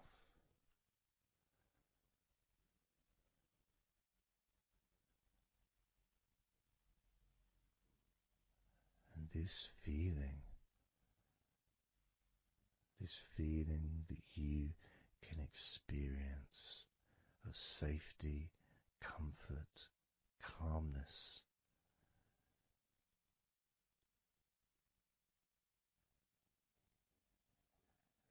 just feels so nice.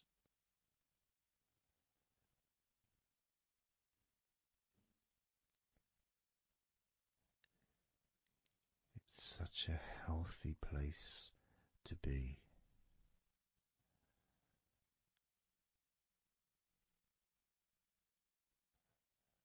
And that positivity grows within you.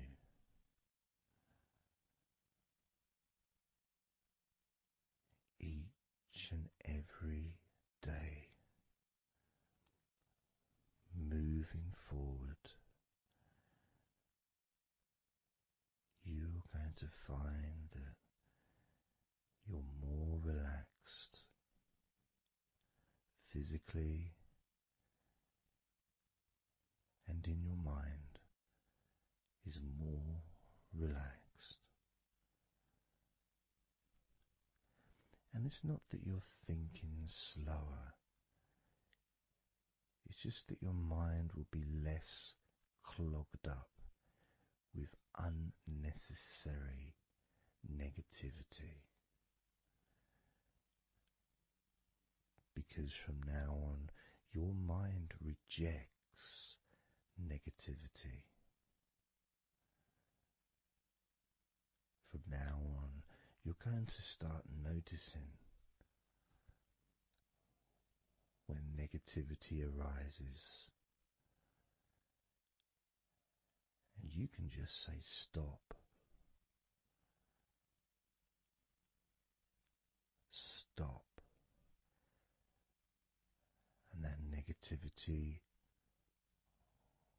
turn around and leave you alone.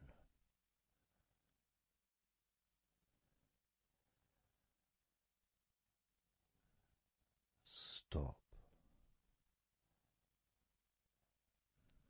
and that negativity would disappear.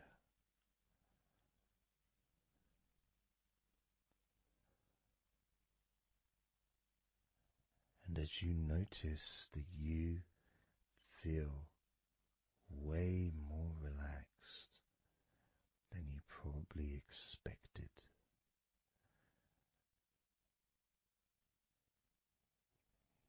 you can now congratulate yourself because you're the person that has done this. You are the one that has opened your mind up to the simple facts that you can feel more relaxed in your body and in your mind.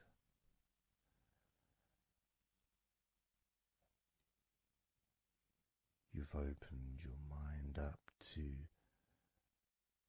the birthright of being able to just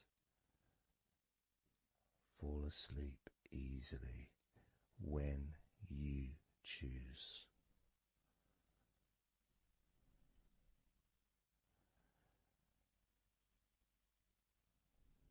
And that's a nice feeling, don't you think?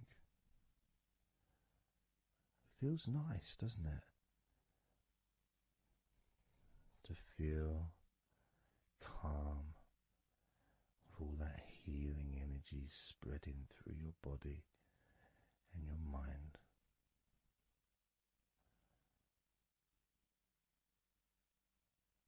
To spend time in that special place where negativity can no longer enter.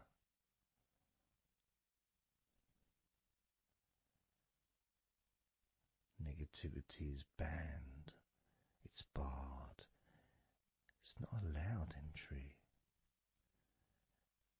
It doesn't deserve to be here, doesn't belong here. Negativity has no place in your life.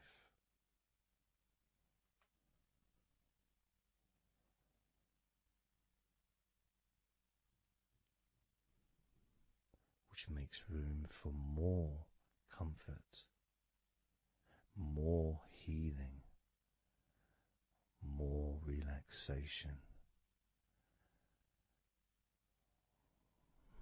more peace.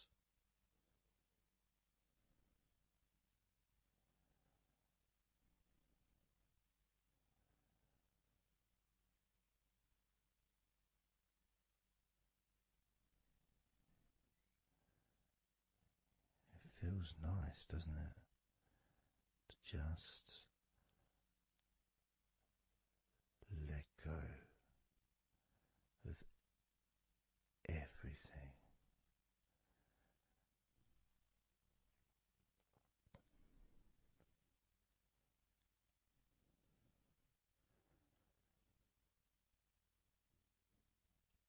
And I'm going to count down now from 20 down to 1.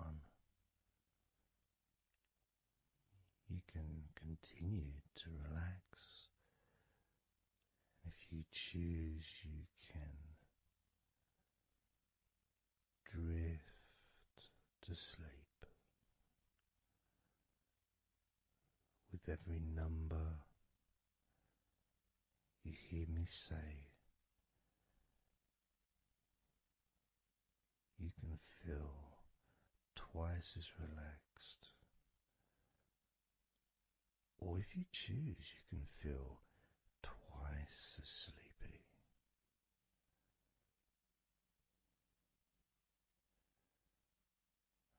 Now,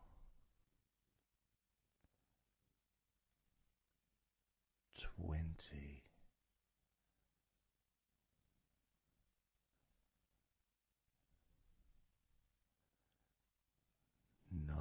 18,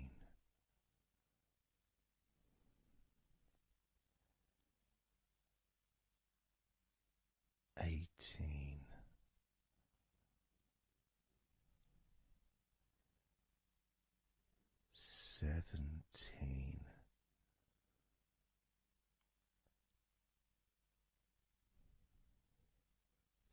16,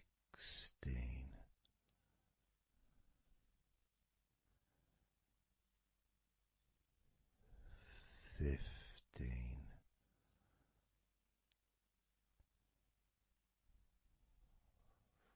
14,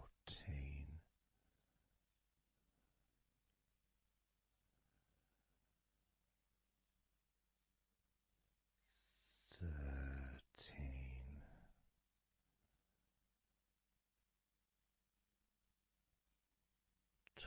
12,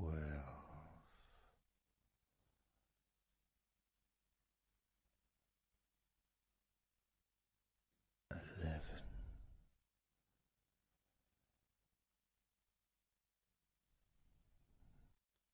10,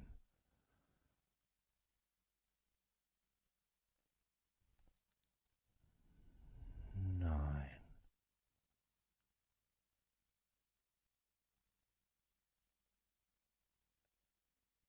8,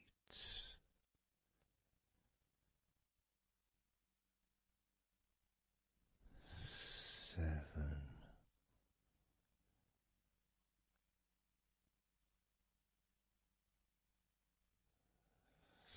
6,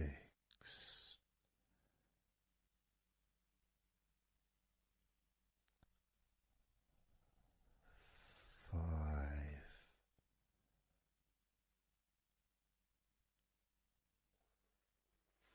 4,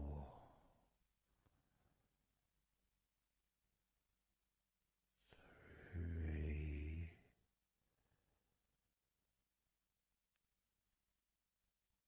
2,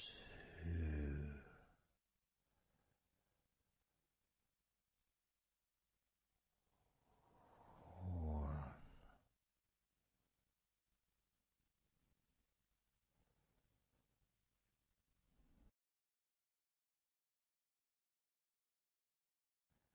This is your time to just take a break. Your time to relax,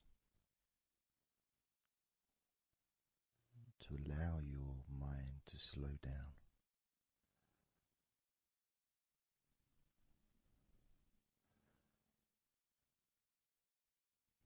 To give yourself permission to take a break from everything.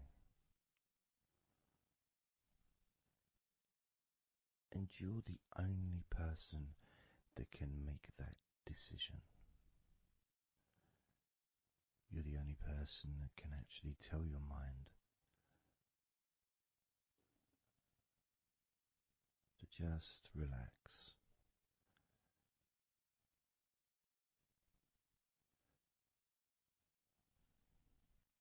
To just take some time off.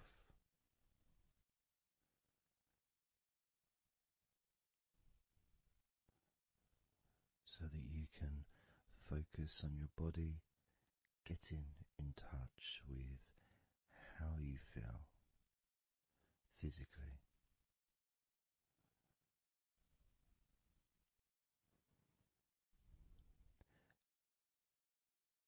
And in the process of this body scan, where you focus on different parts of your body,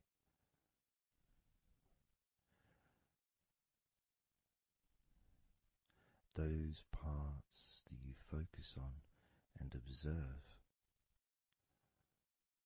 even though you're not purposely requesting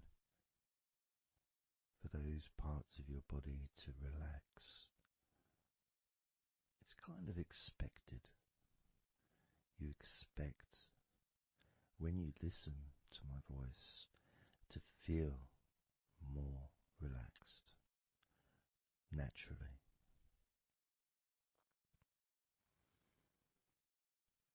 Because when you're listening to me, your attention is focused on my words, and as my words guide you to focus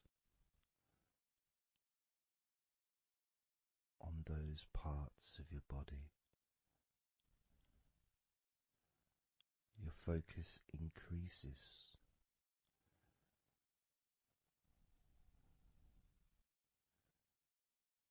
Which actually calms your mind.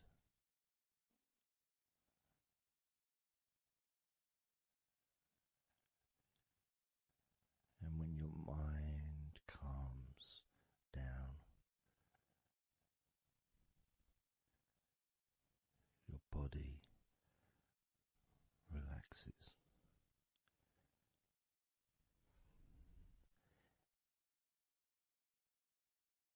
And when your body calms down,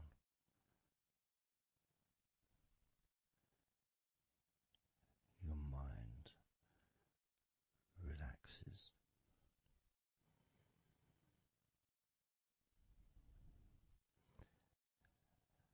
And even though we've not really started to focus on your body,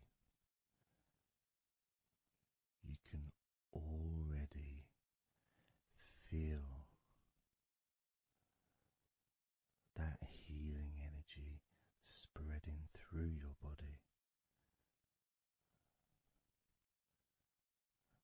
pushing out stress and tension,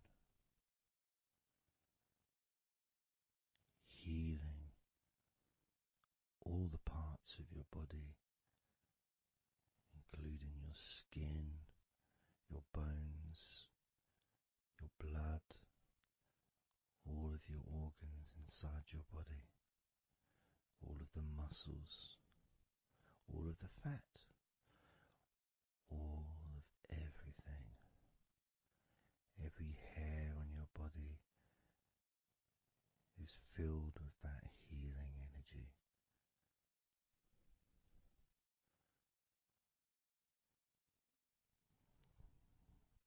And when your brain fills with that healing energy,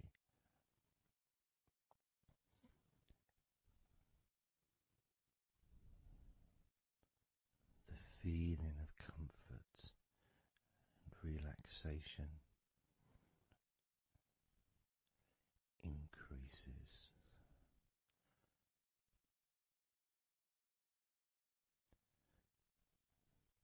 Deeply increases.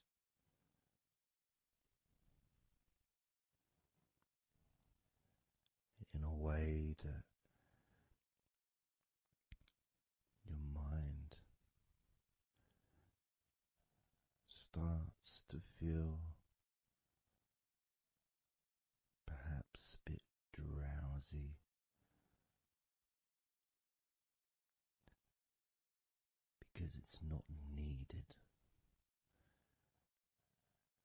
and it may start to drift.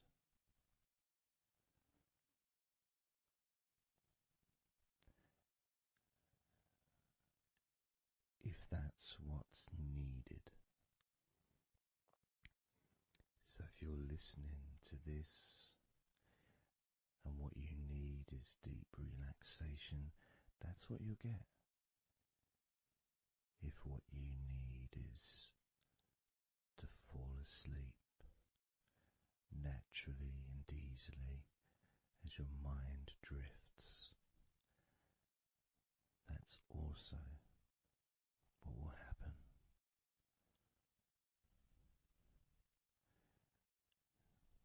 because by pressing that play button on the podcast and listening to me, you give permission for your body and your mind. In fact, you give the command to your body and your mind to relax deeply and to drift off to sleep if that's what you want or need.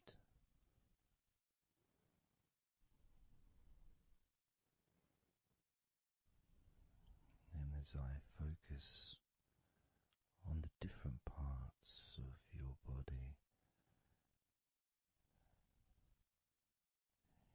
you may start to just drift, and then you come back again and you hear me talking, and I'm focusing on a different part of your body. And you may find yourself drifting, but you don't realize you're drifting until you stop drifting and you're alert again to my voice, focusing on a different part of your body starts to relax even deeper, because that drifting is basically you already in the sleep zone.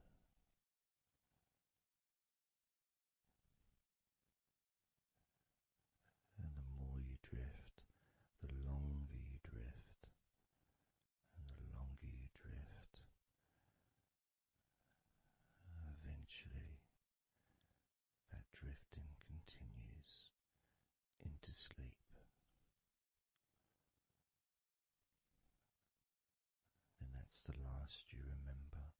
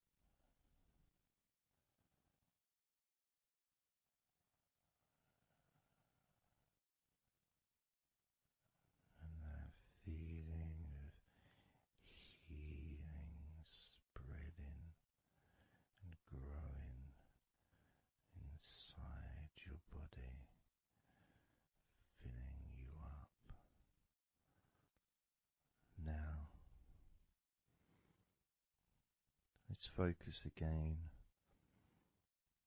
on parts of your body. Focusing this time on your forehead.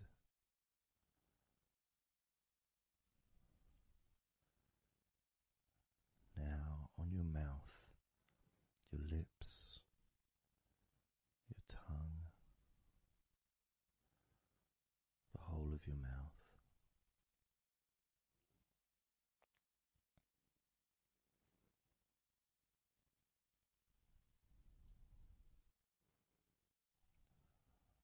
Focus in on your fingers.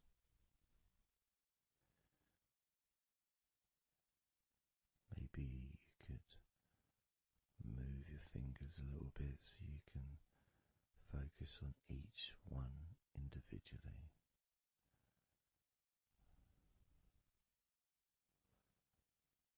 Both hands. And even though as you focus on both of your hands now, they almost seem to just melt into one.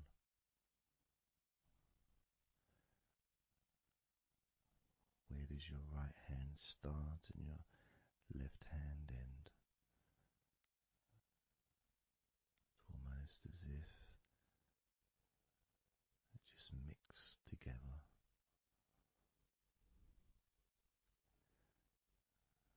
Now focusing on your knees.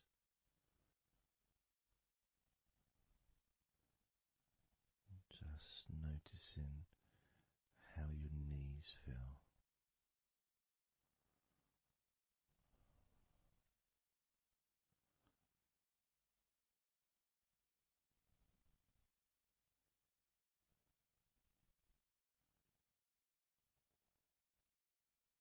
Now focusing on your elbows. Focusing on both of your elbows.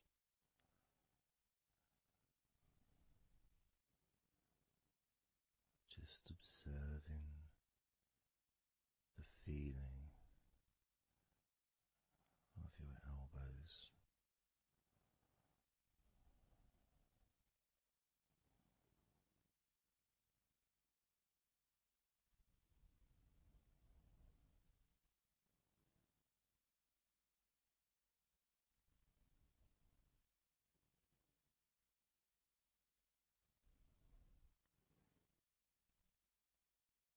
Now focusing and observing the back of your neck.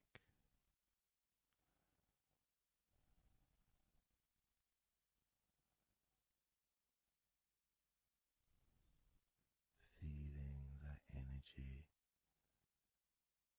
in the back of your neck.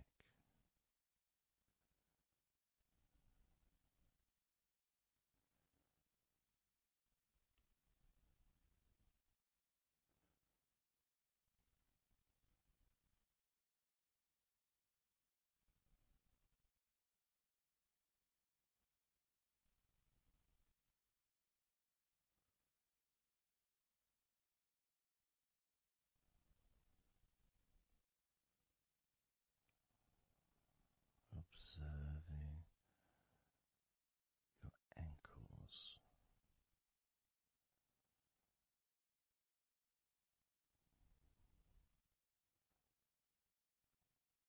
Being aware of the physical sensations in your ankles.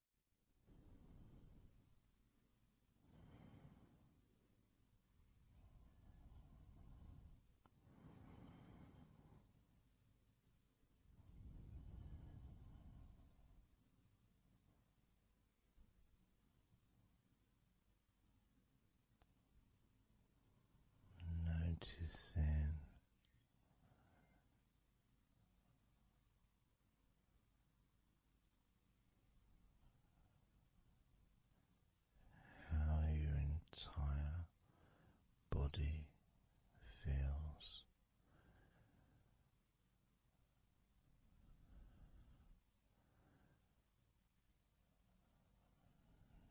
Noticing how your mind feels now.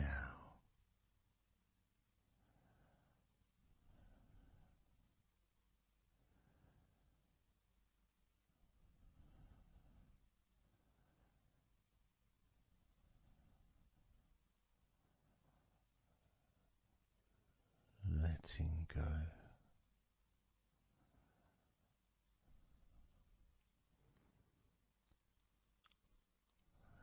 Letting go.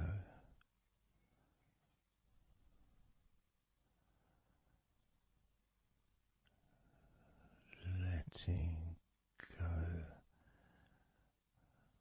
of everything.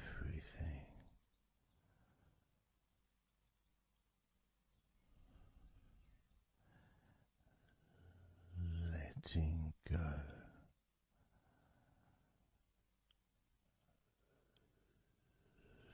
Letting go.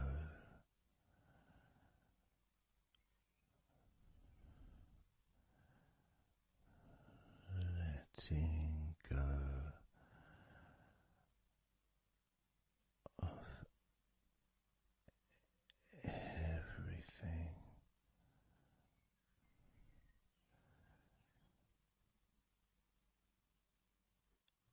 Everything.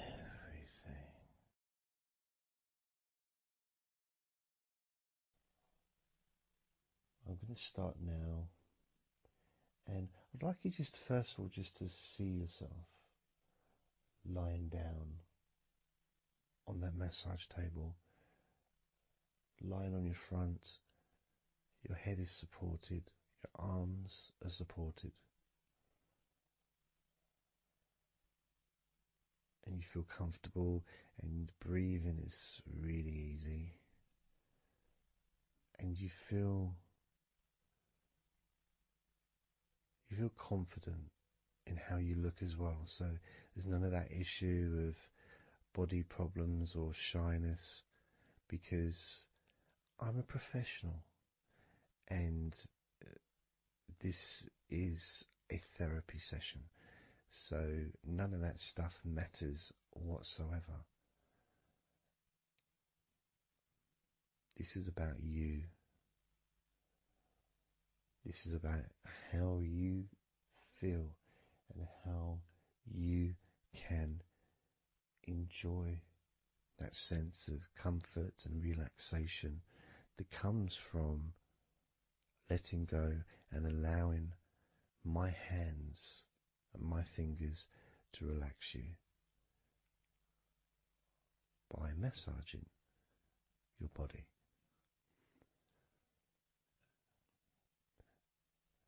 So I want to start off just by placing my hands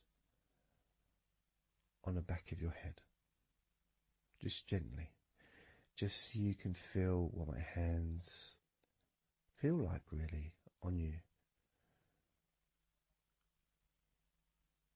So you can maybe feel the warmth of my hands on the back of your head. And I'll move my hands to the side of your head, not pressing, but just holding them there very gently. Maybe over your ears and a little bit on your face, just so you can feel my hands, so you can become accustomed to them.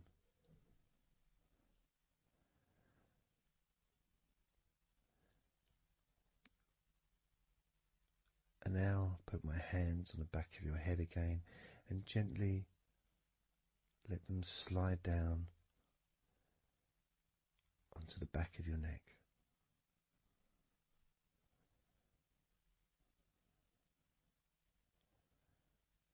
You can feel my hands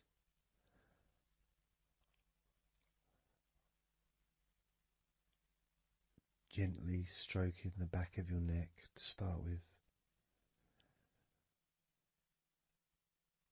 just so you can get used to the feeling of my hands on your skin. Get accustomed to it.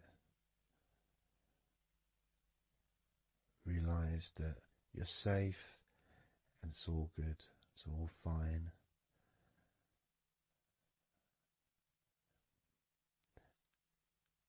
And I'm going to start gently massaging the muscles in the back of your neck.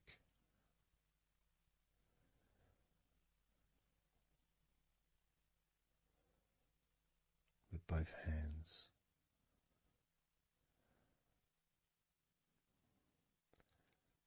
Now this is a very trusting situation really, because our necks are so fragile, and to have someone have their hands around your neck in that way can sometimes be problematic for people, which is why massages are quite good, because it allows you to relax and to get in touch with trust, to feel peaceful and calm.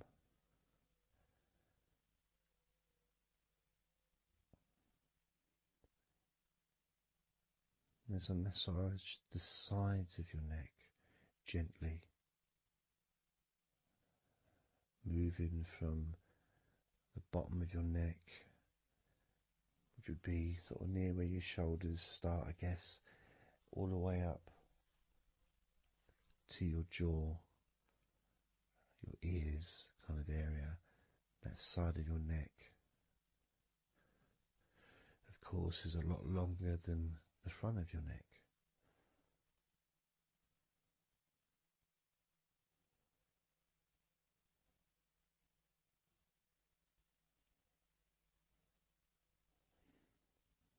And then massaging the back of your neck, especially that area where perhaps we hold tension. And as that area is massaged, you can actually feel a sense of release in the back of your neck.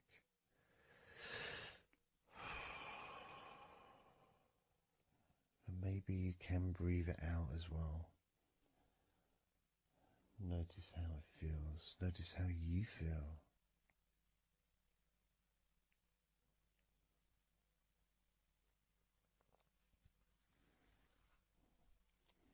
Then moving down to that area between your neck and your shoulders, that muscly area, starting to massage that area on both sides. I mean, this would be the area that a lot of people would massage if they were going to give you like a shoulder massage. Even that's not technically the shoulders, but it's all the muscles that lead to the shoulders, from the neck. And again, that can hold tension and stress. And when massaged, sometimes a nice deep massage is useful. And you decide how deep that massage is.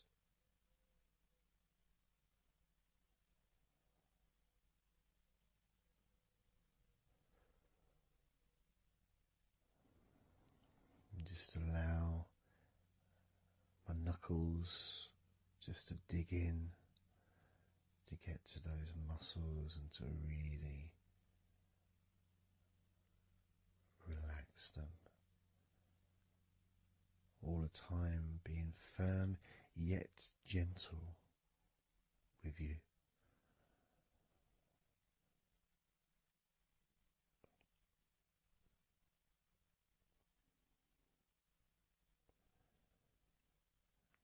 And just stroking down that area to your actual shoulders, moving to the muscles of your shoulders.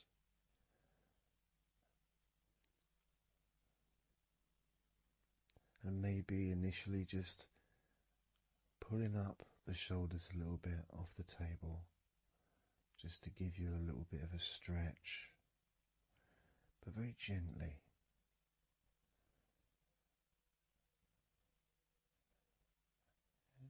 And you've got the muscles at the front of your shoulders, the sides and the back.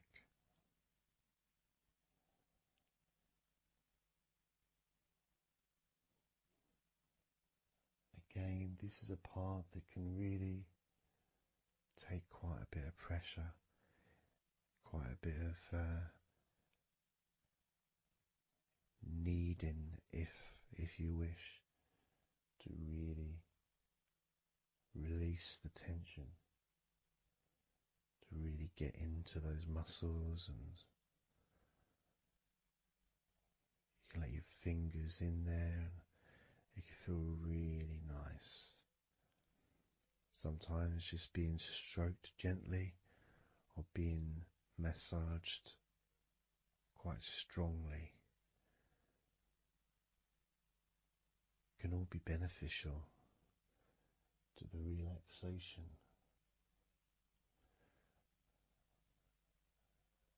of the muscles in your shoulders.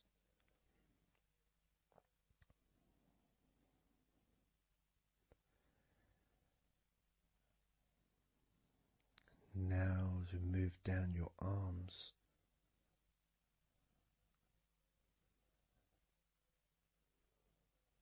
we'll do one arm at a time, starting with your right arm.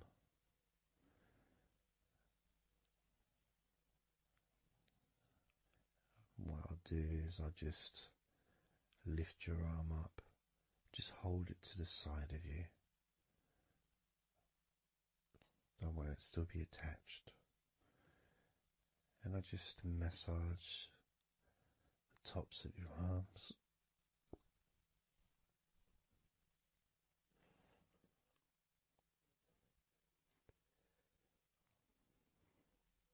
All the way down to your forearms, into your wrists.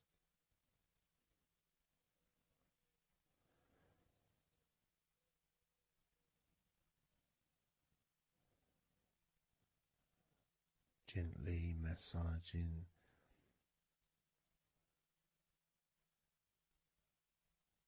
that part, the softer part, which is the under part of the arm, which leads to the crease in your elbow, the inside. It's much more sensitive skin.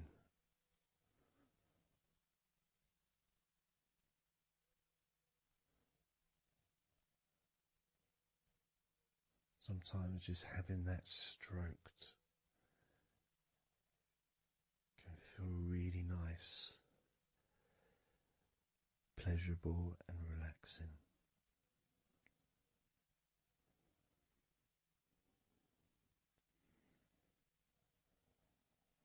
Now moving down to your right hand.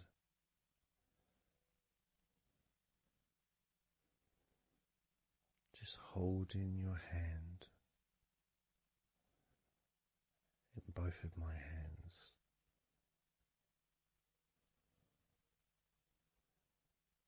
Just pressing gently on the back of your hand and stretching your fingers ever so lightly.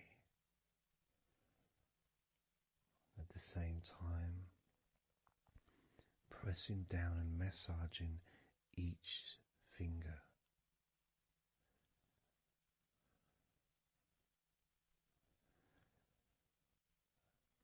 And then starting to massage the palms of your hand.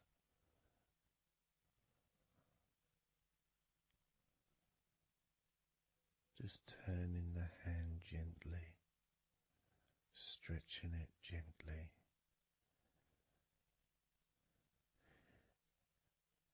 And actually having your hand held can really be an emotional experience sometimes, even if it is with a stranger, someone you don't know very well, like a massage person or a therapist maybe.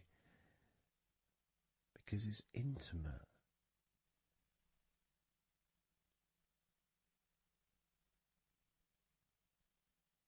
And it can feel nice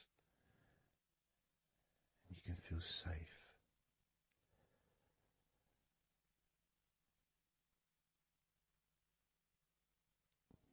And as I put that right arm back down where it was,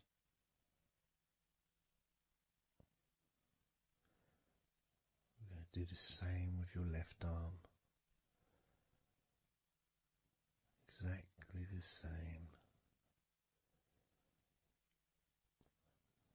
Massaging the muscles in your arm all the way down to your wrist.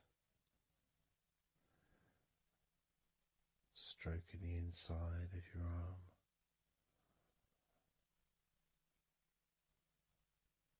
Just being gentle or as firm as you require.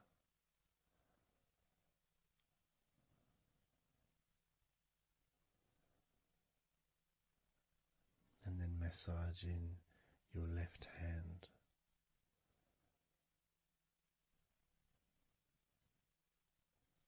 Stretching the fingers gently. Massaging the palm of your left hand.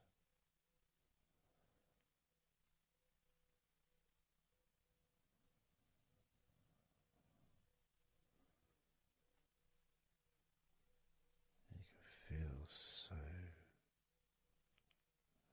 relaxing.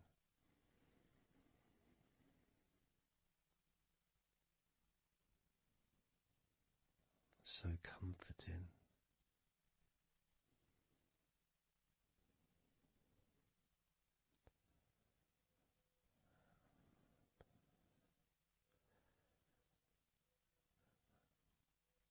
Now just rest your left arm back down.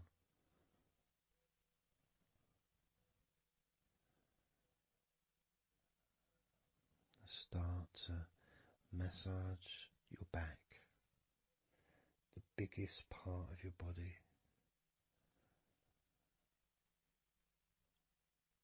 Starting at the top, starting again where we already have been, that area at the top in between your shoulders, near your neck, going back and massaging that area again, but this time moving downwards.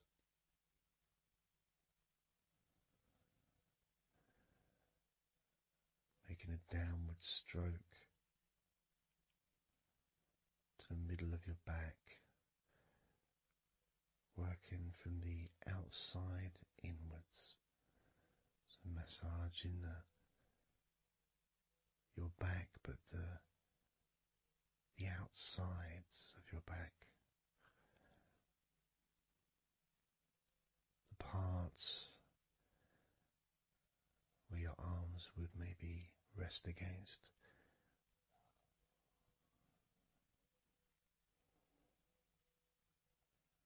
Almost the part that connects your front to your back.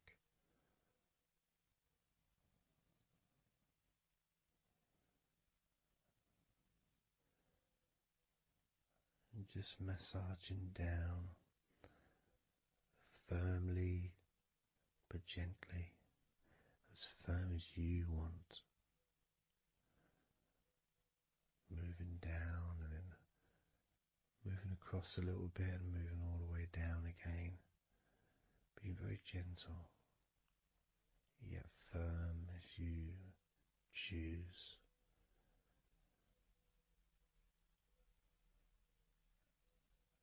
Eventually we get to the spine.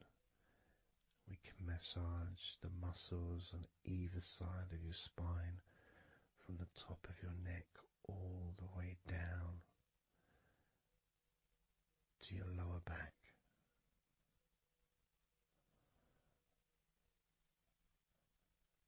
We can do that a few times. Sometimes people would use the knuckle or the 2 fingers and just go either side of the spine, and almost just push down and go all the way down to the bottom of the spine. Each time releasing tension and opening up the body, stretching your body so that you feel more relaxed, but at the same time rejuvenated.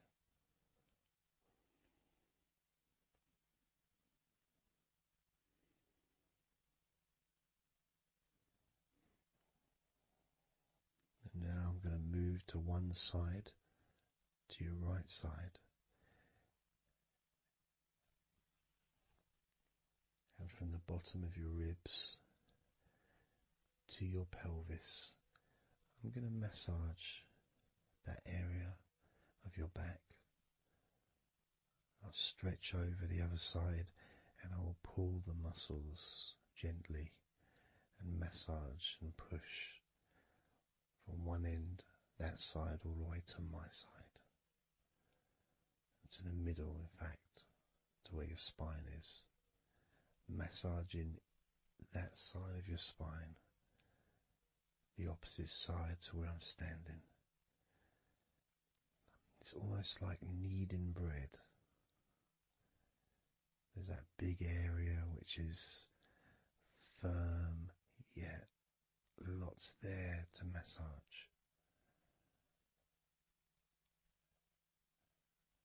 Potentially one of the most important places to actually have a massage, because you really feel it. You really feel the release and the pleasure of having your lower back massaged. It releases so much from your body that's not useful, starting a healing process which will continue long after this recording is over.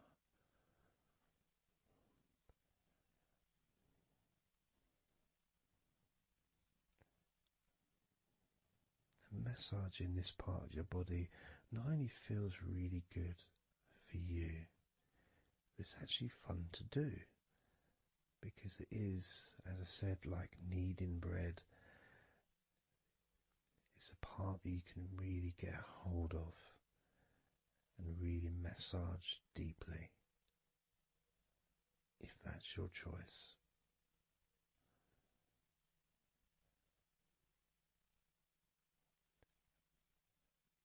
Then I'm going to move over to the other side of your body and do the same with the opposite part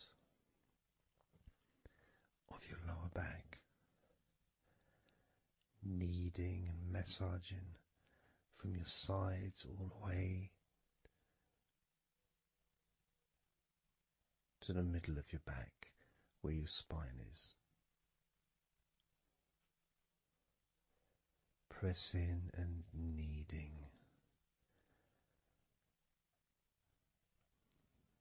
firm and gentle at the same time. It feels so releasing. This mixture of pleasure, comfort, release, calmness, relaxation, all mixed together.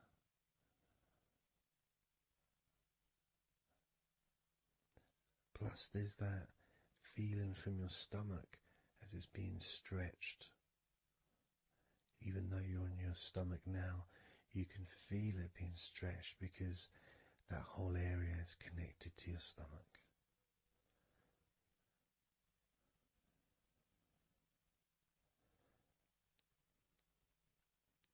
Now we're going to move further up to your top of your body, and I'm going to do the same. This time starting with your upper back, put my hands forward over and massaging that area to your spine, from the side of your body up to your spine. So some of that massage area, the muscle tissue, or whatever, fatty tissue even, will be possibly from your chest. Because it's all connected, the chest and the back connect together. I'm going to be massaging and just pulling some of that skin from your side up and massaging that area of your upper back all the way to your spine. And then I'll move down a bit and I'll continue with the middle of your back, doing exactly the same thing. As gentle or as deep as you choose.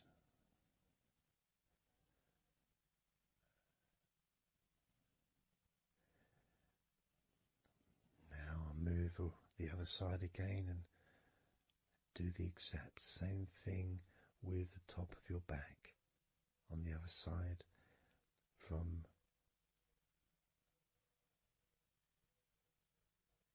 pretty much underneath your arm area, really,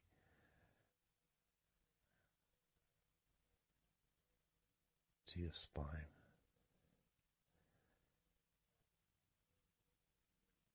And then continuing that all the way down, including your middle of your back.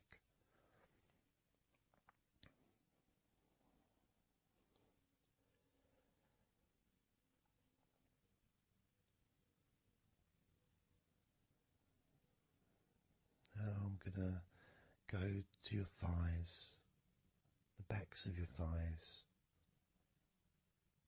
and the sides of your thighs. Starting with your right leg, massaging the back and the sides of your thighs, gently and firmly.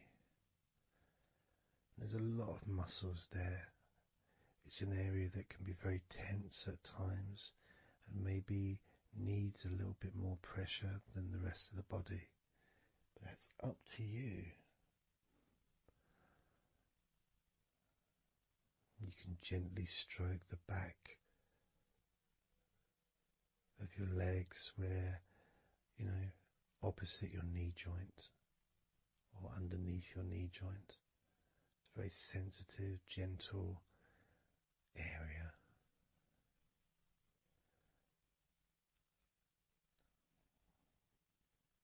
And working down to your calf muscles, massaging your calf muscles thoroughly and deeply if you choose, using both hands and fingers, digging deep.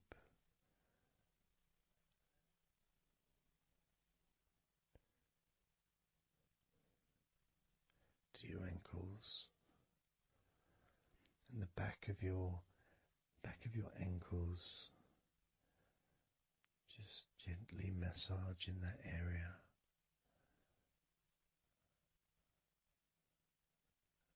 Maybe lifting the leg and stretching it a little bit.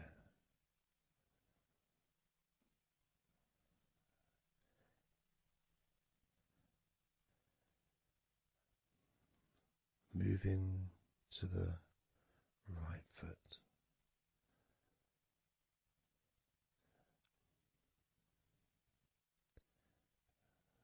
Massaging the bottom of your feet and the sides of your feet.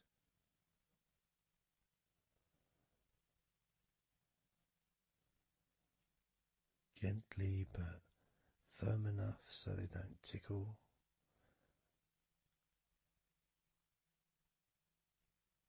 And just allow pleasure that you get from having your feet massaged to just overtake you. As I continue to massage your feet,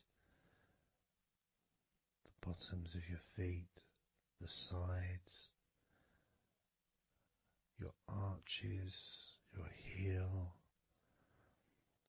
You can put a lot of pressure into your heel and it feels amazing. Yet the arches need to be a bit more gentle. Stretching your toes gently and massaging the bottoms of your toes with my fingers, each one individually.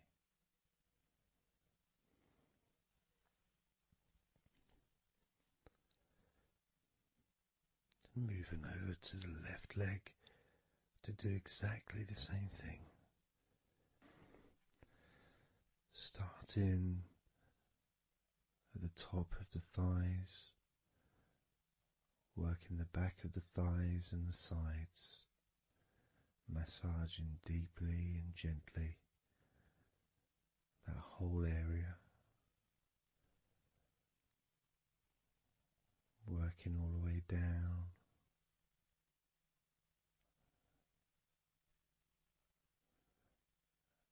And this is an area that maybe you could like to spend more time relaxing and massaging.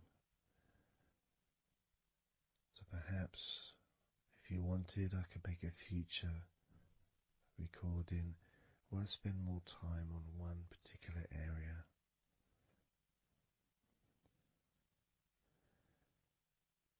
As you move down to your calf muscles,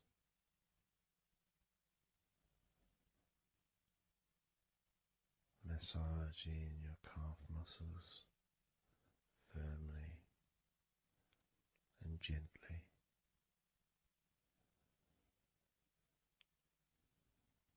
Moving down your ankle and to your feet, massaging the backs of your feet, the bottoms of your feet,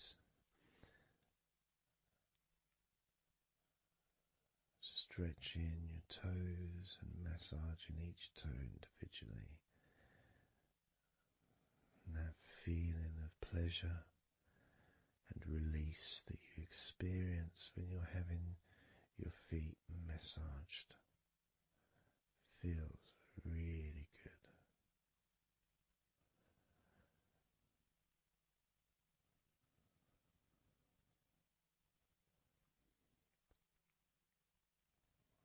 Now,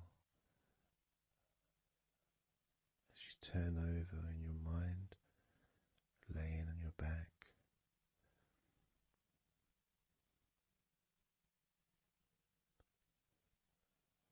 I'm just going to start again at your neck area.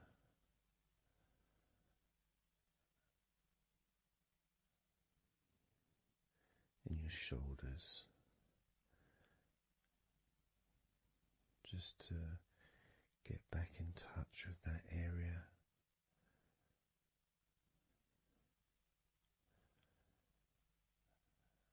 And as we move up,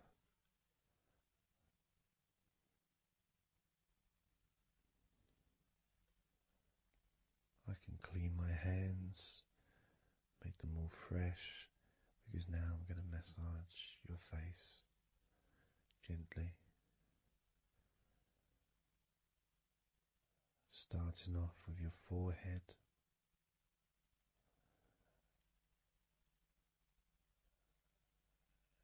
your eyes are closed and I can just stretch your eyes a little bit, pushing up on your eyebrows.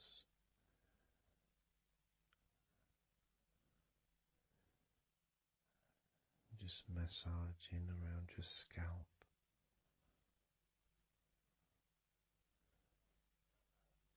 Massaging down your cheeks, around your ears, into your jaw, gently, the sides of your neck, your chin,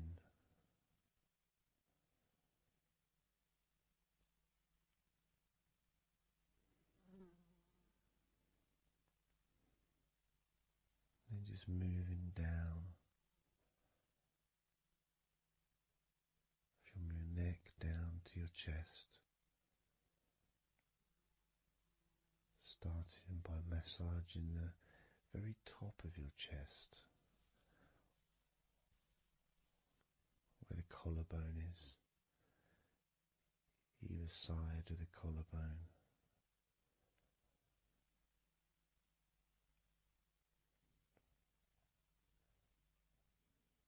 And then just massaging the whole of the chest.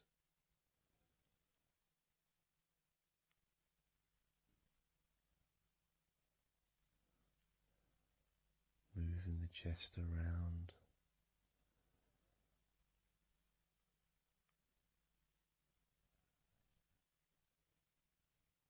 Because it's quite a large area, you can move from one side to the next.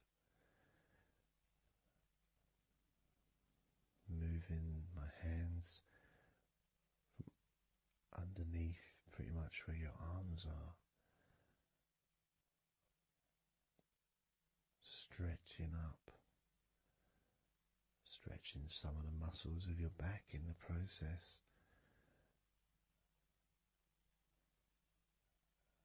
Moving up over your chest, and then moving down again.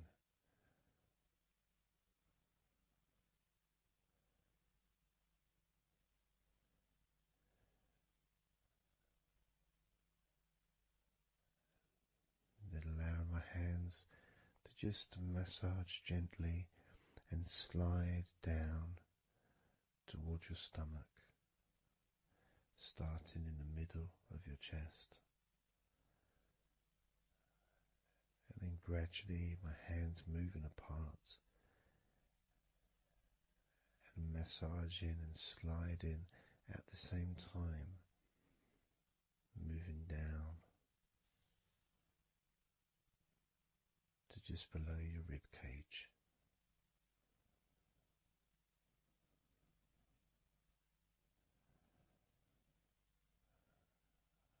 Moving down,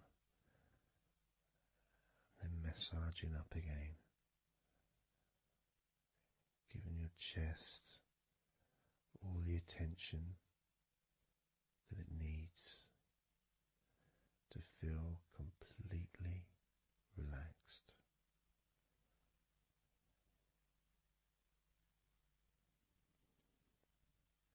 Remembering that I'm also going to be focusing on your sides as well, an area that really doesn't get much attention,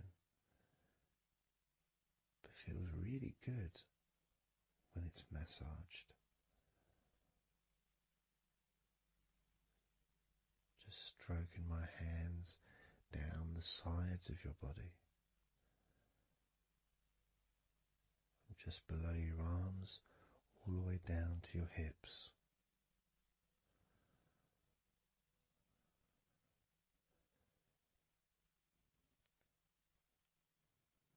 Now, moving to your stomach area,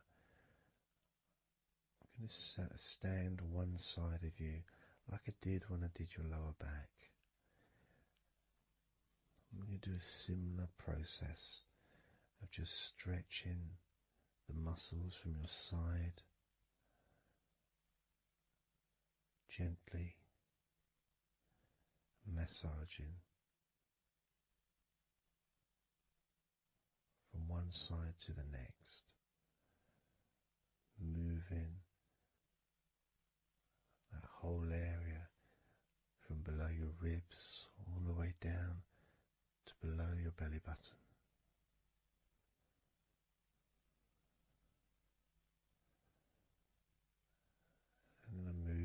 to the other side of you and repeat that.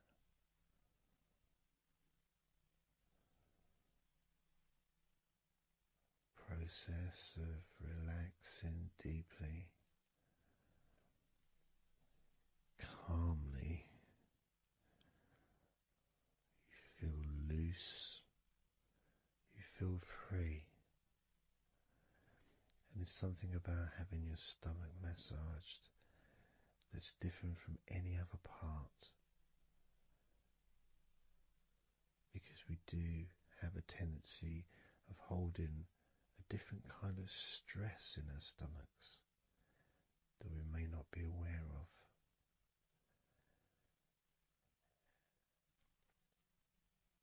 As I now massage your stomach, the front of your stomach, making circles around your belly button,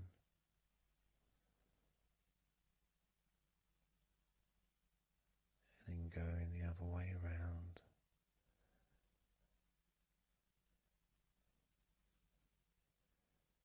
There's a gentleness and a freedom that comes from feeling how you're feeling.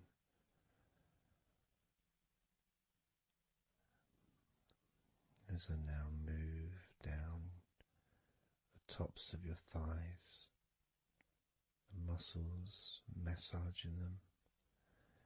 And I can do this with two legs at the same time,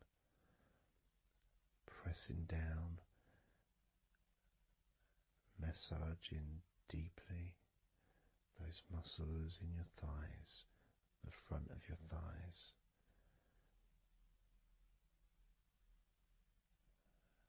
And moving down to your knees, gently massaging your knees.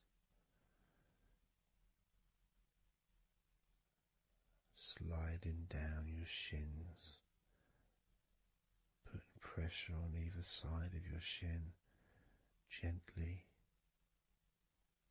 softly but firmly. Moving down to your ankles, stroking the tops of your feet.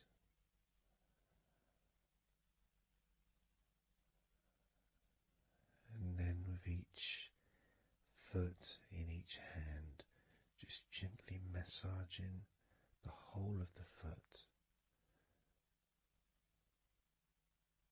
The top, the bottom, your heel, your ankle, your toes.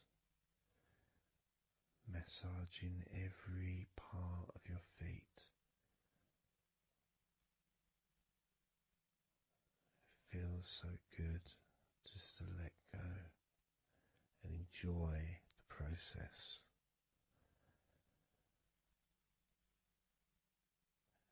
Enjoy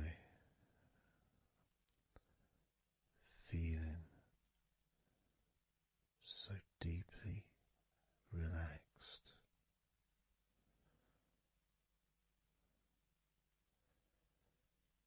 So much comfort and so many feelings that come just from touching your skin.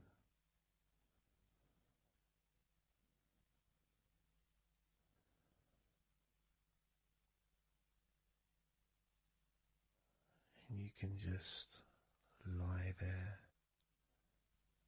for as long as you choose,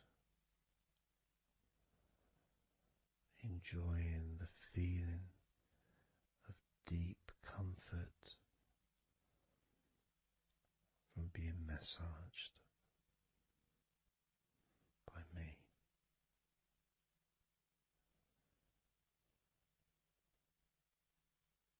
Enjoy feeling deeply relaxed.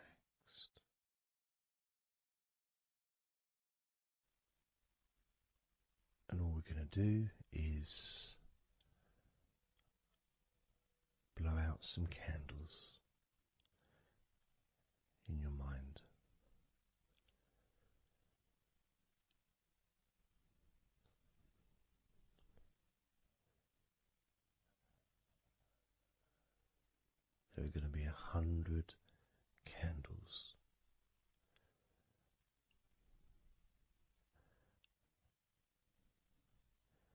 you're going to blow each one out individually, one by one,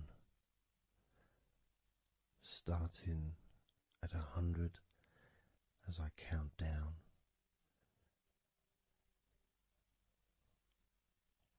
all the way down to 1. And each time I say a number,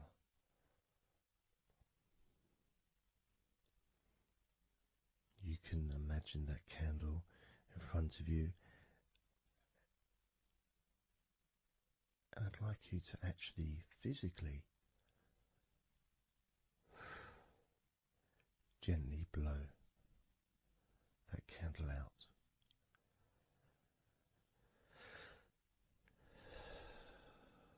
Just so it's not a big blow, it's just a gentle, and that candle will extinguish. And then I'll say the next number as we move down, and you can just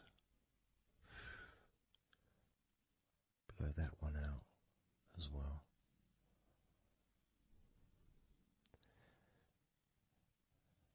And as we move down the numbers, you'll find yourself feeling more and more relaxed. And if you need to sleep, you'll also find yourself becoming incredibly tired and sleepy. In fact, you may struggle to blow out all 100 of these candles.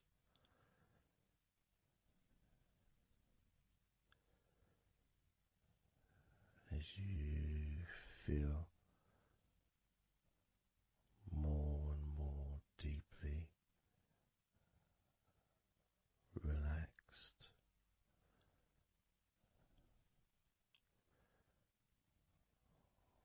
more and more deeply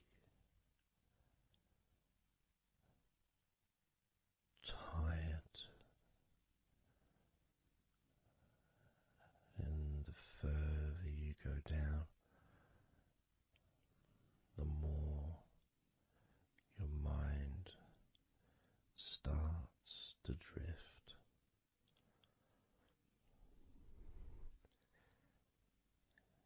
And you may find that you stop listening to me after a while.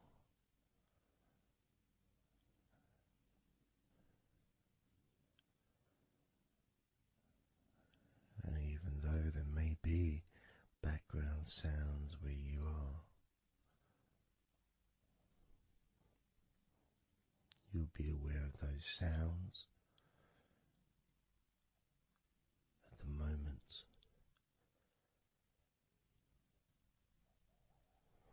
You may start to just not even notice them at all, because they're unimportant.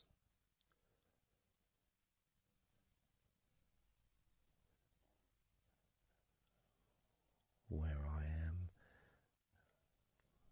I've got the sounds of the birds. There's Horace the pigeon, who likes to say hello sometimes. And there's the odd plane that goes by. Maybe traffic and trains in the distance.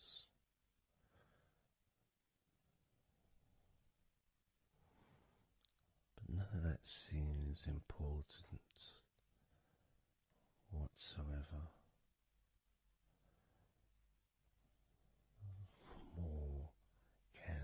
you blow out, the less important anything is.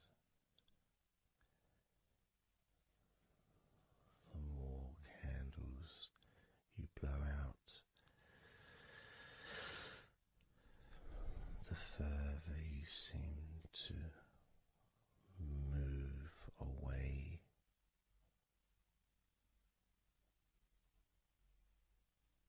from sounds and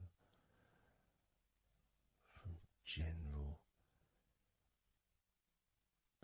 day-to-day stuff. Seems to just move away on its own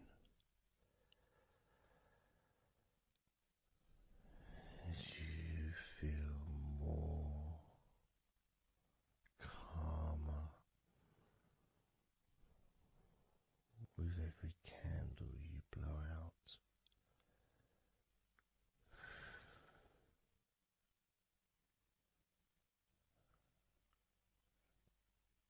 Guiding you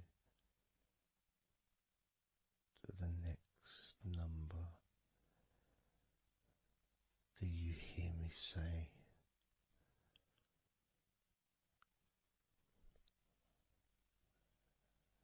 and then you blow that candle out too.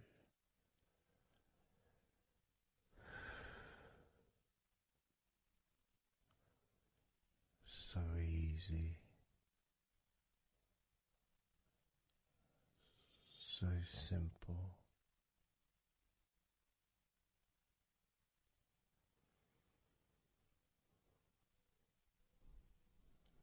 I'm going to start by introducing the first candle, which is 100. The first candle, which is 100. When you blow that candle out,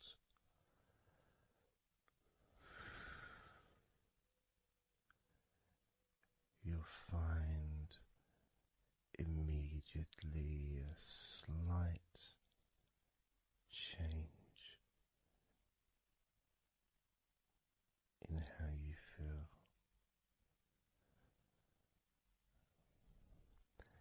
as well as a real sense of positivity growing within you.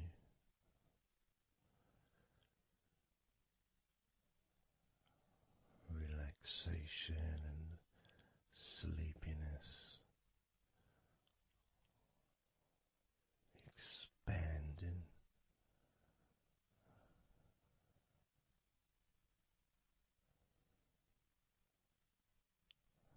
starting with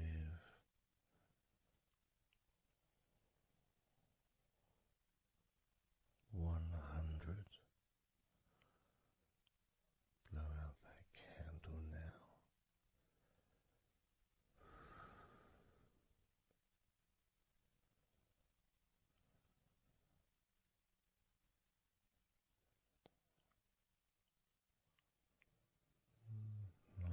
99.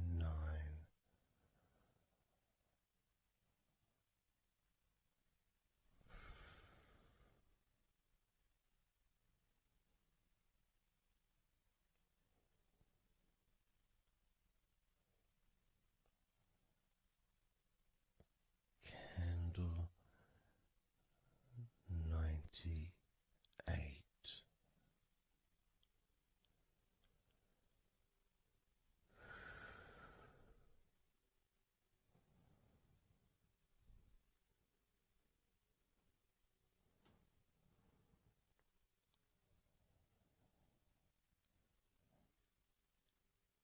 Candle 97.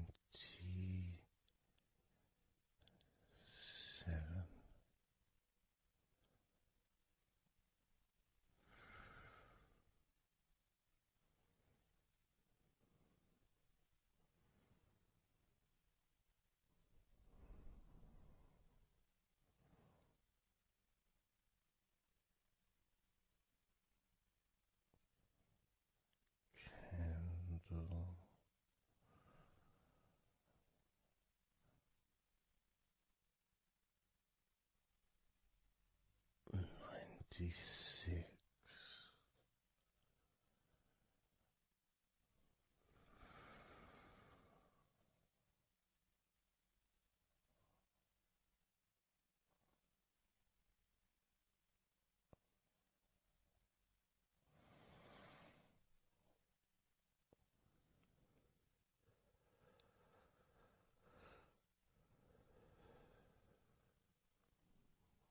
Candle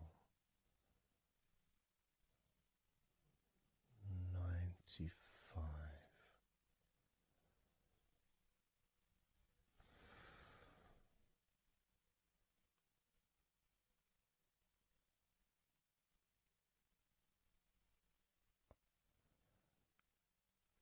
Candle 94.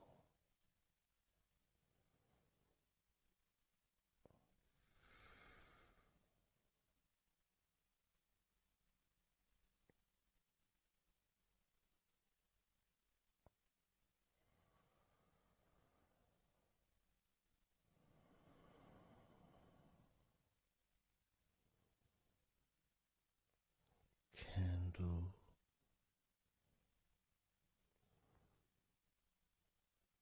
93.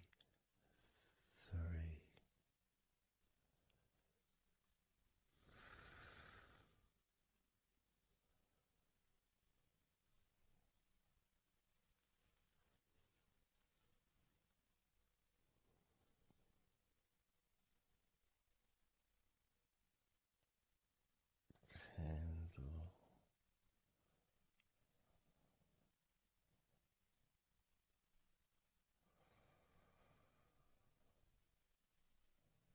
92.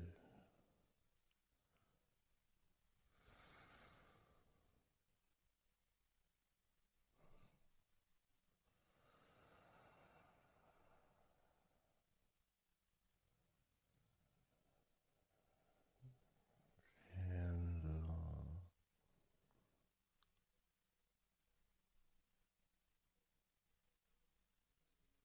91.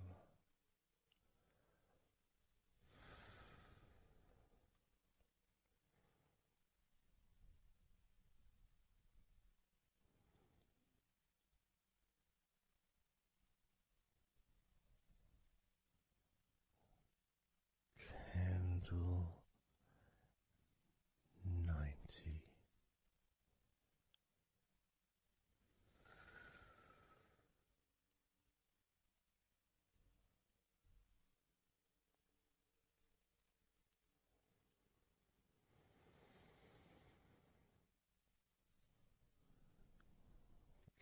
Candle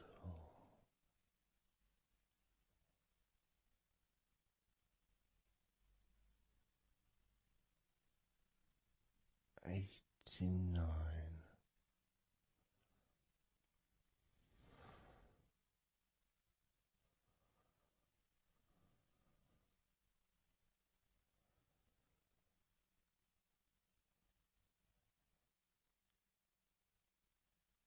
Candle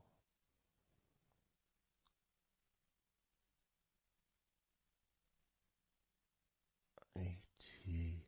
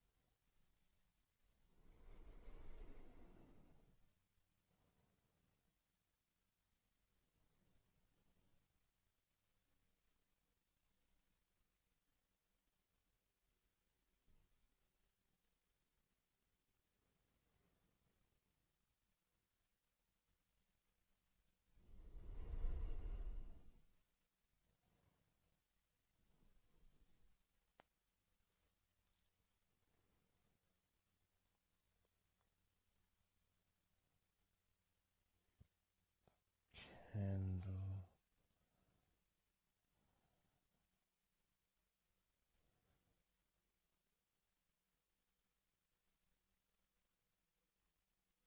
85.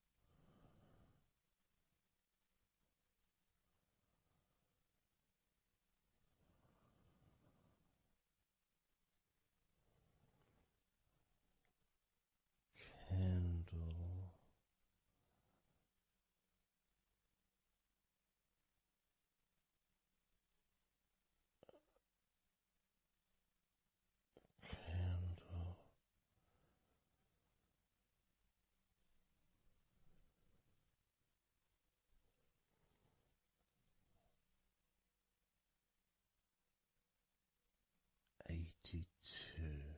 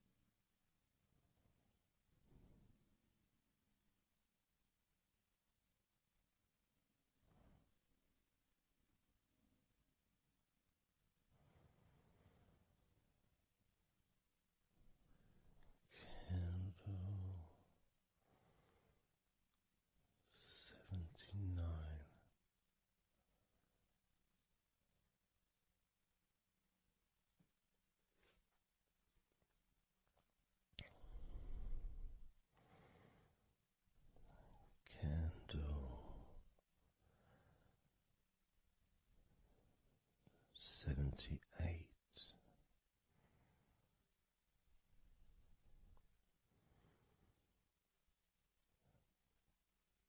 Candle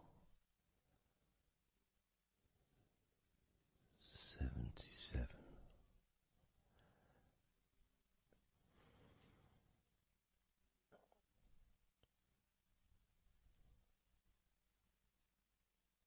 Candle 76.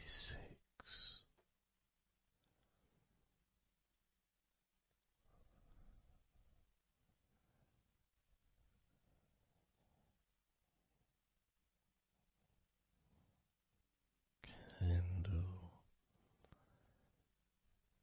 75.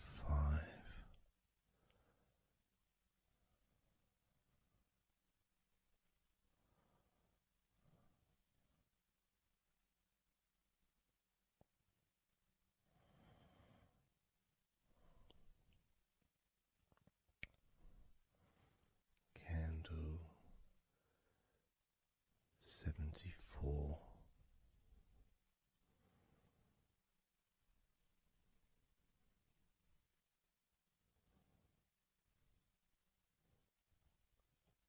Candle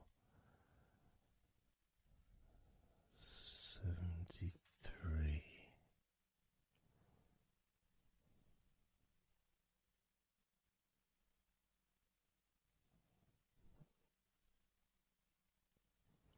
Candle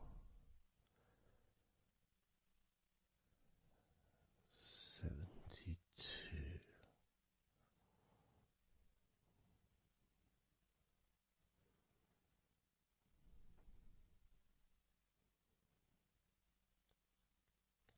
Candle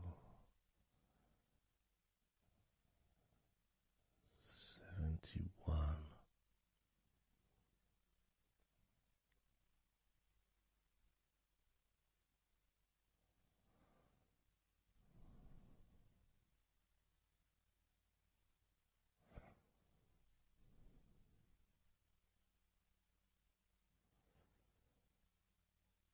Candle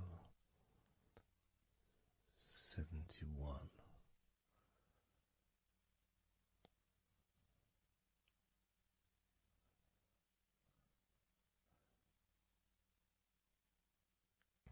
Candle 70.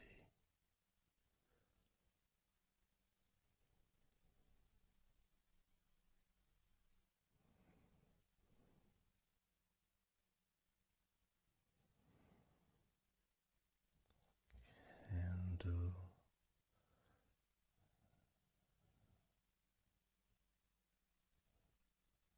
69.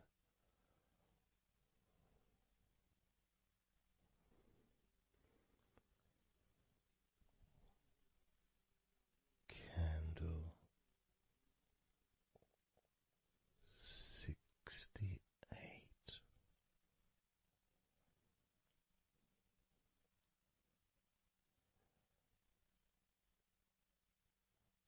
Candle 67.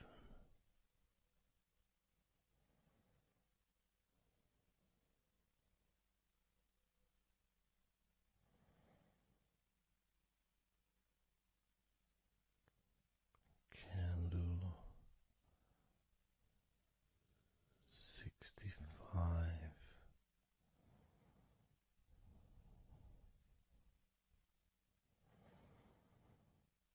Candle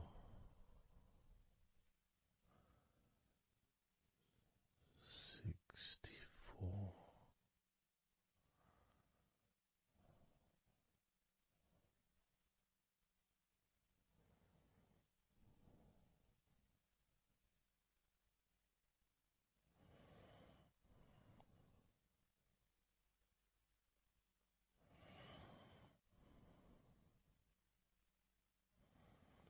Candle 64.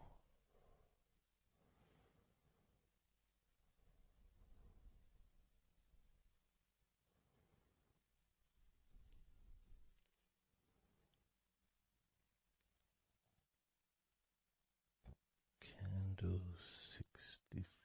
Candle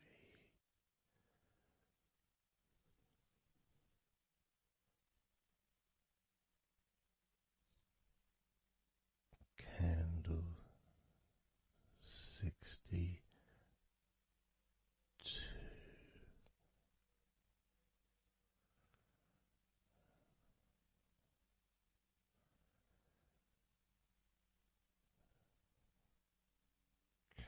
Candle 61.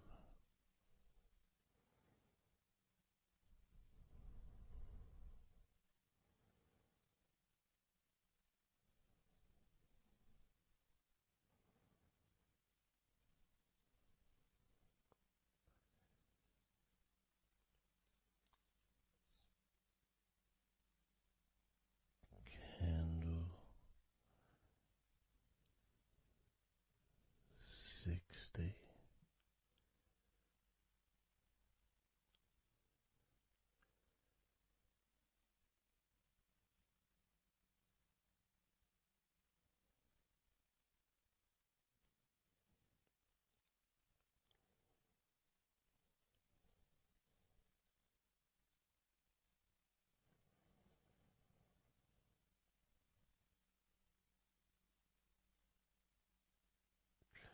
Candle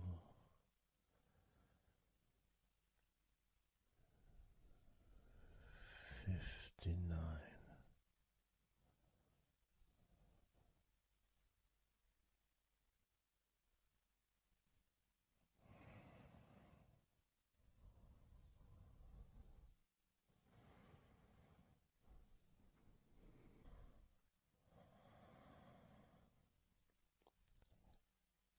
Candle 58.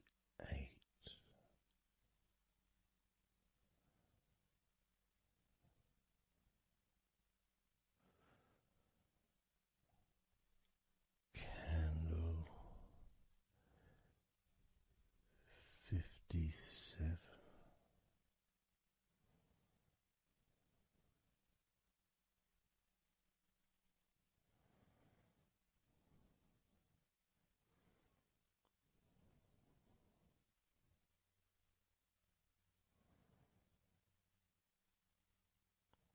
Candle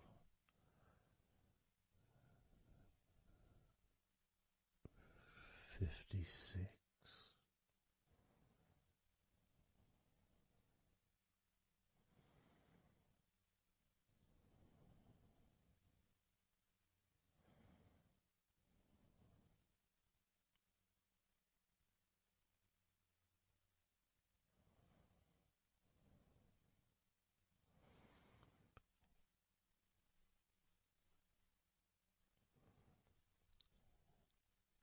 Candle 55.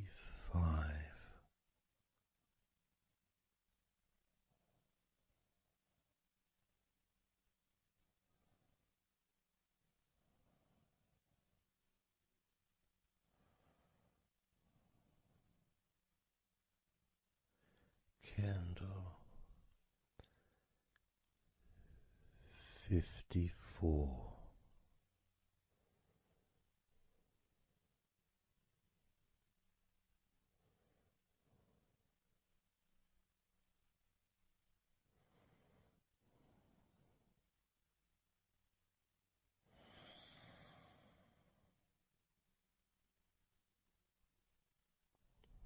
Candle 53.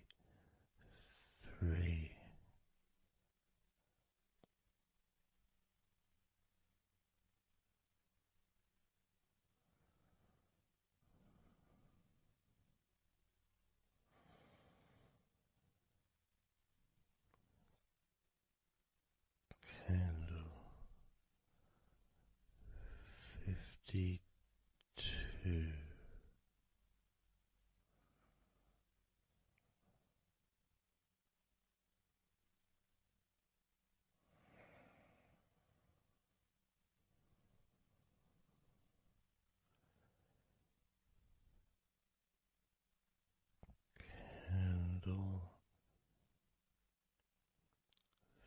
52.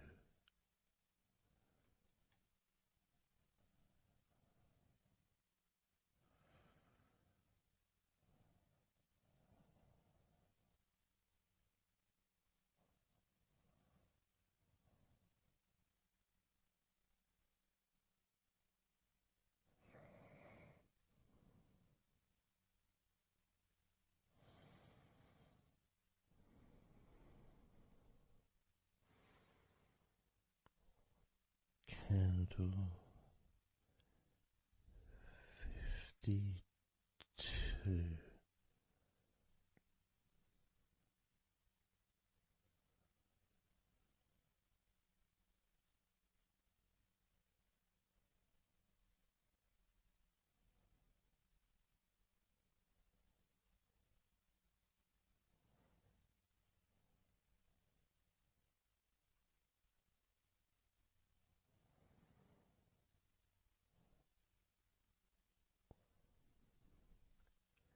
Candle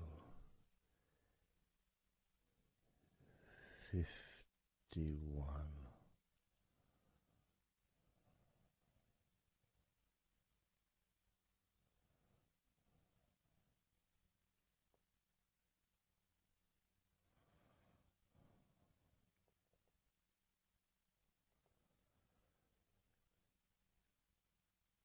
Candle 50.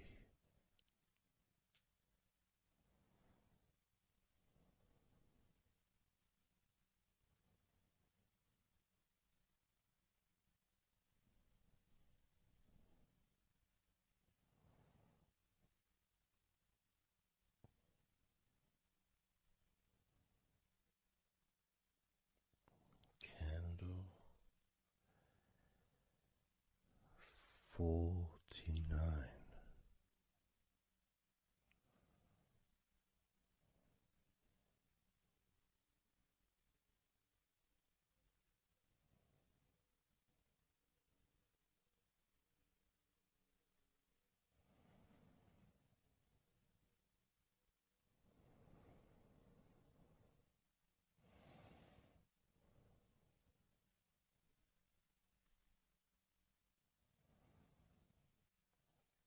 Candle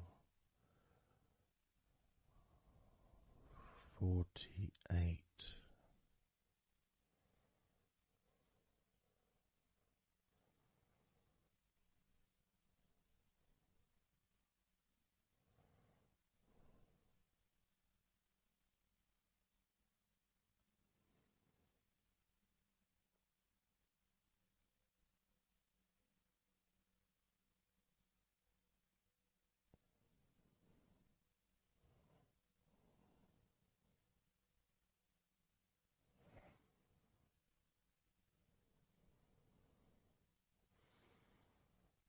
Candle 47.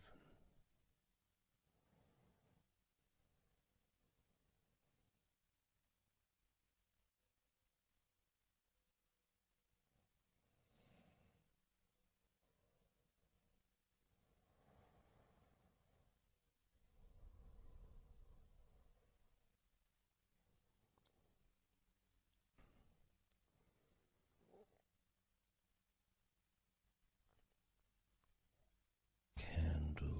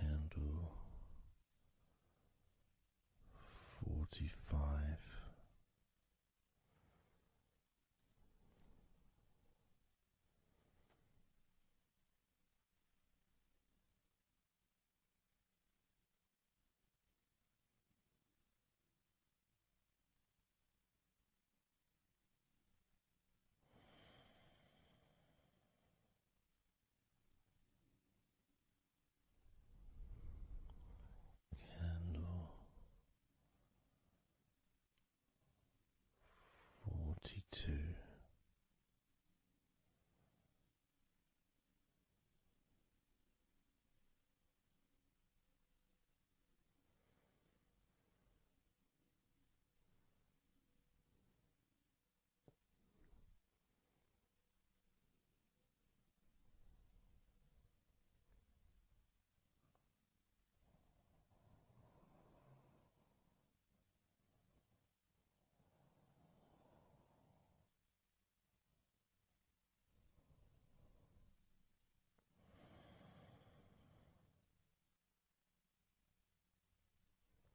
Candle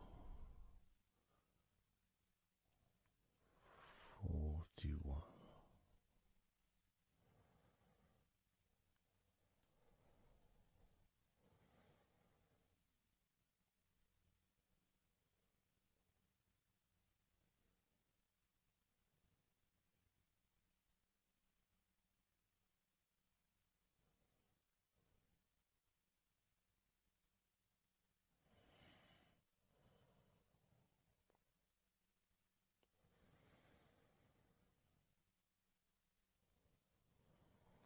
Candle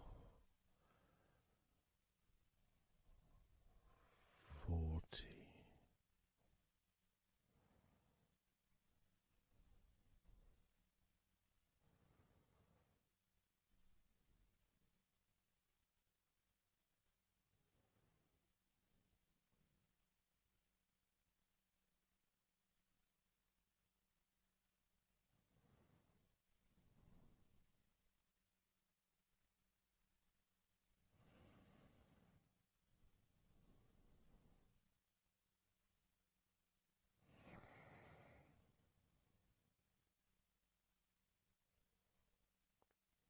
Candle 39.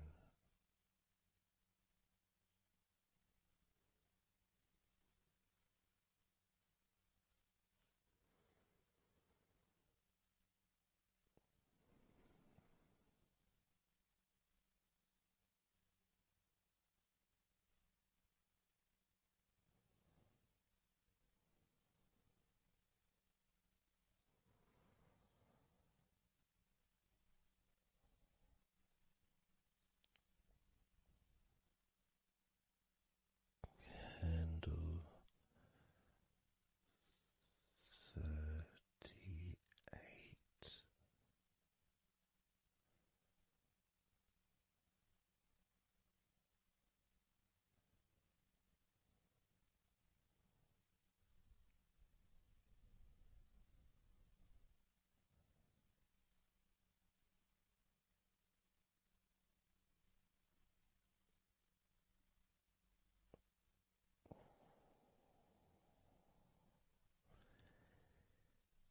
Candle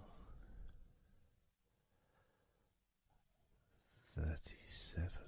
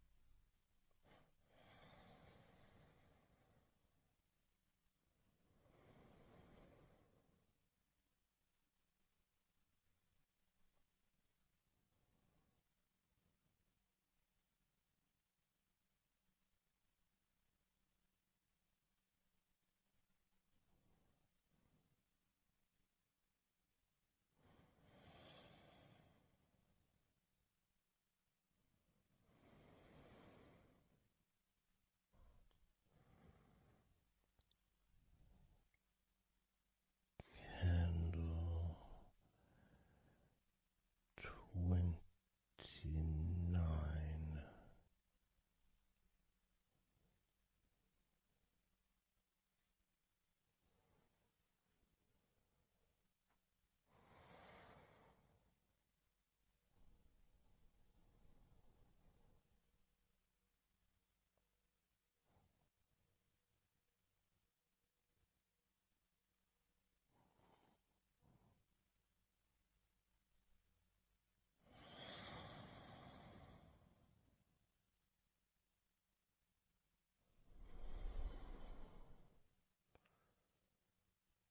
Candle 28.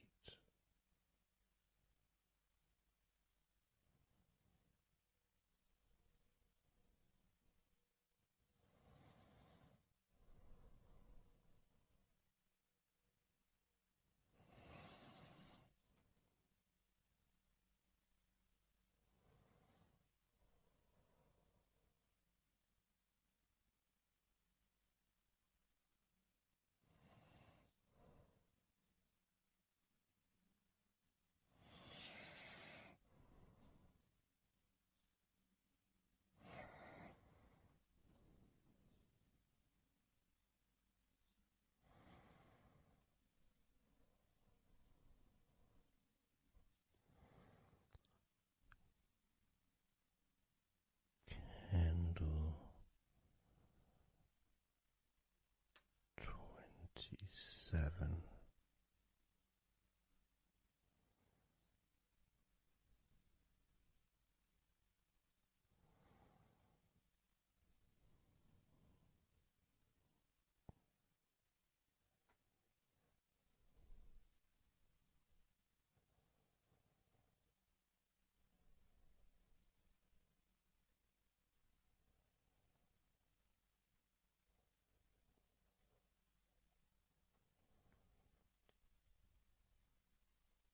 Candle 26.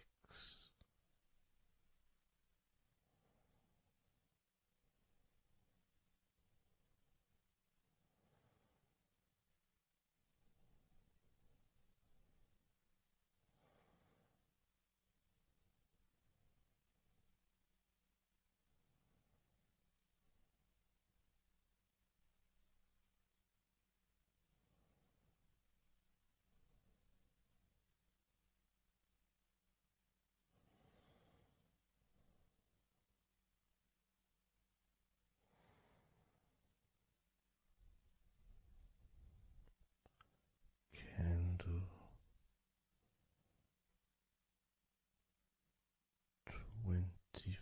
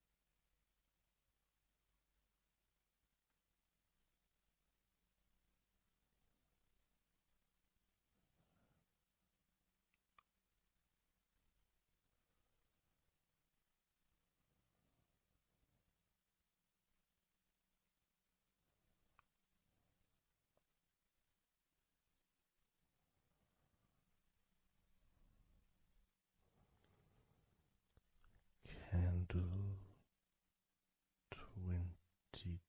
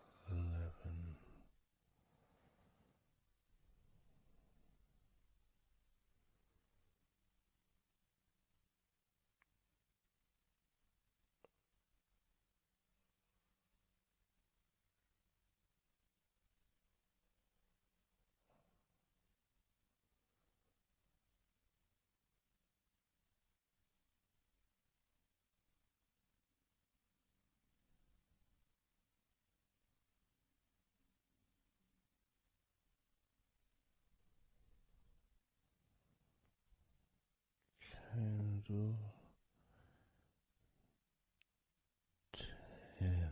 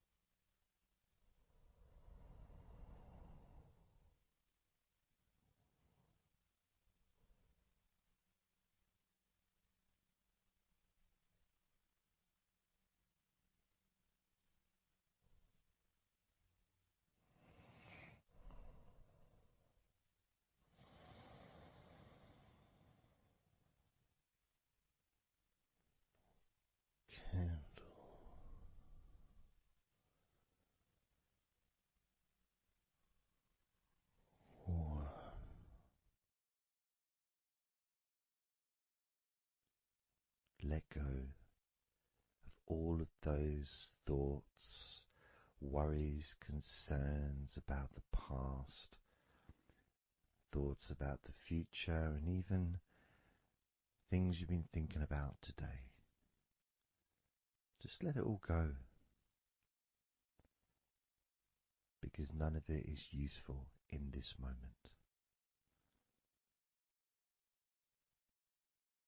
This is your opportunity to just focus on feeling relaxed, allowing yourself to get in touch with that natural sense of peace that we all have within us. It's available for everyone.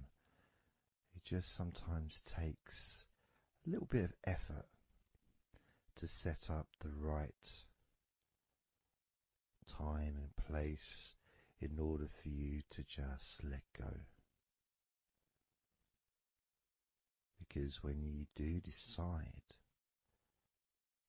to let go and relax, that's what your body starts to do. Because you've chosen to just allow your body to unwind, and your mind starts to slow down. And it's a nice feeling. It's a nice feeling at the beginning just to know that you have chosen to decide to relax deeply. And because you've made that decision, your body will just follow suit.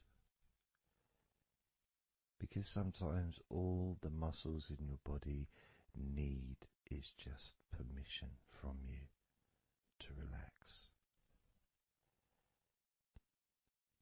Because so often we're busy, we're going from here to there, we're walking around and we're doing stuff, and the body doesn't have any time or space to really relax deeply. So it kind of waits for you to lead the way, waits for your permission. And when you do give your permission, when you give the say-so, when you say, okay, it's time for your body to let go completely and relax totally, your body just follows. It's almost like a breath of relief. Ah, good, I can now relax.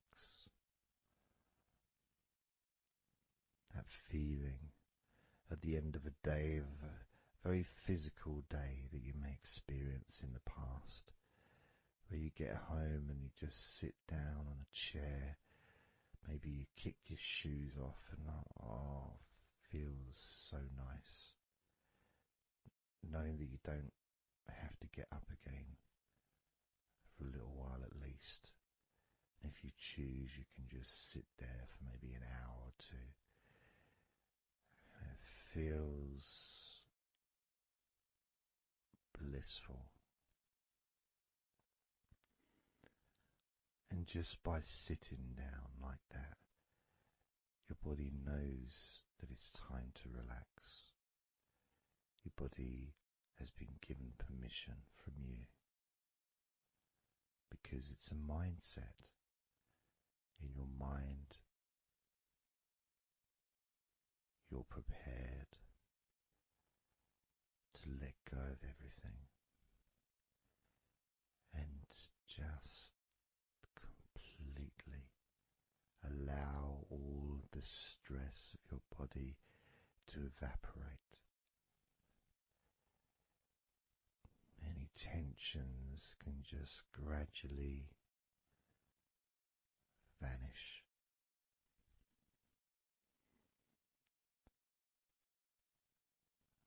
It's almost like magic, really.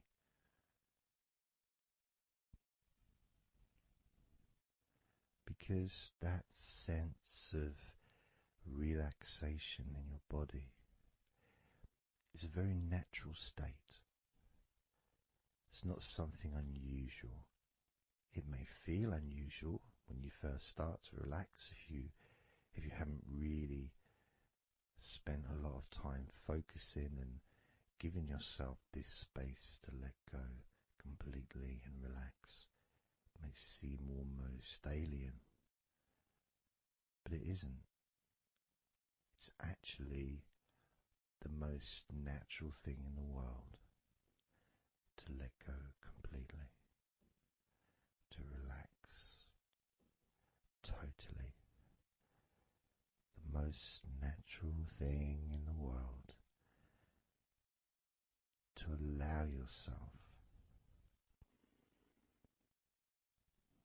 to feel really calm in your mind. And it is almost like a literal unwinding. It's like you press a button and all the tension just releases. And it's like a wheel, like a cog, like the inside of a clock just unwinding. And it's almost like you could see the little wind up knob that's used just going the opposite way that you would use to wind it up. And the energy, that frenetic, stressful energy, gradually winding down, losing its power, losing its strength, as the sense of relaxation becomes stronger and deeper. And you may find that the more relaxed you feel, that your mind starts to wander. Maybe you seem to stop listening to me for a while and your mind goes somewhere else, and then you realize you're listening to me again. And that was just your mind drifting to sleep, which is quite natural, because sometimes when we're stressed and tense, we may not actually be aware of what we need, what we physically or emotionally need in this moment.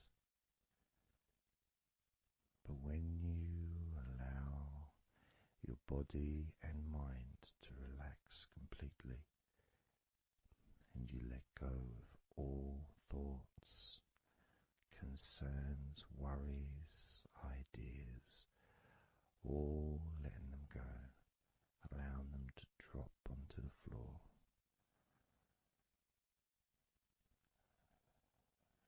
You start to get in touch with the feelings of such relaxation. It feels so nice to be in touch with the calmness of the different body parts as they become looser and looser. Even your breathing seems easier and more natural, effortless,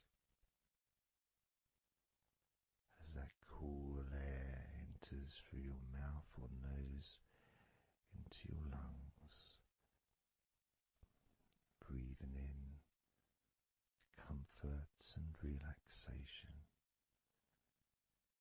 and then just breathing out any excess remaining tension or stress from every part of your body and mind. As you start to focus on your mind, maybe you notice that things have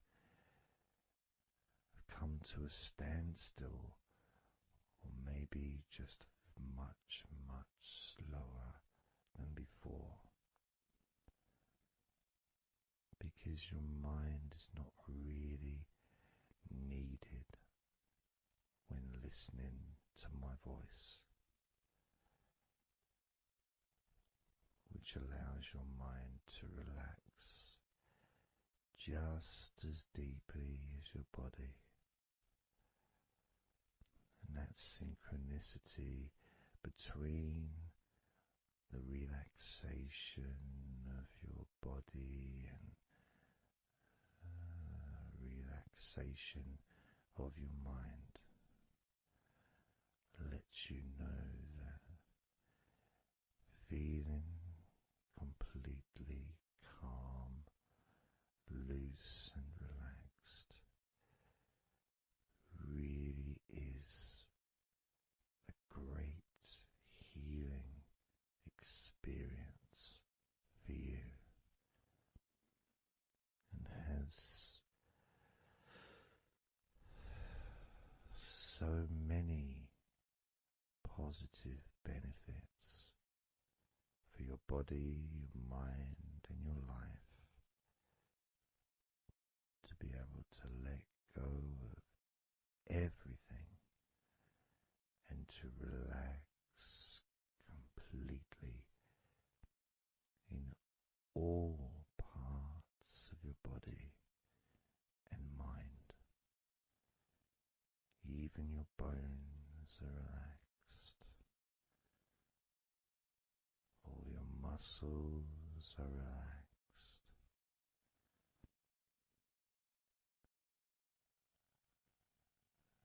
Even the skin that covers your body is relaxed. Every hair that you have is also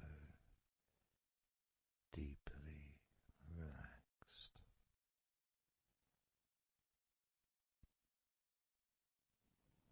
And your brain really starts to feel the benefit of this healing relaxation.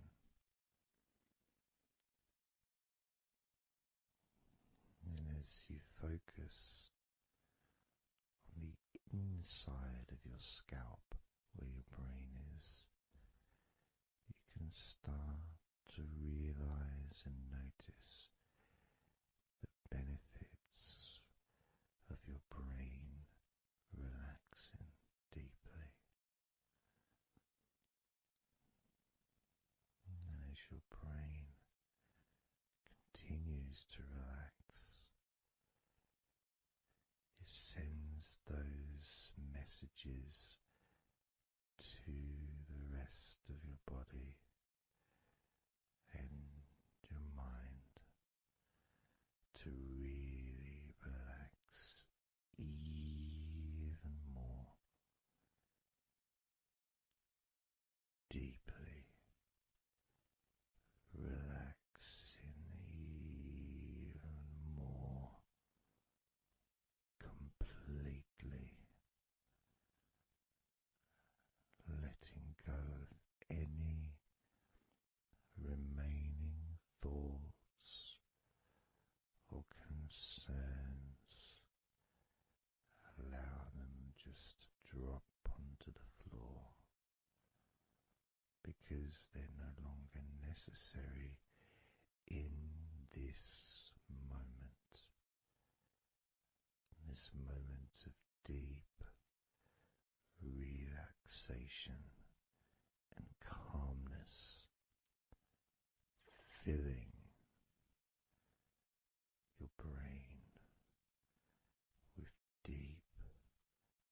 concentrated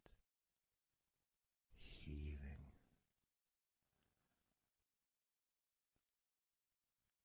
calming,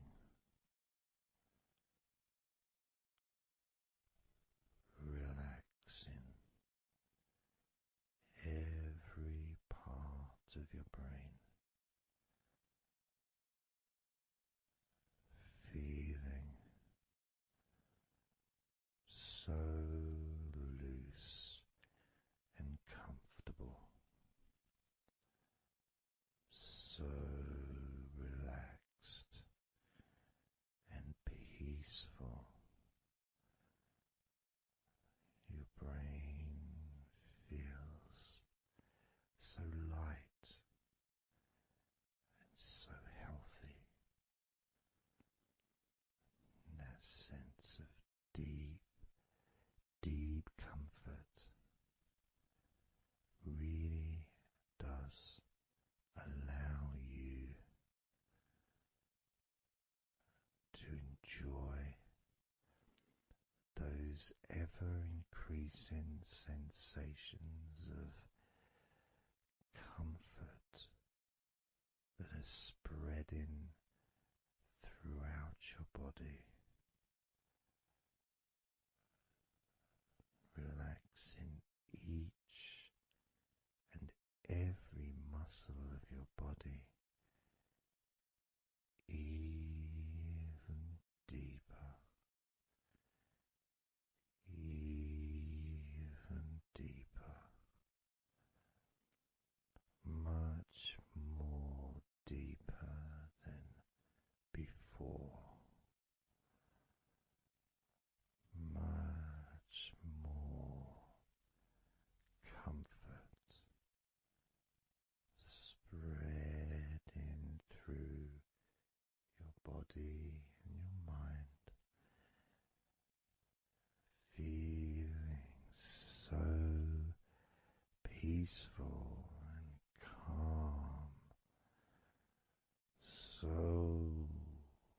very, very peaceful in every part of your body, letting go of everything, everything so peaceful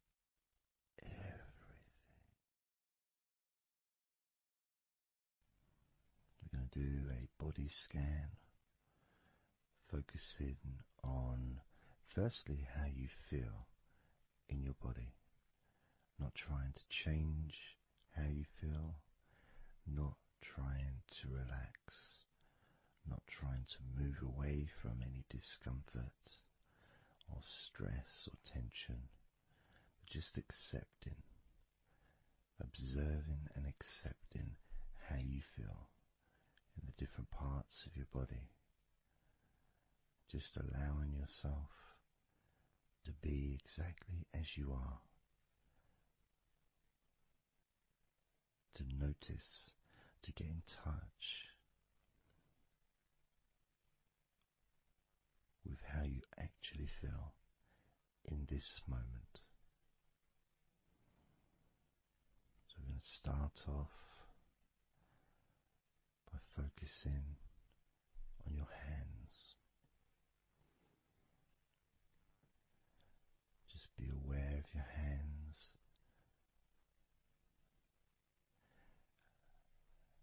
I'd like you to move your hands around. Just maybe move your fingers a little bit. Open and closing your hands very gently.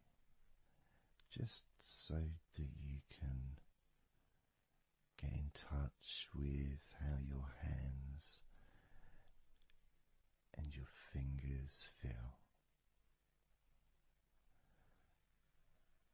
With very, very slow movements.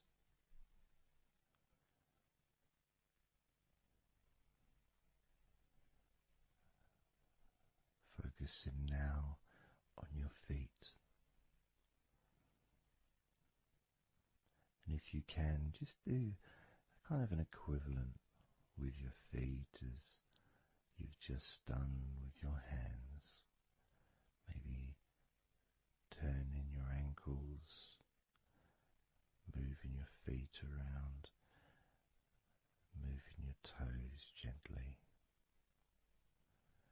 but only very gently and very slowly,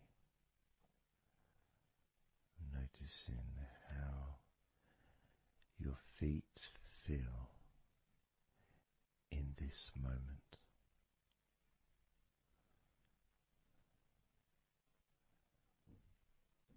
Focusing now on your eyes. I'd like you to just focus on your eyelids.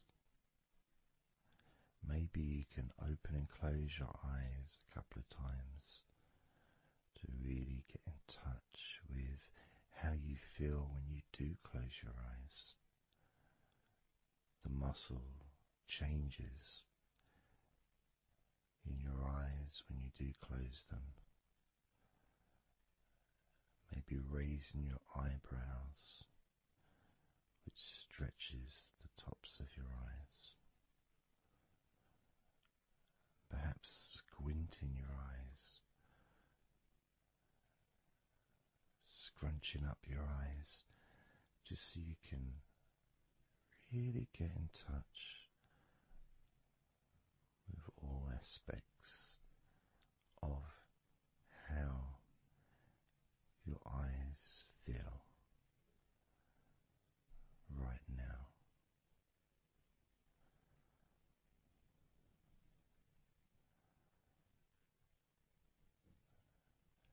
Now focusing on your thighs.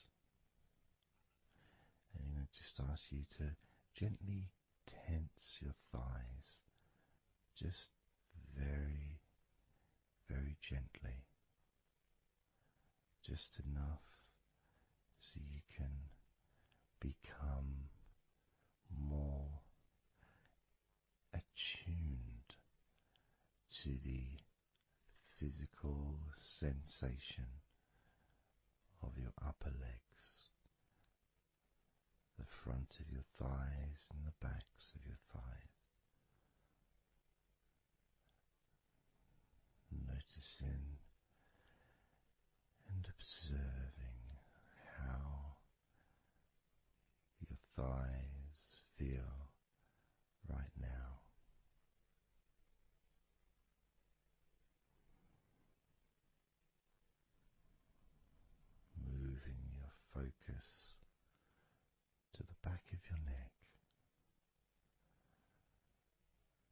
just noticing the back of your neck, the muscles, and of course they lead to the side of your neck.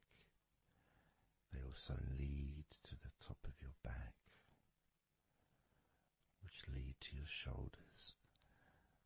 So as you focus on the back of your neck, maybe you can move your head gently upwards as if you were looking up. Maybe moving your head down as if you were looking down.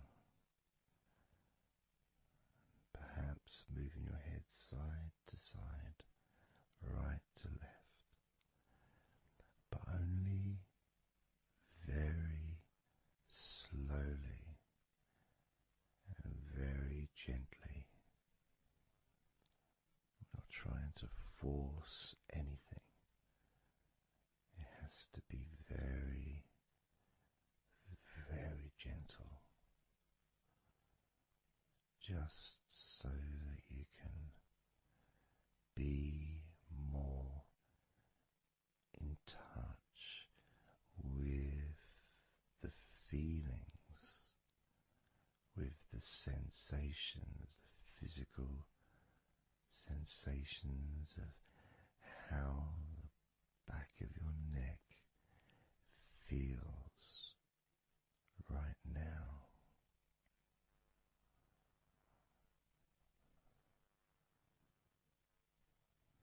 As we now focus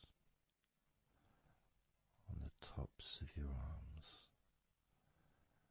the parts where your biceps and your triceps are, between your elbow and your shoulders. As you focus on those parts, the tops of your arms, you may like to just tense them, but very, very gently and slowly, so you're not straining or putting any pressure whatsoever on your arms. It's just so that you can gain more of a sense of how your upper arms are feeling in this moment, and just noticing as you gently, very gently and slowly tighten the muscles and then let go. Notice how the tops of your arms feel right now.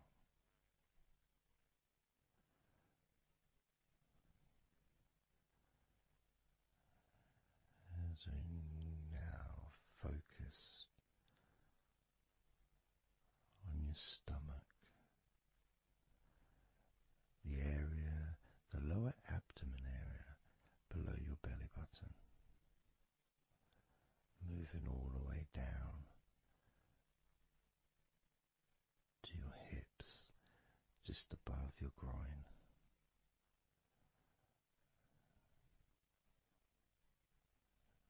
Maybe you're able to tense these muscles in that area very, very gently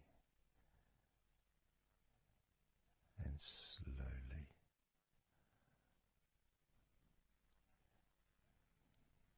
If that is a difficult thing to do, then maybe you can just move your body,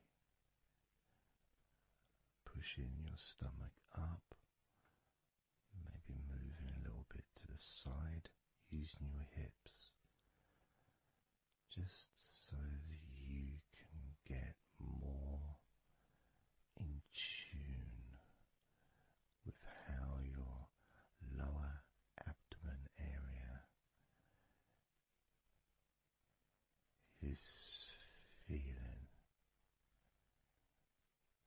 this moment.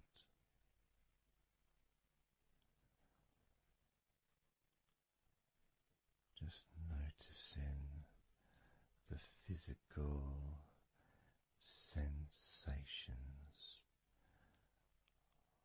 of your lower abdomen.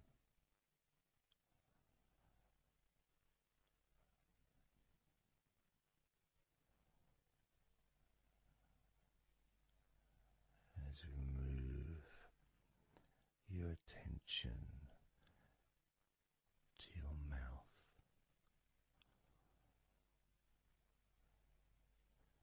noticing your lips and inside your mouth, your teeth, your gums, your tongue.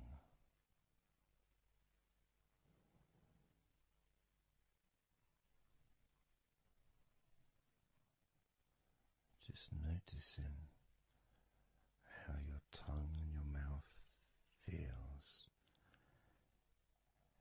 and it may help by moving your tongue around your mouth, moving it to your left, maybe pressing it gently against the side of your mouth, and then to the right, gently to the side of your mouth, perhaps pressing up against the top of your mouth, and then down gently against the bottom of your mouth. Always very slowly and very,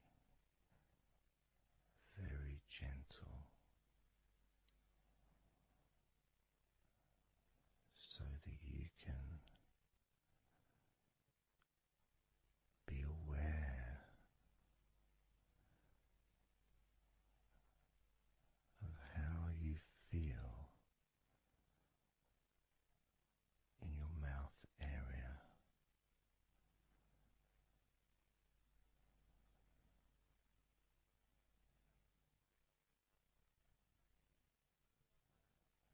Now we're going to focus on your wrists.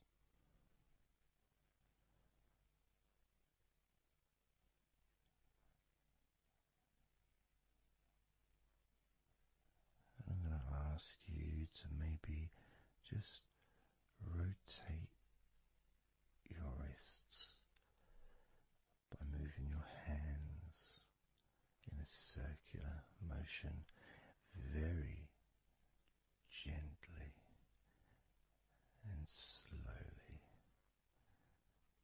just so that you can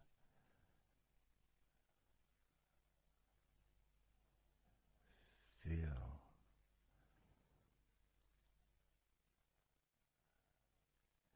the sensations that you are currently experiencing in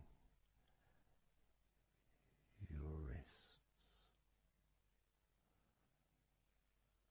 Perhaps moving your hands up and down, again very, very gently and slowly.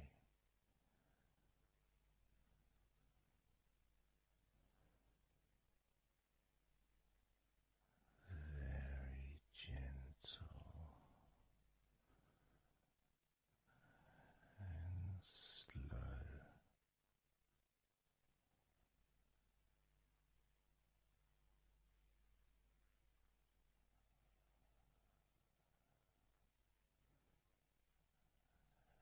As we now start to observe your lower back,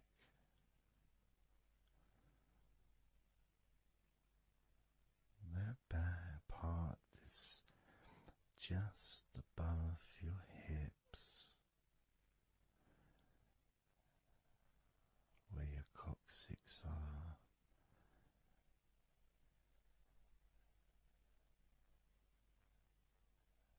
that whole area, which also really does include the sides of your body, because those muscles are very much connected.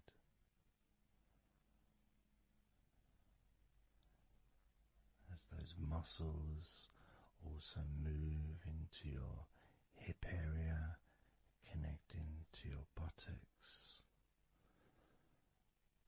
the sides of your hips,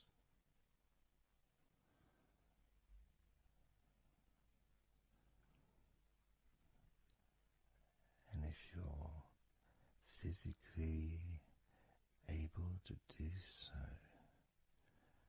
maybe you can very gently just move your body ever so slightly, very slowly, from side to side, just enough for you to gauge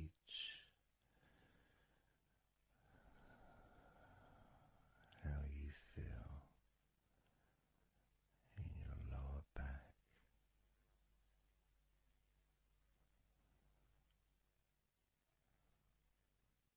Perhaps you could even move your hips gently up and down, gently and slowly, in order to really be in touch with the physical sensations of your lower back.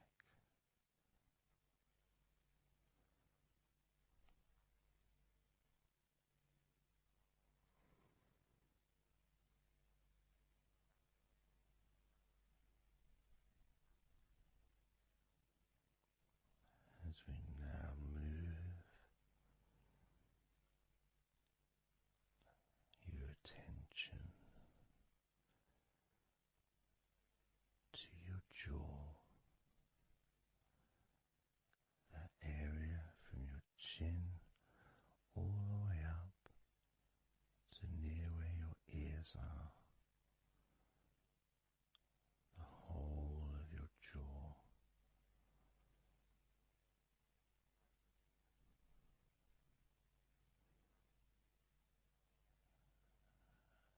And you can just, if it's okay to do so, gently open your mouth, not wide, no stretching, just very gently and slowly opening your mouth and closing your mouth very gently and slowly.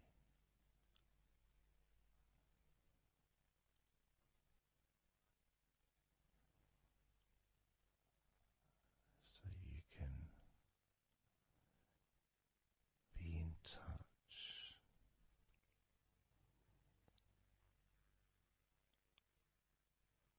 with how your jaw feels now.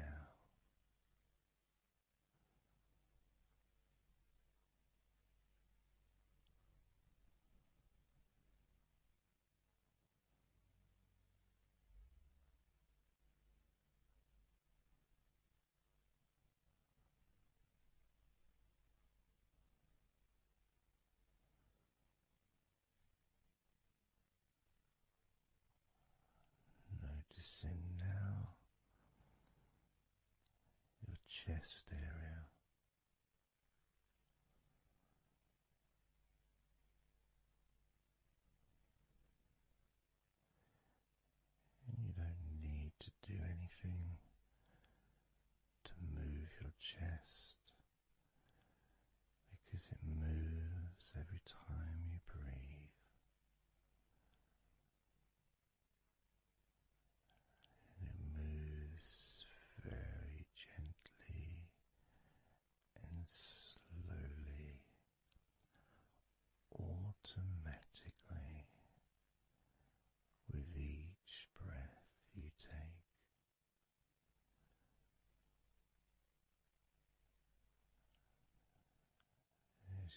focus on how your chest feels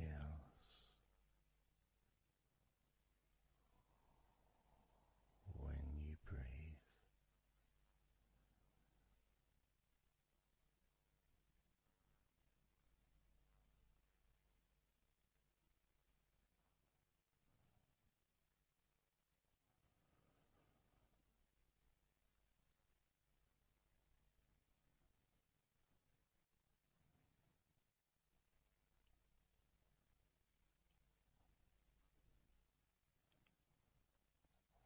Moving your focus to your forearms and your elbows.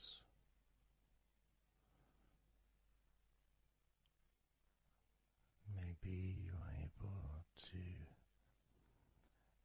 very gently and slowly tense the muscles in your forearms. And when you do that, you can feel your elbows as well.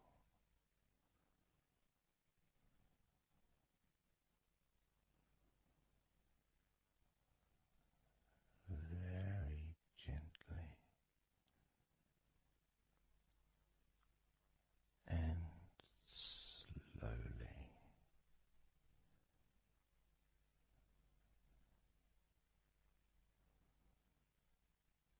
Gently and softly observing your forearms and elbows.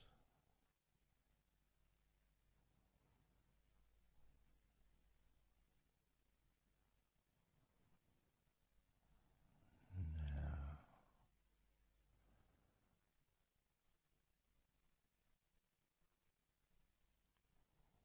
you can focus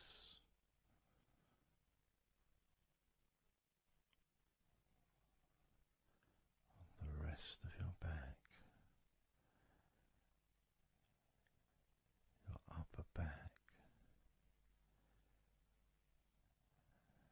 and the middle of your back.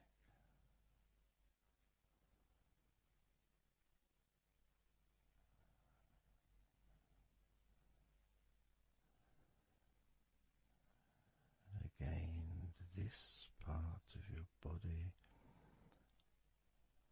moves also every time you breathe. You may not notice that usually,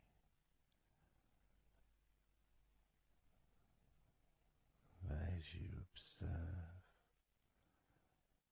your upper back and the middle of your back, you can really feel that gentle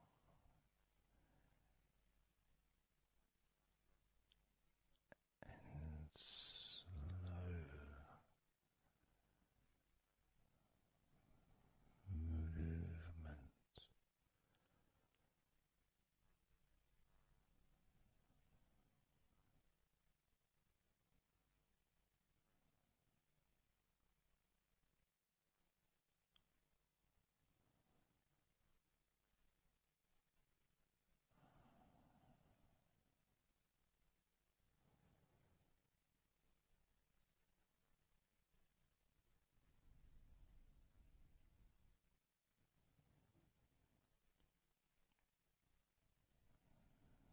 moving your focus into your hip area, your buttocks, your groin, those those muscles and those bones in your midsection.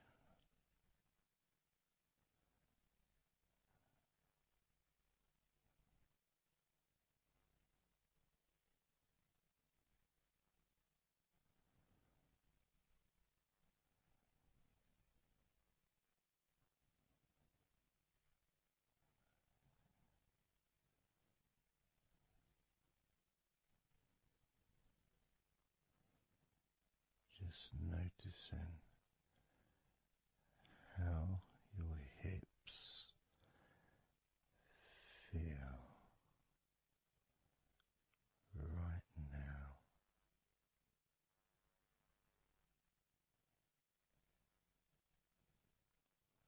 You can very, very gently move your hips,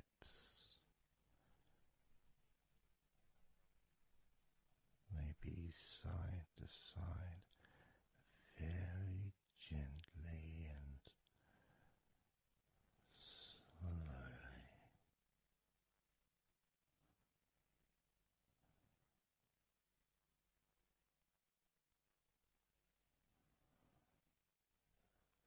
Very, very gently,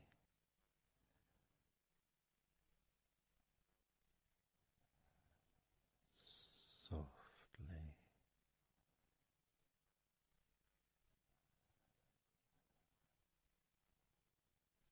and slowly.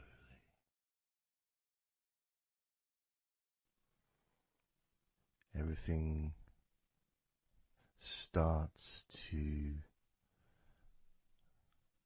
slow down,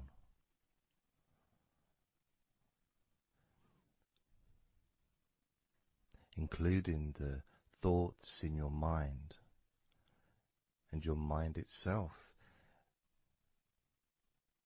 just starts to gradually, it doesn't have to be instant, but just gradually starting to, it's almost like time is stretching.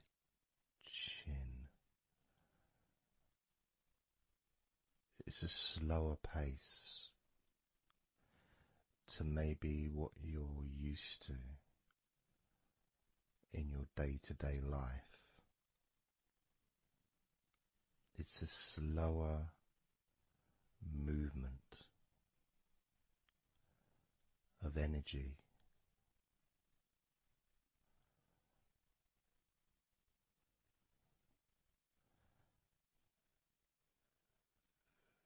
Very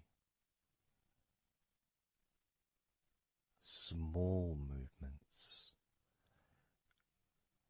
which make up the larger movements, which is always the case. You know, when you move your hand, it might seem like it's one movement, but it's lots of minute different muscles moving in accordance with each other, and what happens in this space that we're sharing is we move from that big movement into those smaller movements.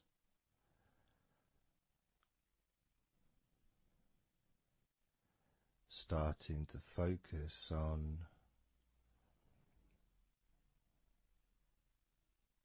how your body feels, but not just as a whole, not just, oh, I'm feeling this way, I'm feeling stressed or tense, or I'm feeling relaxed and calm, I'm feeling this way, I'm feeling that way.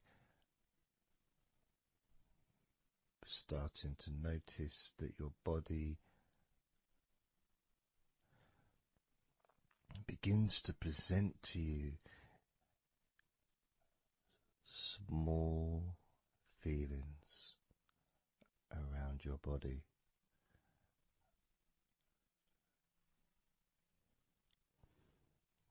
Small physical sensations in your legs, whether pleasurable or not.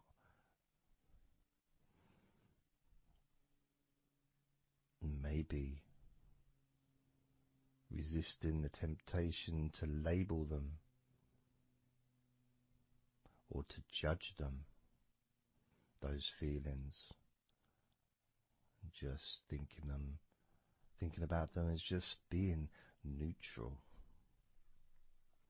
just feelings.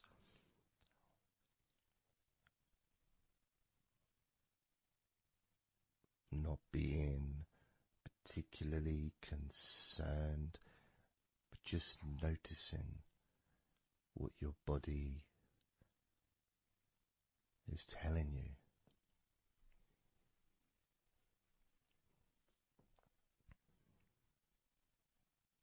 The feelings in your arms.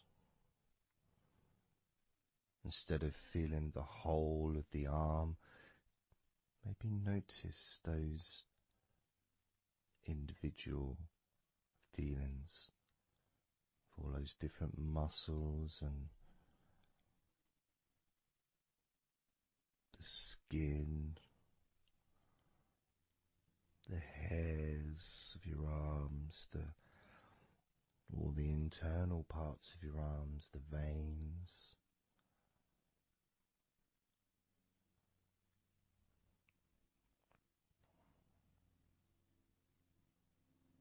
the bones. Just being aware of maybe your elbow on your right arm has a certain feeling. Maybe your left wrist also has its own individual physical sensation.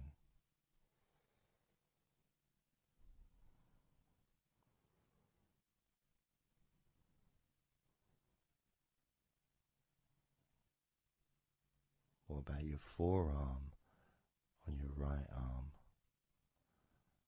Your right forearm.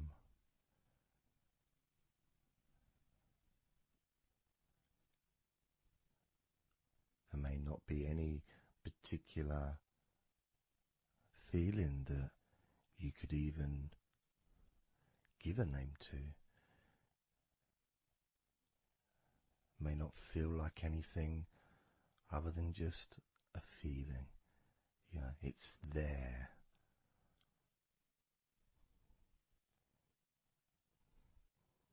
The feelings in your shoulders. Perhaps your shoulders, when you think about them, they're kind of almost like they're the same, you know, the same feeling. Almost like both of your shoulders are just one thing. But of course they're not.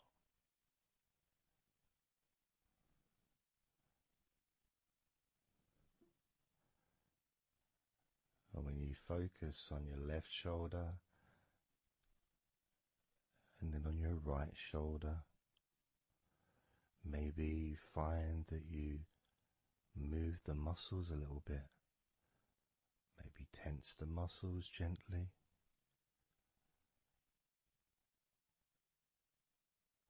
Noticing the difference in each shoulder.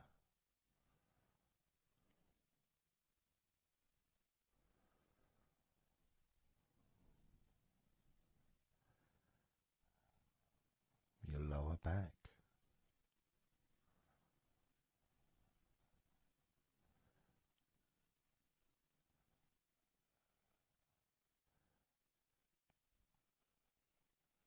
The left side of your lower back and the right side of your lower back.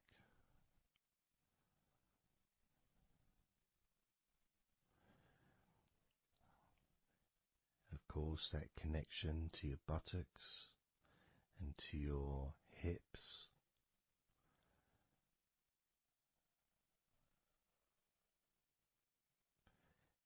And also moving up into the middle of your back.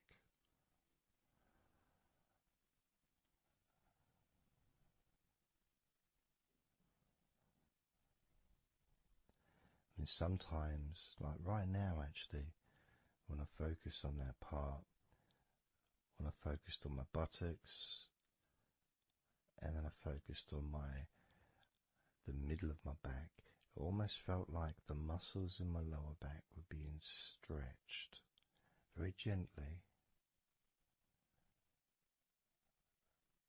but just stretched a little bit, even though I wasn't doing anything to try to stretch your lower back. It just seemed to happen. The feeling of very gently stretching your lower back.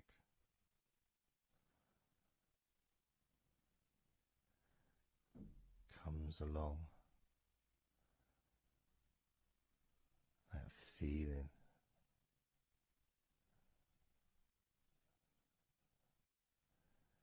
in your chest.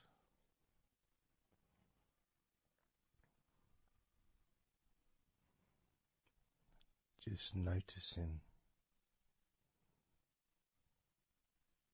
what sensations you are experiencing in your chest right now.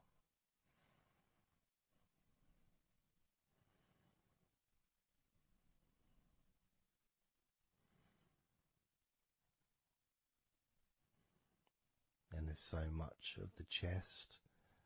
Obviously there's the collarbone leading to the chest. You've got the chest bone. You've got the muscles in your chest. And of course, if you're female, there's possibly the breasts. If you're male, you've got the different, well, mine aren't that different these days, but there may be more muscles at the top of the chest, but at the side, underneath, it's pretty much the same. Whether you're a man or a woman, there's muscles there, muscles that stretch out to your back, as well as breast tissue which stretches and moves into your back. So just being aware of your chest,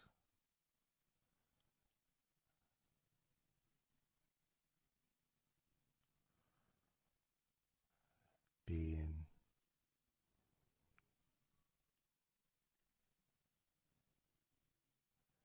with whatever feeling there is in your chest.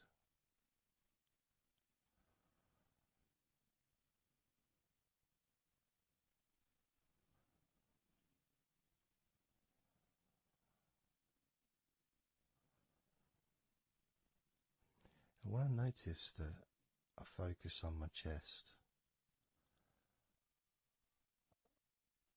I feel it in my back, my upper back.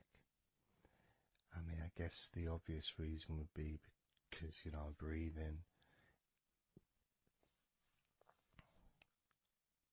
in, and it stretches my chest and my back at the same time.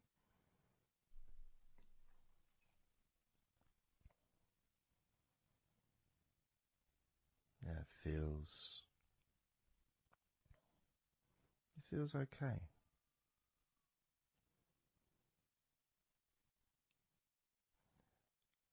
Doesn't feel. I got a little bit of pain in my right chest. A little bit, not pain, but little discomfort, maybe stiffness possibly, I don't know. I notice my shoulders are also wanting to flex for some reason. I think that's probably part of my upper back.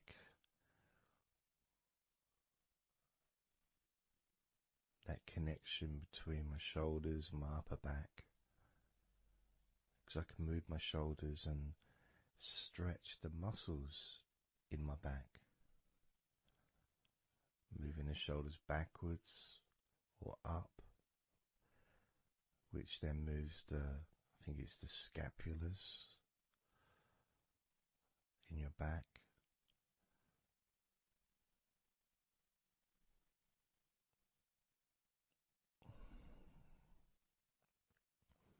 It feels quite nice actually.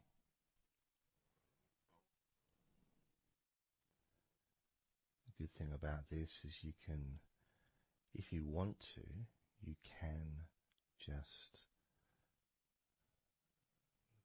flex or stimulate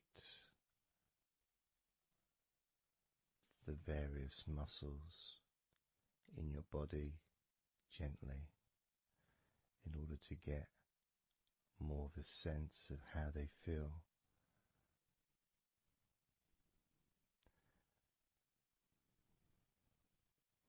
And when you're relaxing,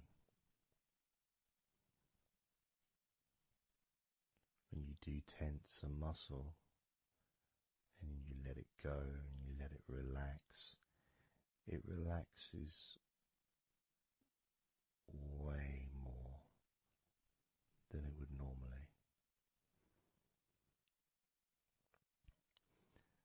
But you have to feel that you're able to do that.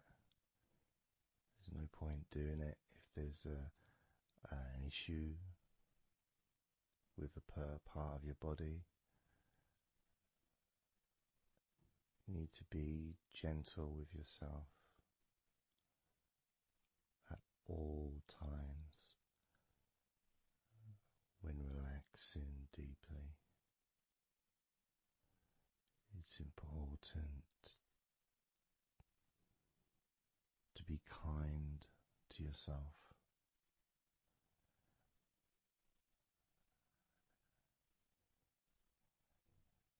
As you notice your mind, how much has your mind slowed down since we started this recording?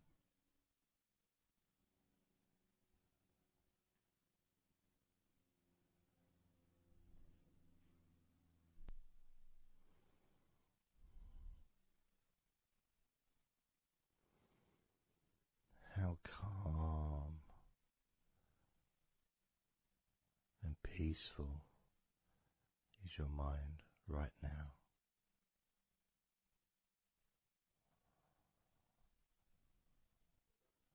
With nothing to think about and just my voice to listen to, because you know the intention behind this recording is relaxation. At the very least, for you to feel more relaxed at the end of the recording than you did at the beginning.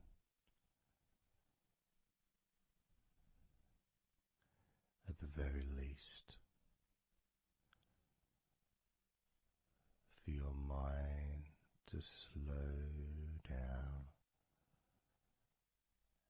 as your body continues to relax.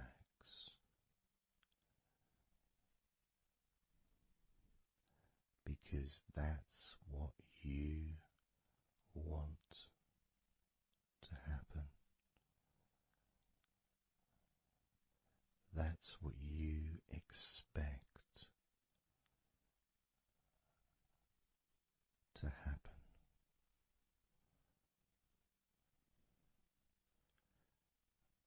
For relaxation relaxation, to feel your body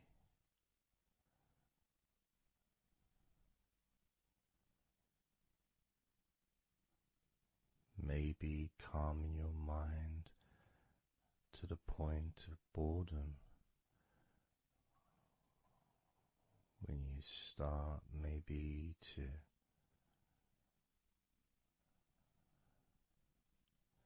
drift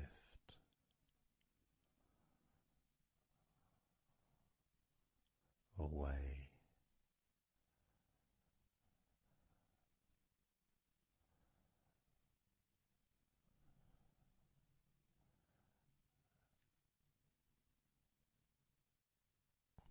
Drifting.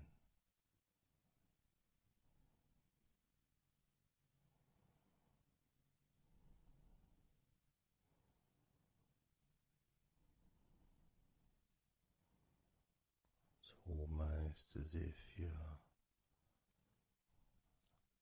moving further away from your body and your mind, just leaving that there.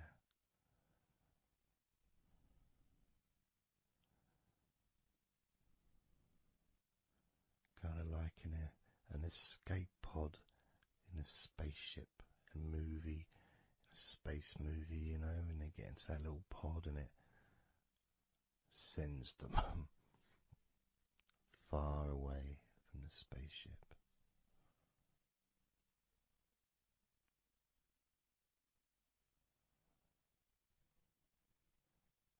Safe to dream.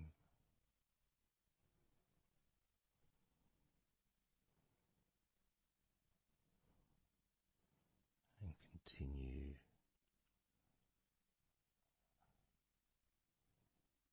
to relax.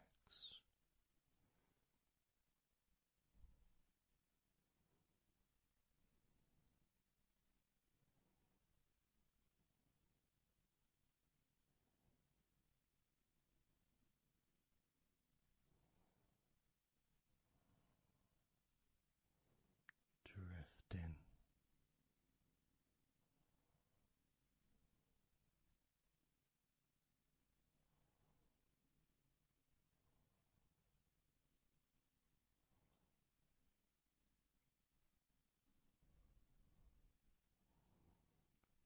So slow.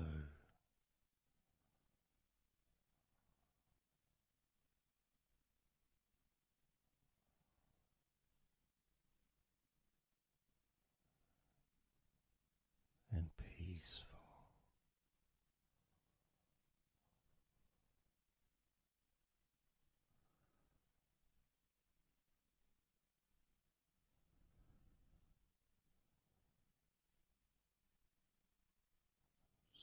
So relaxed.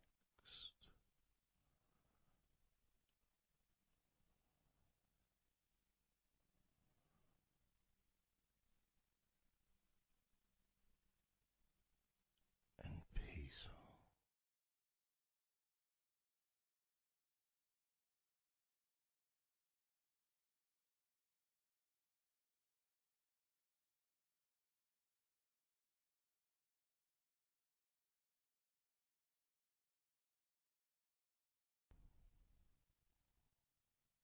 And focusing on the feeling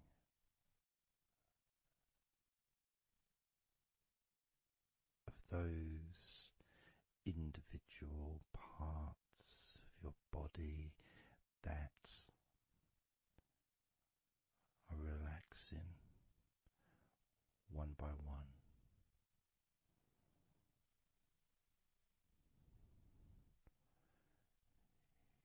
You may find that every now and then you realize that you weren't listening to my voice because your mind started to imagine something different. Maybe you started to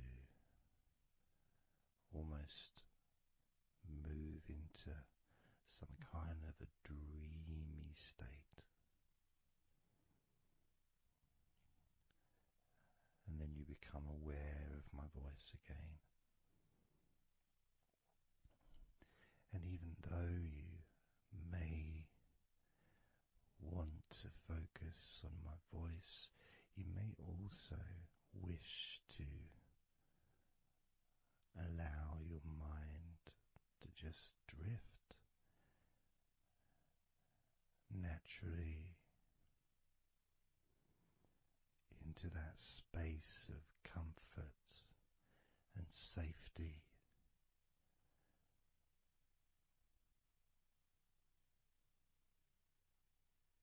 As you feel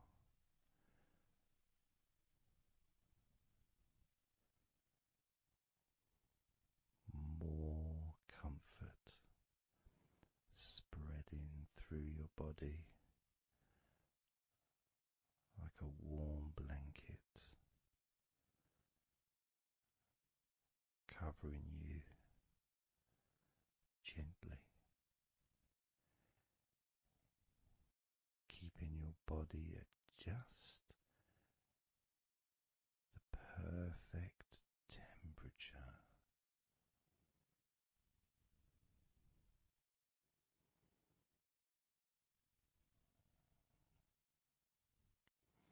And even if you can hear background sounds,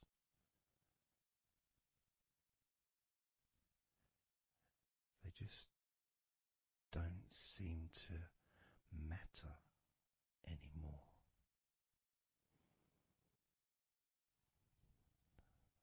As that sense of peace spreads through your mind,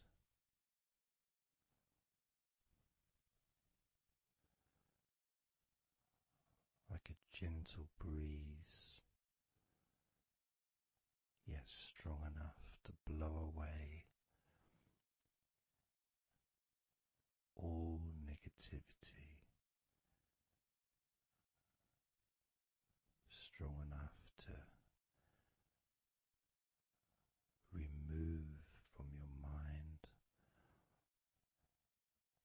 any anxiety or stress that was there before.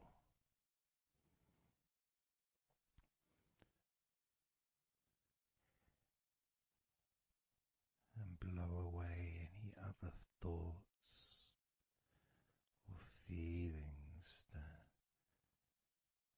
just don't fit with the sense of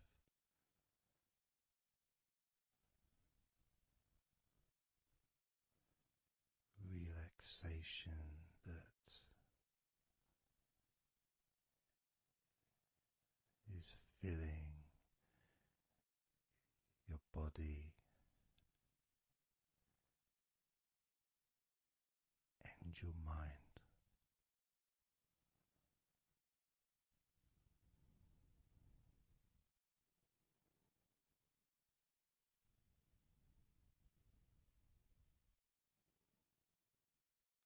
And as you focus on your mind, I'm going to count down from 10 down to 1. And with each number you hear, your mind will become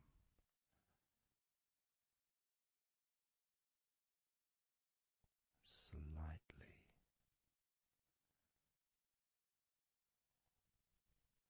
more relaxed. Just slightly. So from 10 down to 9, just a slight movement. From 9 down to 8, just another small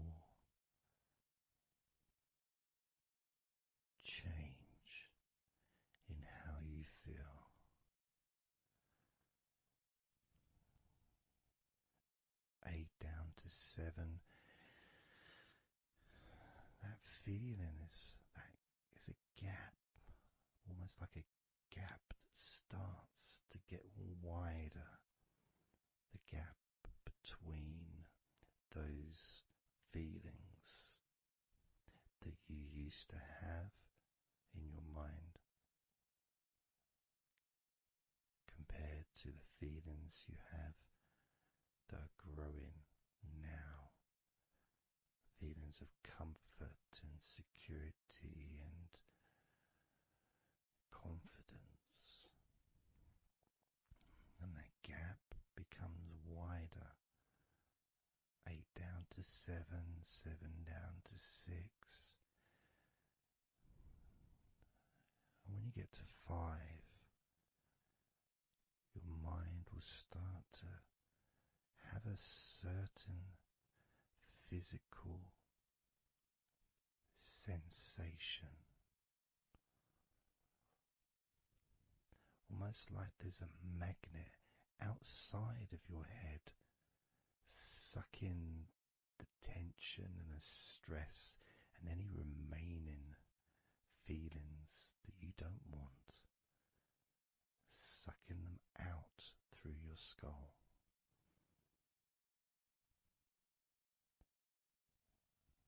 And then down to 4, you can start to really experience that sense of not just emptiness but space. A place full of fresh air. A place where you can stretch.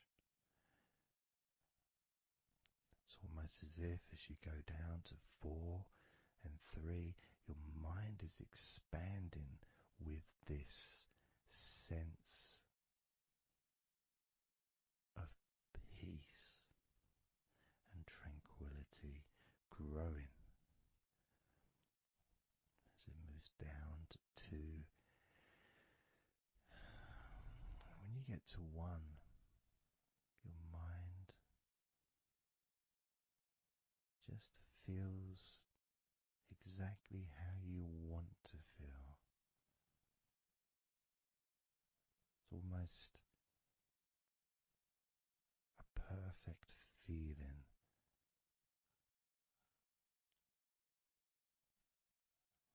Maybe a sensation that you'd like to keep. A place that's safe where nothing can affect you at all.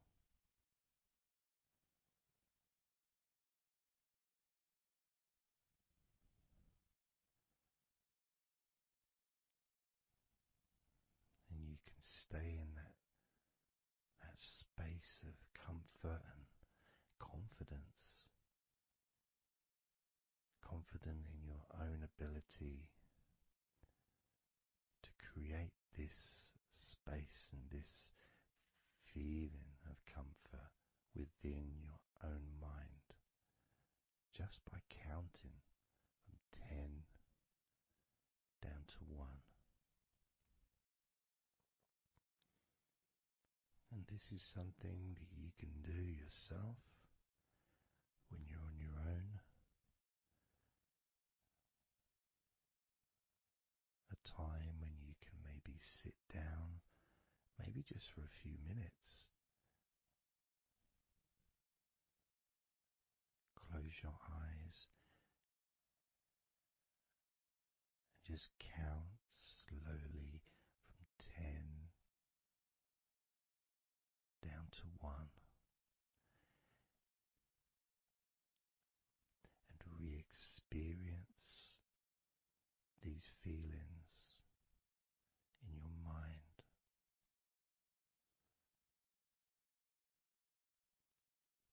And when you feel that way in your mind, your body copies your mind.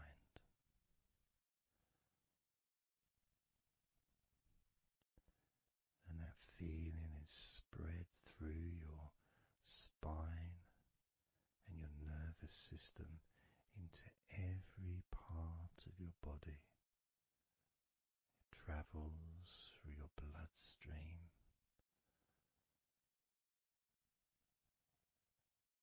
healing and relaxing every particle of your existence.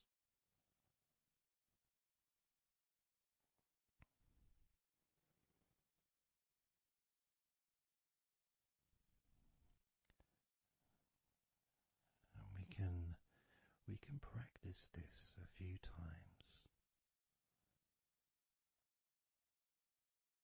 before the end of the recording, and then you can practice on your own. And each time you count from 10 down to 1, the feelings of comfort, calmness, and deep relaxation become stronger and deeper.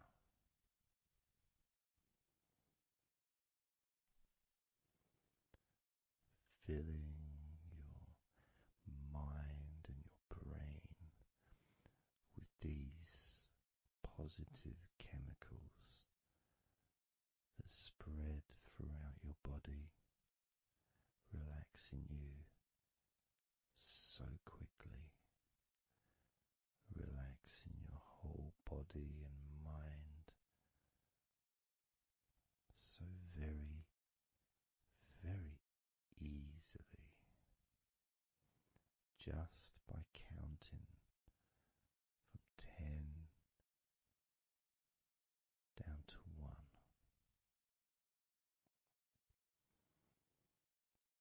So we're going to do it now. I'm going to count from 10 down to 1, and I'd like you to repeat the number after me. So when I say 10, you can just repeat to yourself 10.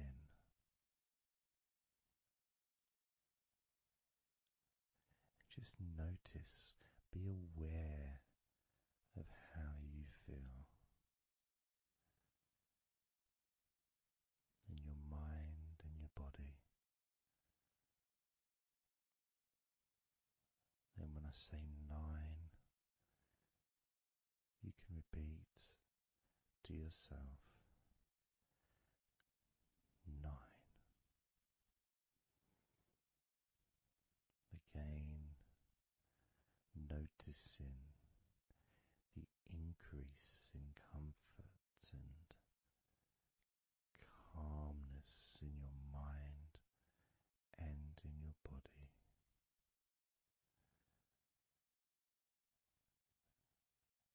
The same when I say 8,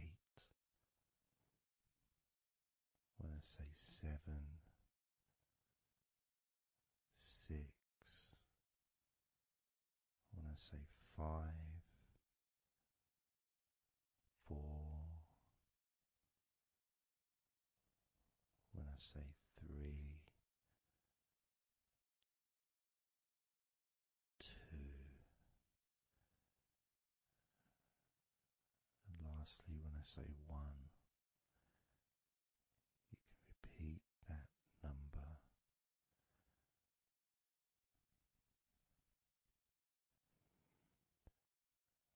Now, of course, when you do this on your own, without listening to me, you can say the numbers at whatever speed that you feel is necessary for you, so you can adapt. So if you feel you want to say the numbers 10 down to 1 faster than I do, then go ahead and do that. Or if you feel when you do it yourself that you'd like to have more space between the numbers,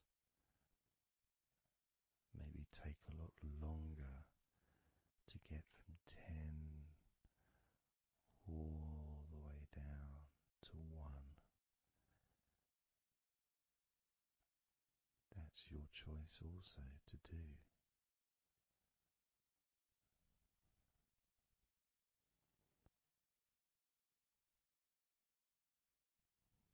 So I'm going to count from 10 down to 1.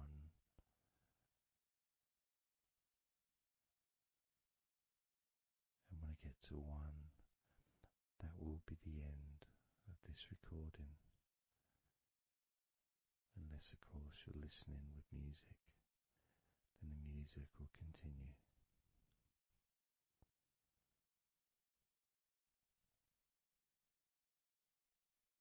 10.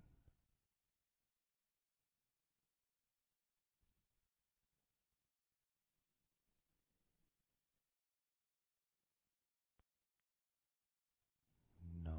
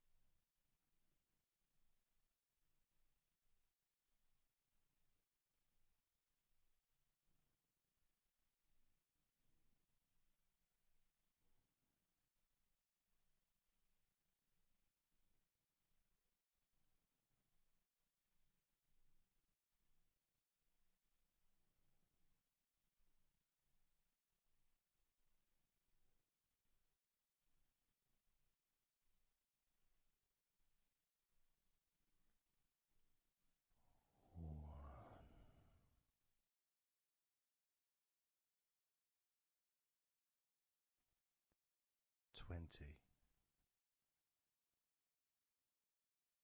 19,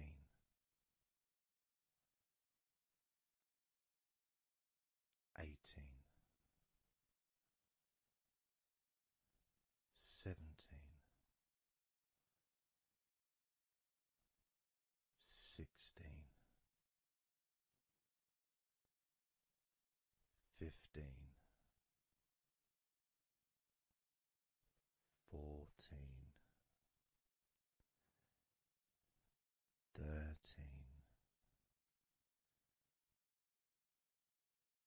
12, 11,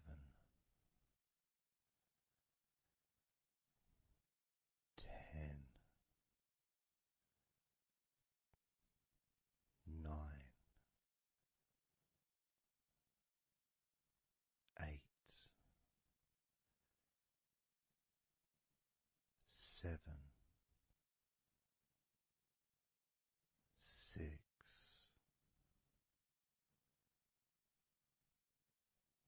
5,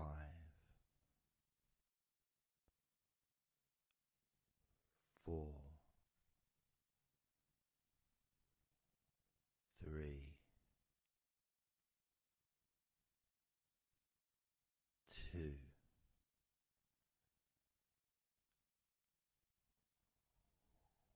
1.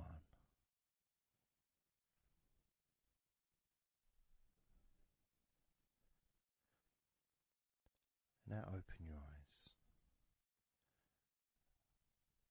noticing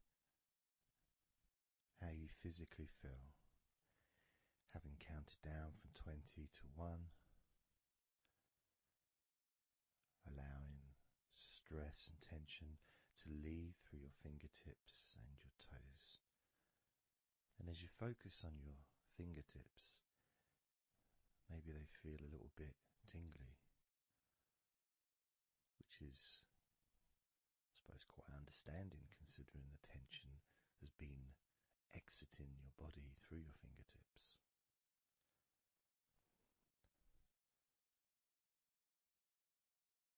So now we're going to count from 20 down to 1 again. This time you're going to feel relief of tension and stress, any anxiety that you may have, leaving through your stomach. Just leaving through your stomach, almost as if it's just releasing the whole of your stomach, from your navel to just above your chest, or below your chest rather. So surrounding your belly button area, that whole area, you can feel the tension of your body, whatever's left, just releasing from that area. And you may notice that your stomach will become very relaxed as I count down from 20 down to 1. Now, 20, 19, 18,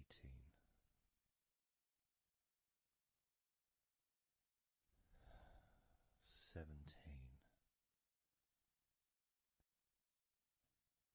16, 15, 14,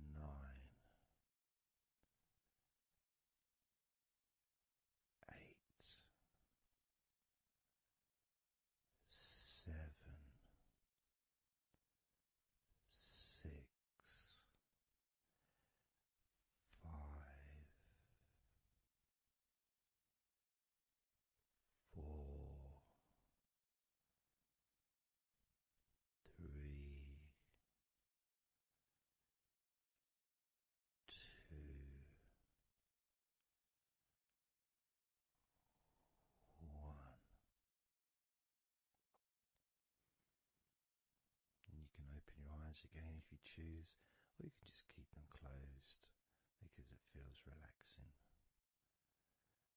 Just notice how your stomach feels. And notice as you focus, just do a little scan of your body. Just notice how your body feels. Focus in on your upper body, your back, chest, stomach, legs, arms, hands, feet. Just noticing. And you may start to feel more of a sense of tiredness, which may be the reason you're listening to this recording, because you would like to let go completely of everything and drift off into a nice, natural, calm, relaxing sleep.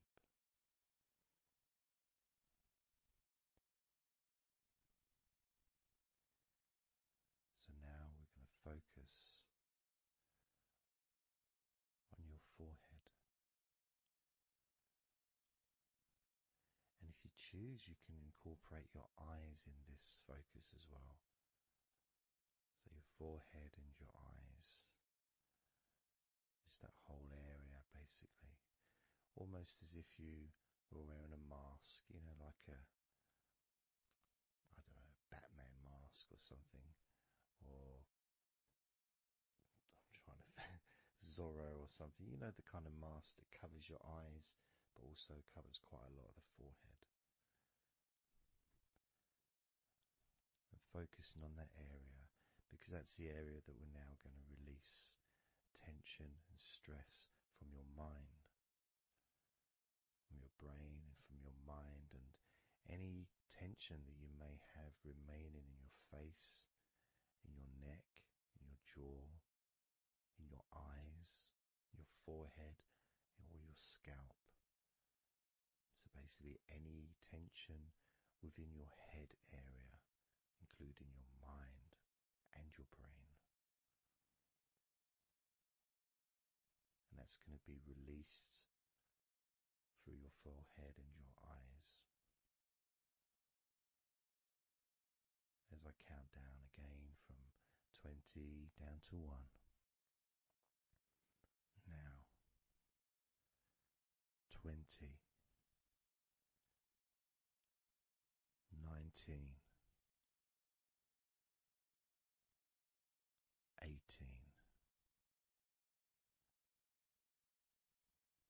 17,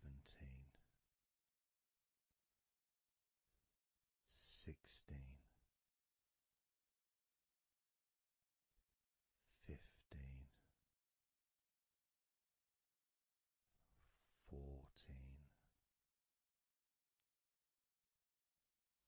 13,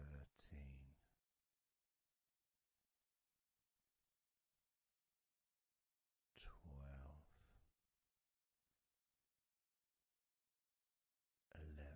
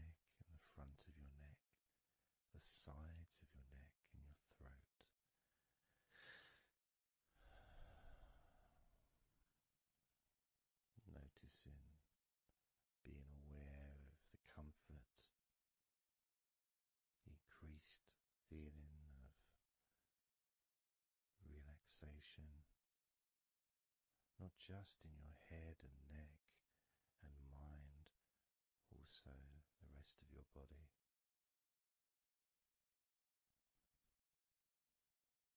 Just notice how loose and calm you feel, and how easily it is to just let go completely. Let go completely.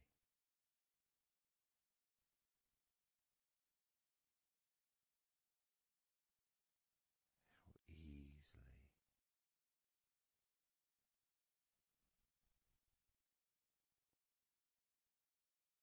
So what we're going to do now is I want you to focus on the top of your head.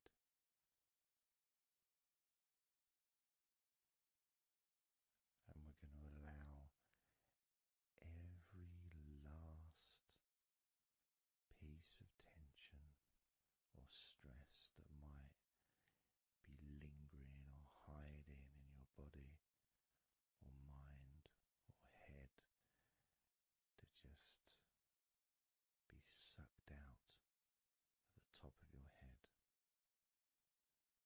and released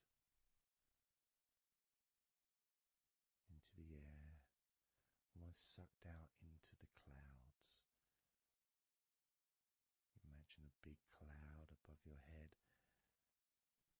almost like a whirlpool, and it's just going to suck that tension out of the top of your head and just take it away for good. As you focus, imagine an opening in the top of your head where that tension and stress and any remaining issues, maybe worries or concerns that are of no use to you now, can all be sucked out of the top of your head and taken away. As I count down again from 20 down to 1. Now, 20,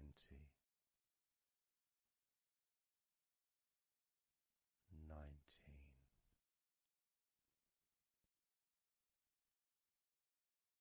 18,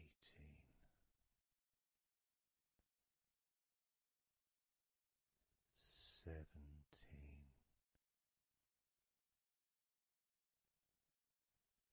16,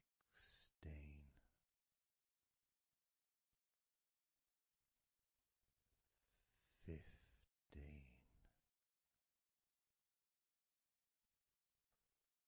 13,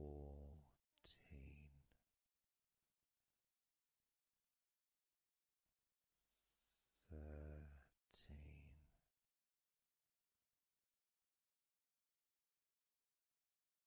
11,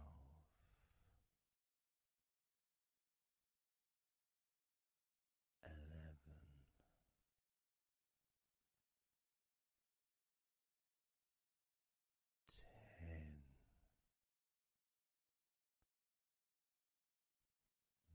9,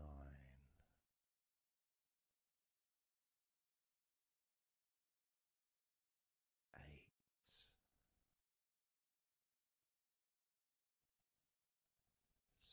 7, 6, 5,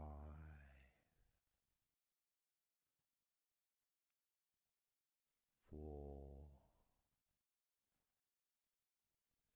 3,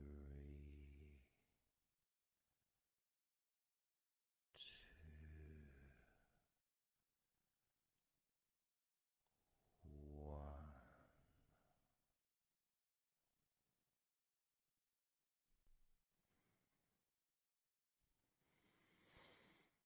And breathe, noticing how you feel.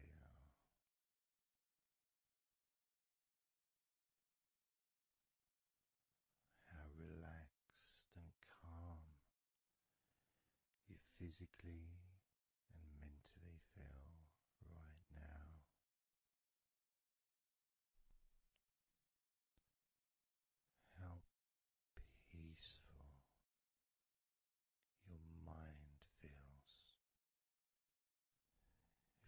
feels so nice to just let go, to give yourself some space to breathe easily, to think calmly, and just to take a break from all that pointless worry and concerns about things that you don't need to think about right now, because this is your time to let go. This is your space to enjoy feeling deeply relaxed, peaceful in your mind, relaxed in your body. It can feel so good, so nice to just not have to do anything, to be able to really enjoy that serenity that comes with letting go completely, that peacefulness that comes with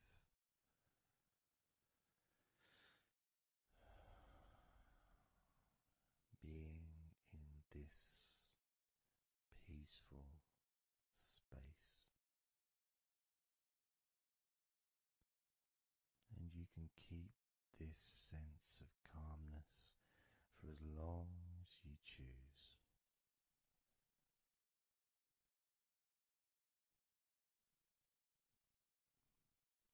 If you choose to drift off into a deep, healing, natural sleep, then you can do that. It's completely up to you.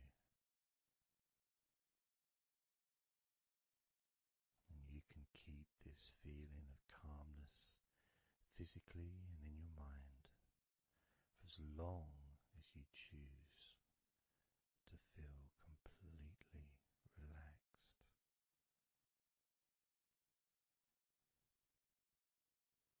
Completely relaxed. And I'd like you to make up your mind that you're going to relax.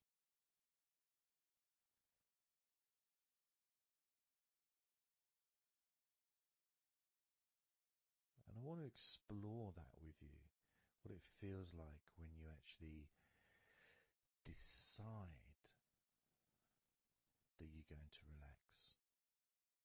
Not forcing yourself, but giving yourself that. I guess it is a command, really, isn't it? When you're telling yourself, relax.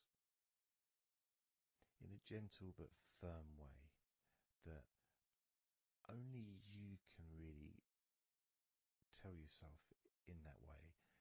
You can't really have someone else saying to you, now relax, relax, you know. It needs to be gentle, but someone else can't really have the same kind of influence or power that you have over your own physicality, over how you feel.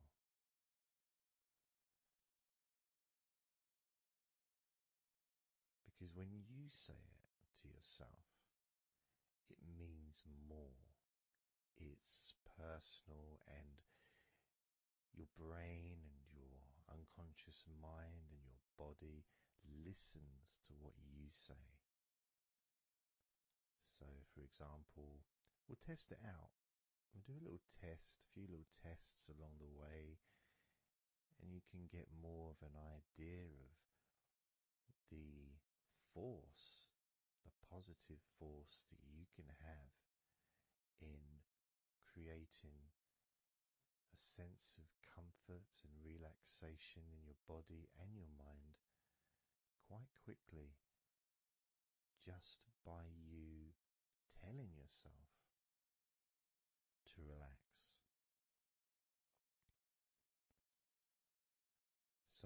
want to start by, let's focus on your hands.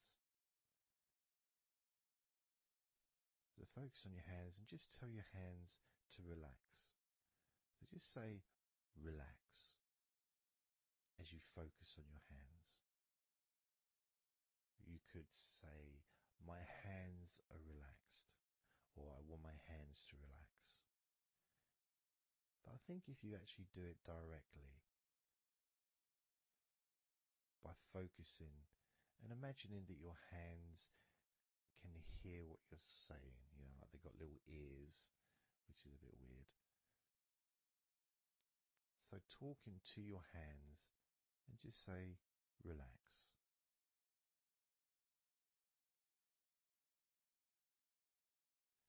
Noticing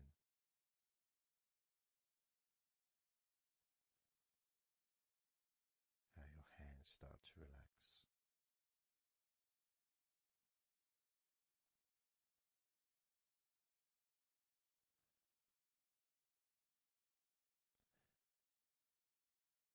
Now focus on your eyes and tell your eyes to relax. So you're just saying the same word, relax. And find the right tone for you. I might say relax, but you might say relax or relax. You might say it differently to yourself, and that's important for you to gauge what feels right for you. So just tell your eyes to relax whilst focusing on your eyes, your eyelids, the muscles around your eyes, your eyebrows, and just tell your eyes directly, relax now.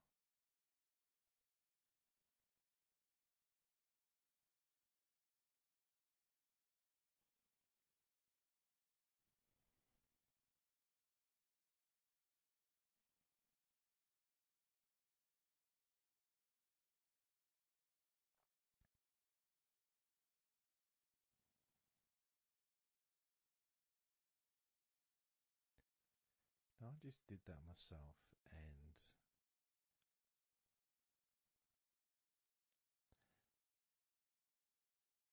sometimes you may feel that you need a bit more time for the different parts to relax, because I start talking again and maybe that part hasn't relaxed fully.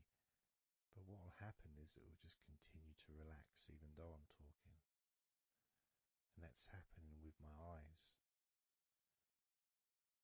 Something else I noticed is when I started focusing on my eyes, they actually almost they got worse before they got better in a way. Sort of, I felt a degree of tension growing in my eyes and then disappearing. So I think what that was really was just me becoming more aware of the tension that was already there, that I wasn't focused on it before. So I wasn't really acknowledging it or really conscious to those feelings.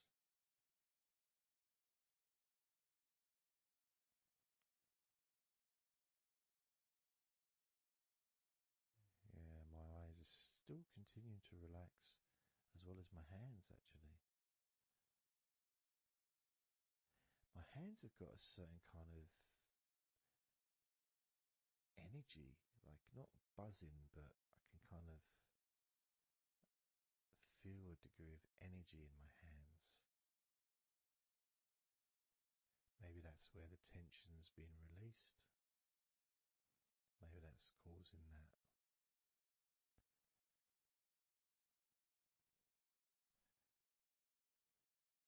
The next part, I think we should focus on the back of the neck. That's a part which quite often,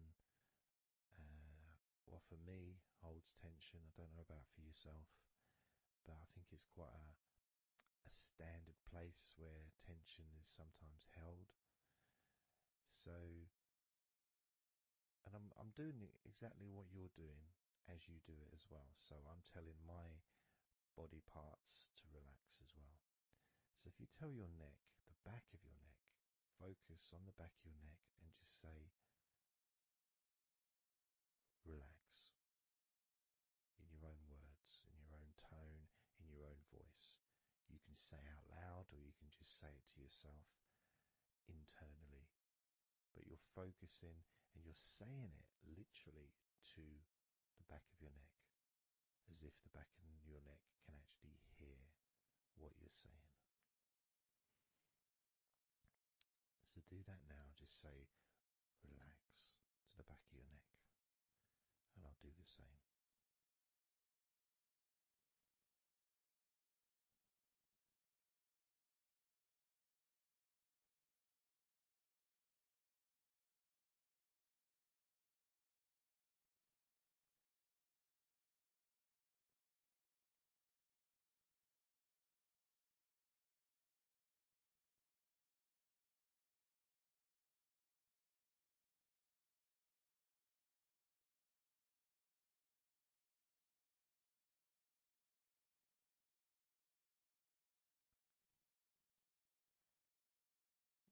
Now what I noticed, and you may have had a similar thing, is even though I was focusing on the back of my neck,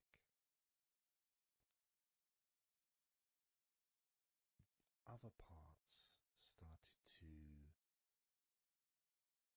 I don't know, show themselves to me, or maybe because they want to be relaxed as well, but I started noticing the feelings in my shoulders, the tension in my shoulders and in my upper back.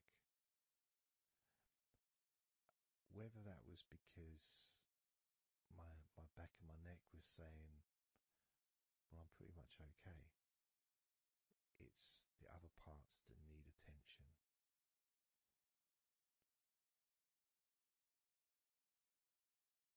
But my back of my neck is still relaxing.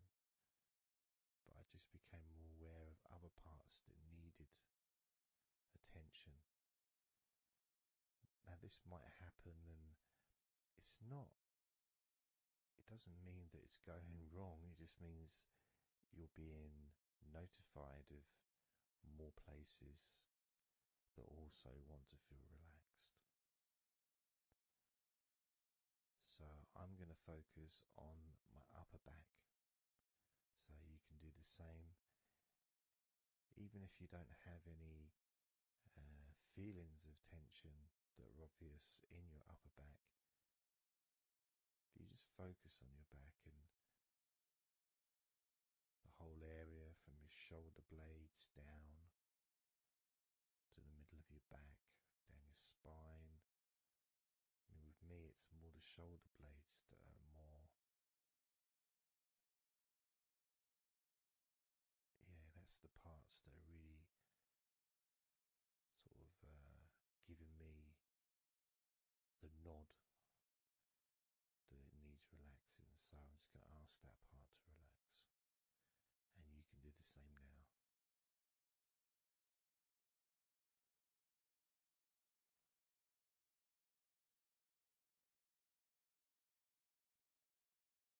Relax your upper back.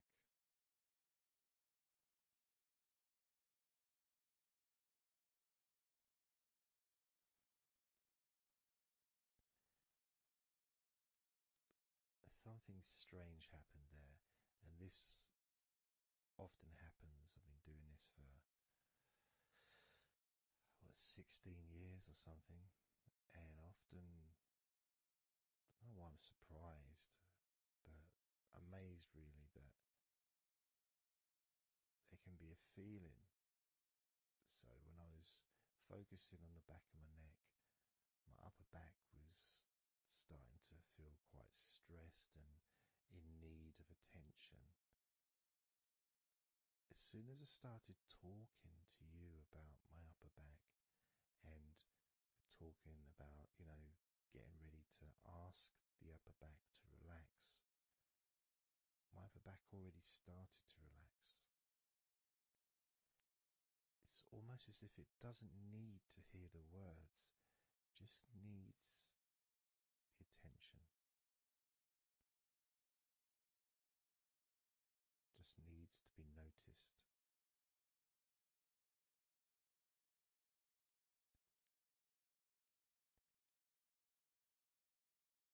is something that often happens in this type of situation, is when you start to relax a couple of parts of your body, as we've done with our hands, our eyes and our eyelids, and now back of the neck,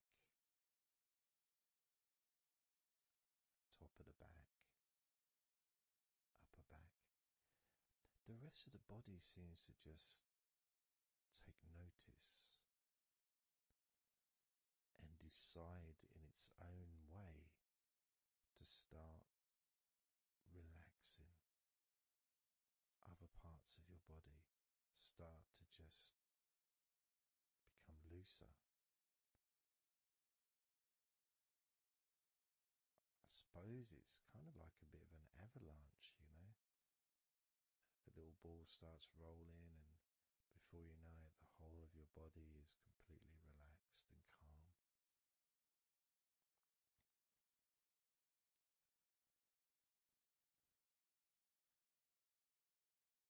And if you focus on your face,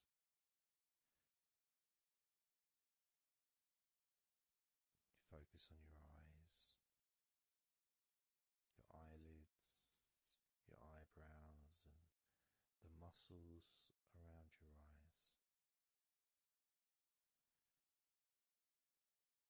Maybe you start to notice that your forehead is more relaxed than it was.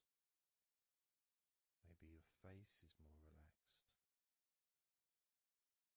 I would say my entire face is a lot more relaxed than it was.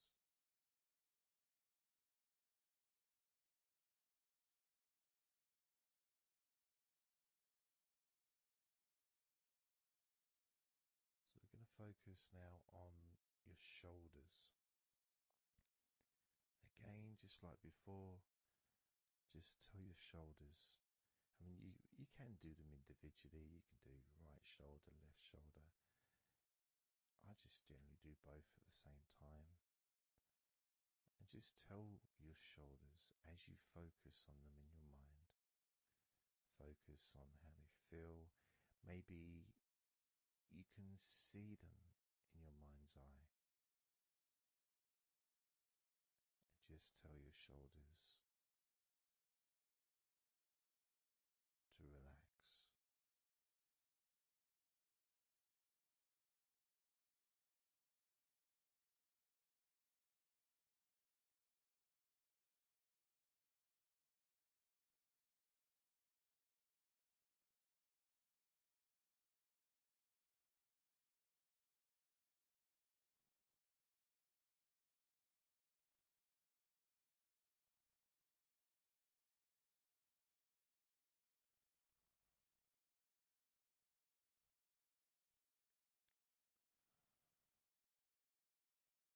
It feels nice as they relax.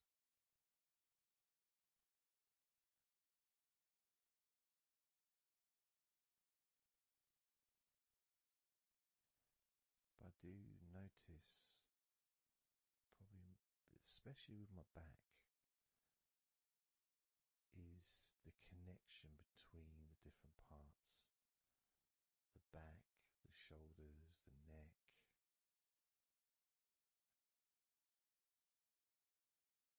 Being all connected and being such a large part of your body. It's almost hard to separate them from each other.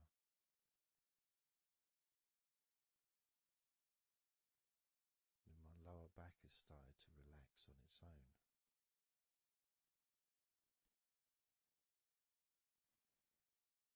Maybe I'm going too slow. And that could be an issue because we all go at different speeds. And the idea at the beginning of this recording was for you to be able to just say to yourself, relax.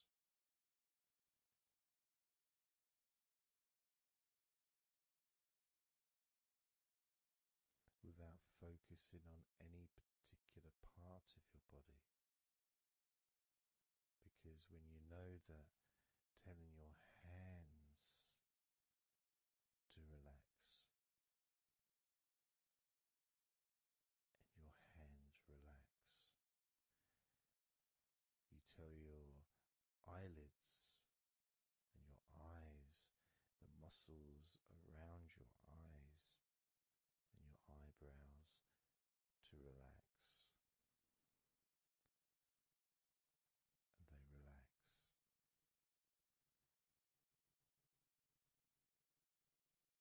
You tell the back of your neck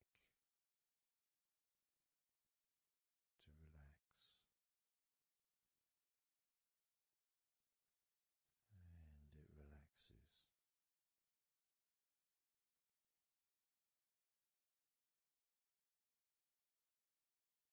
You tell your upper back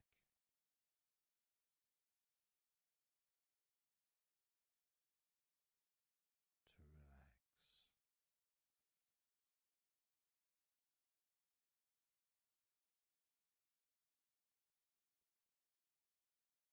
And it relaxes.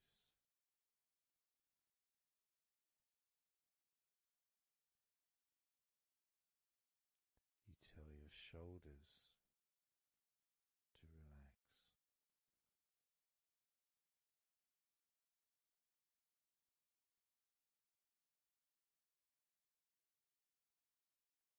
And they relax.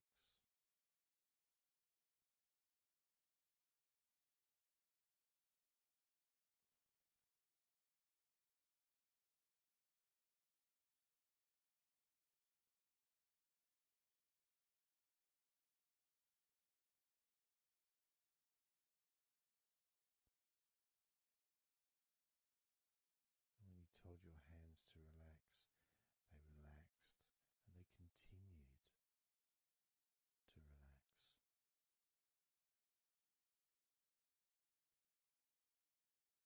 When you told your eyelids, the muscles around your eyes, your eyebrows to relax, they relaxed and continue to relax.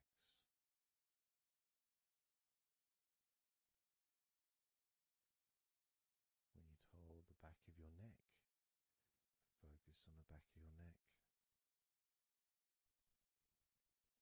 and told it to relax. It relaxed and continued to relax.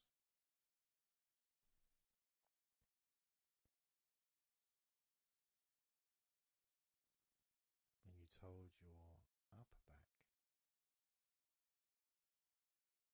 to relax, it relaxed and continued to relax.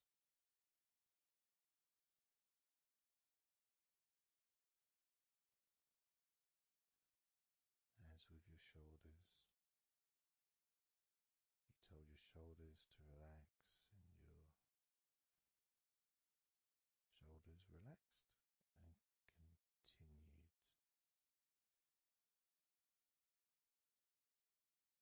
to relax.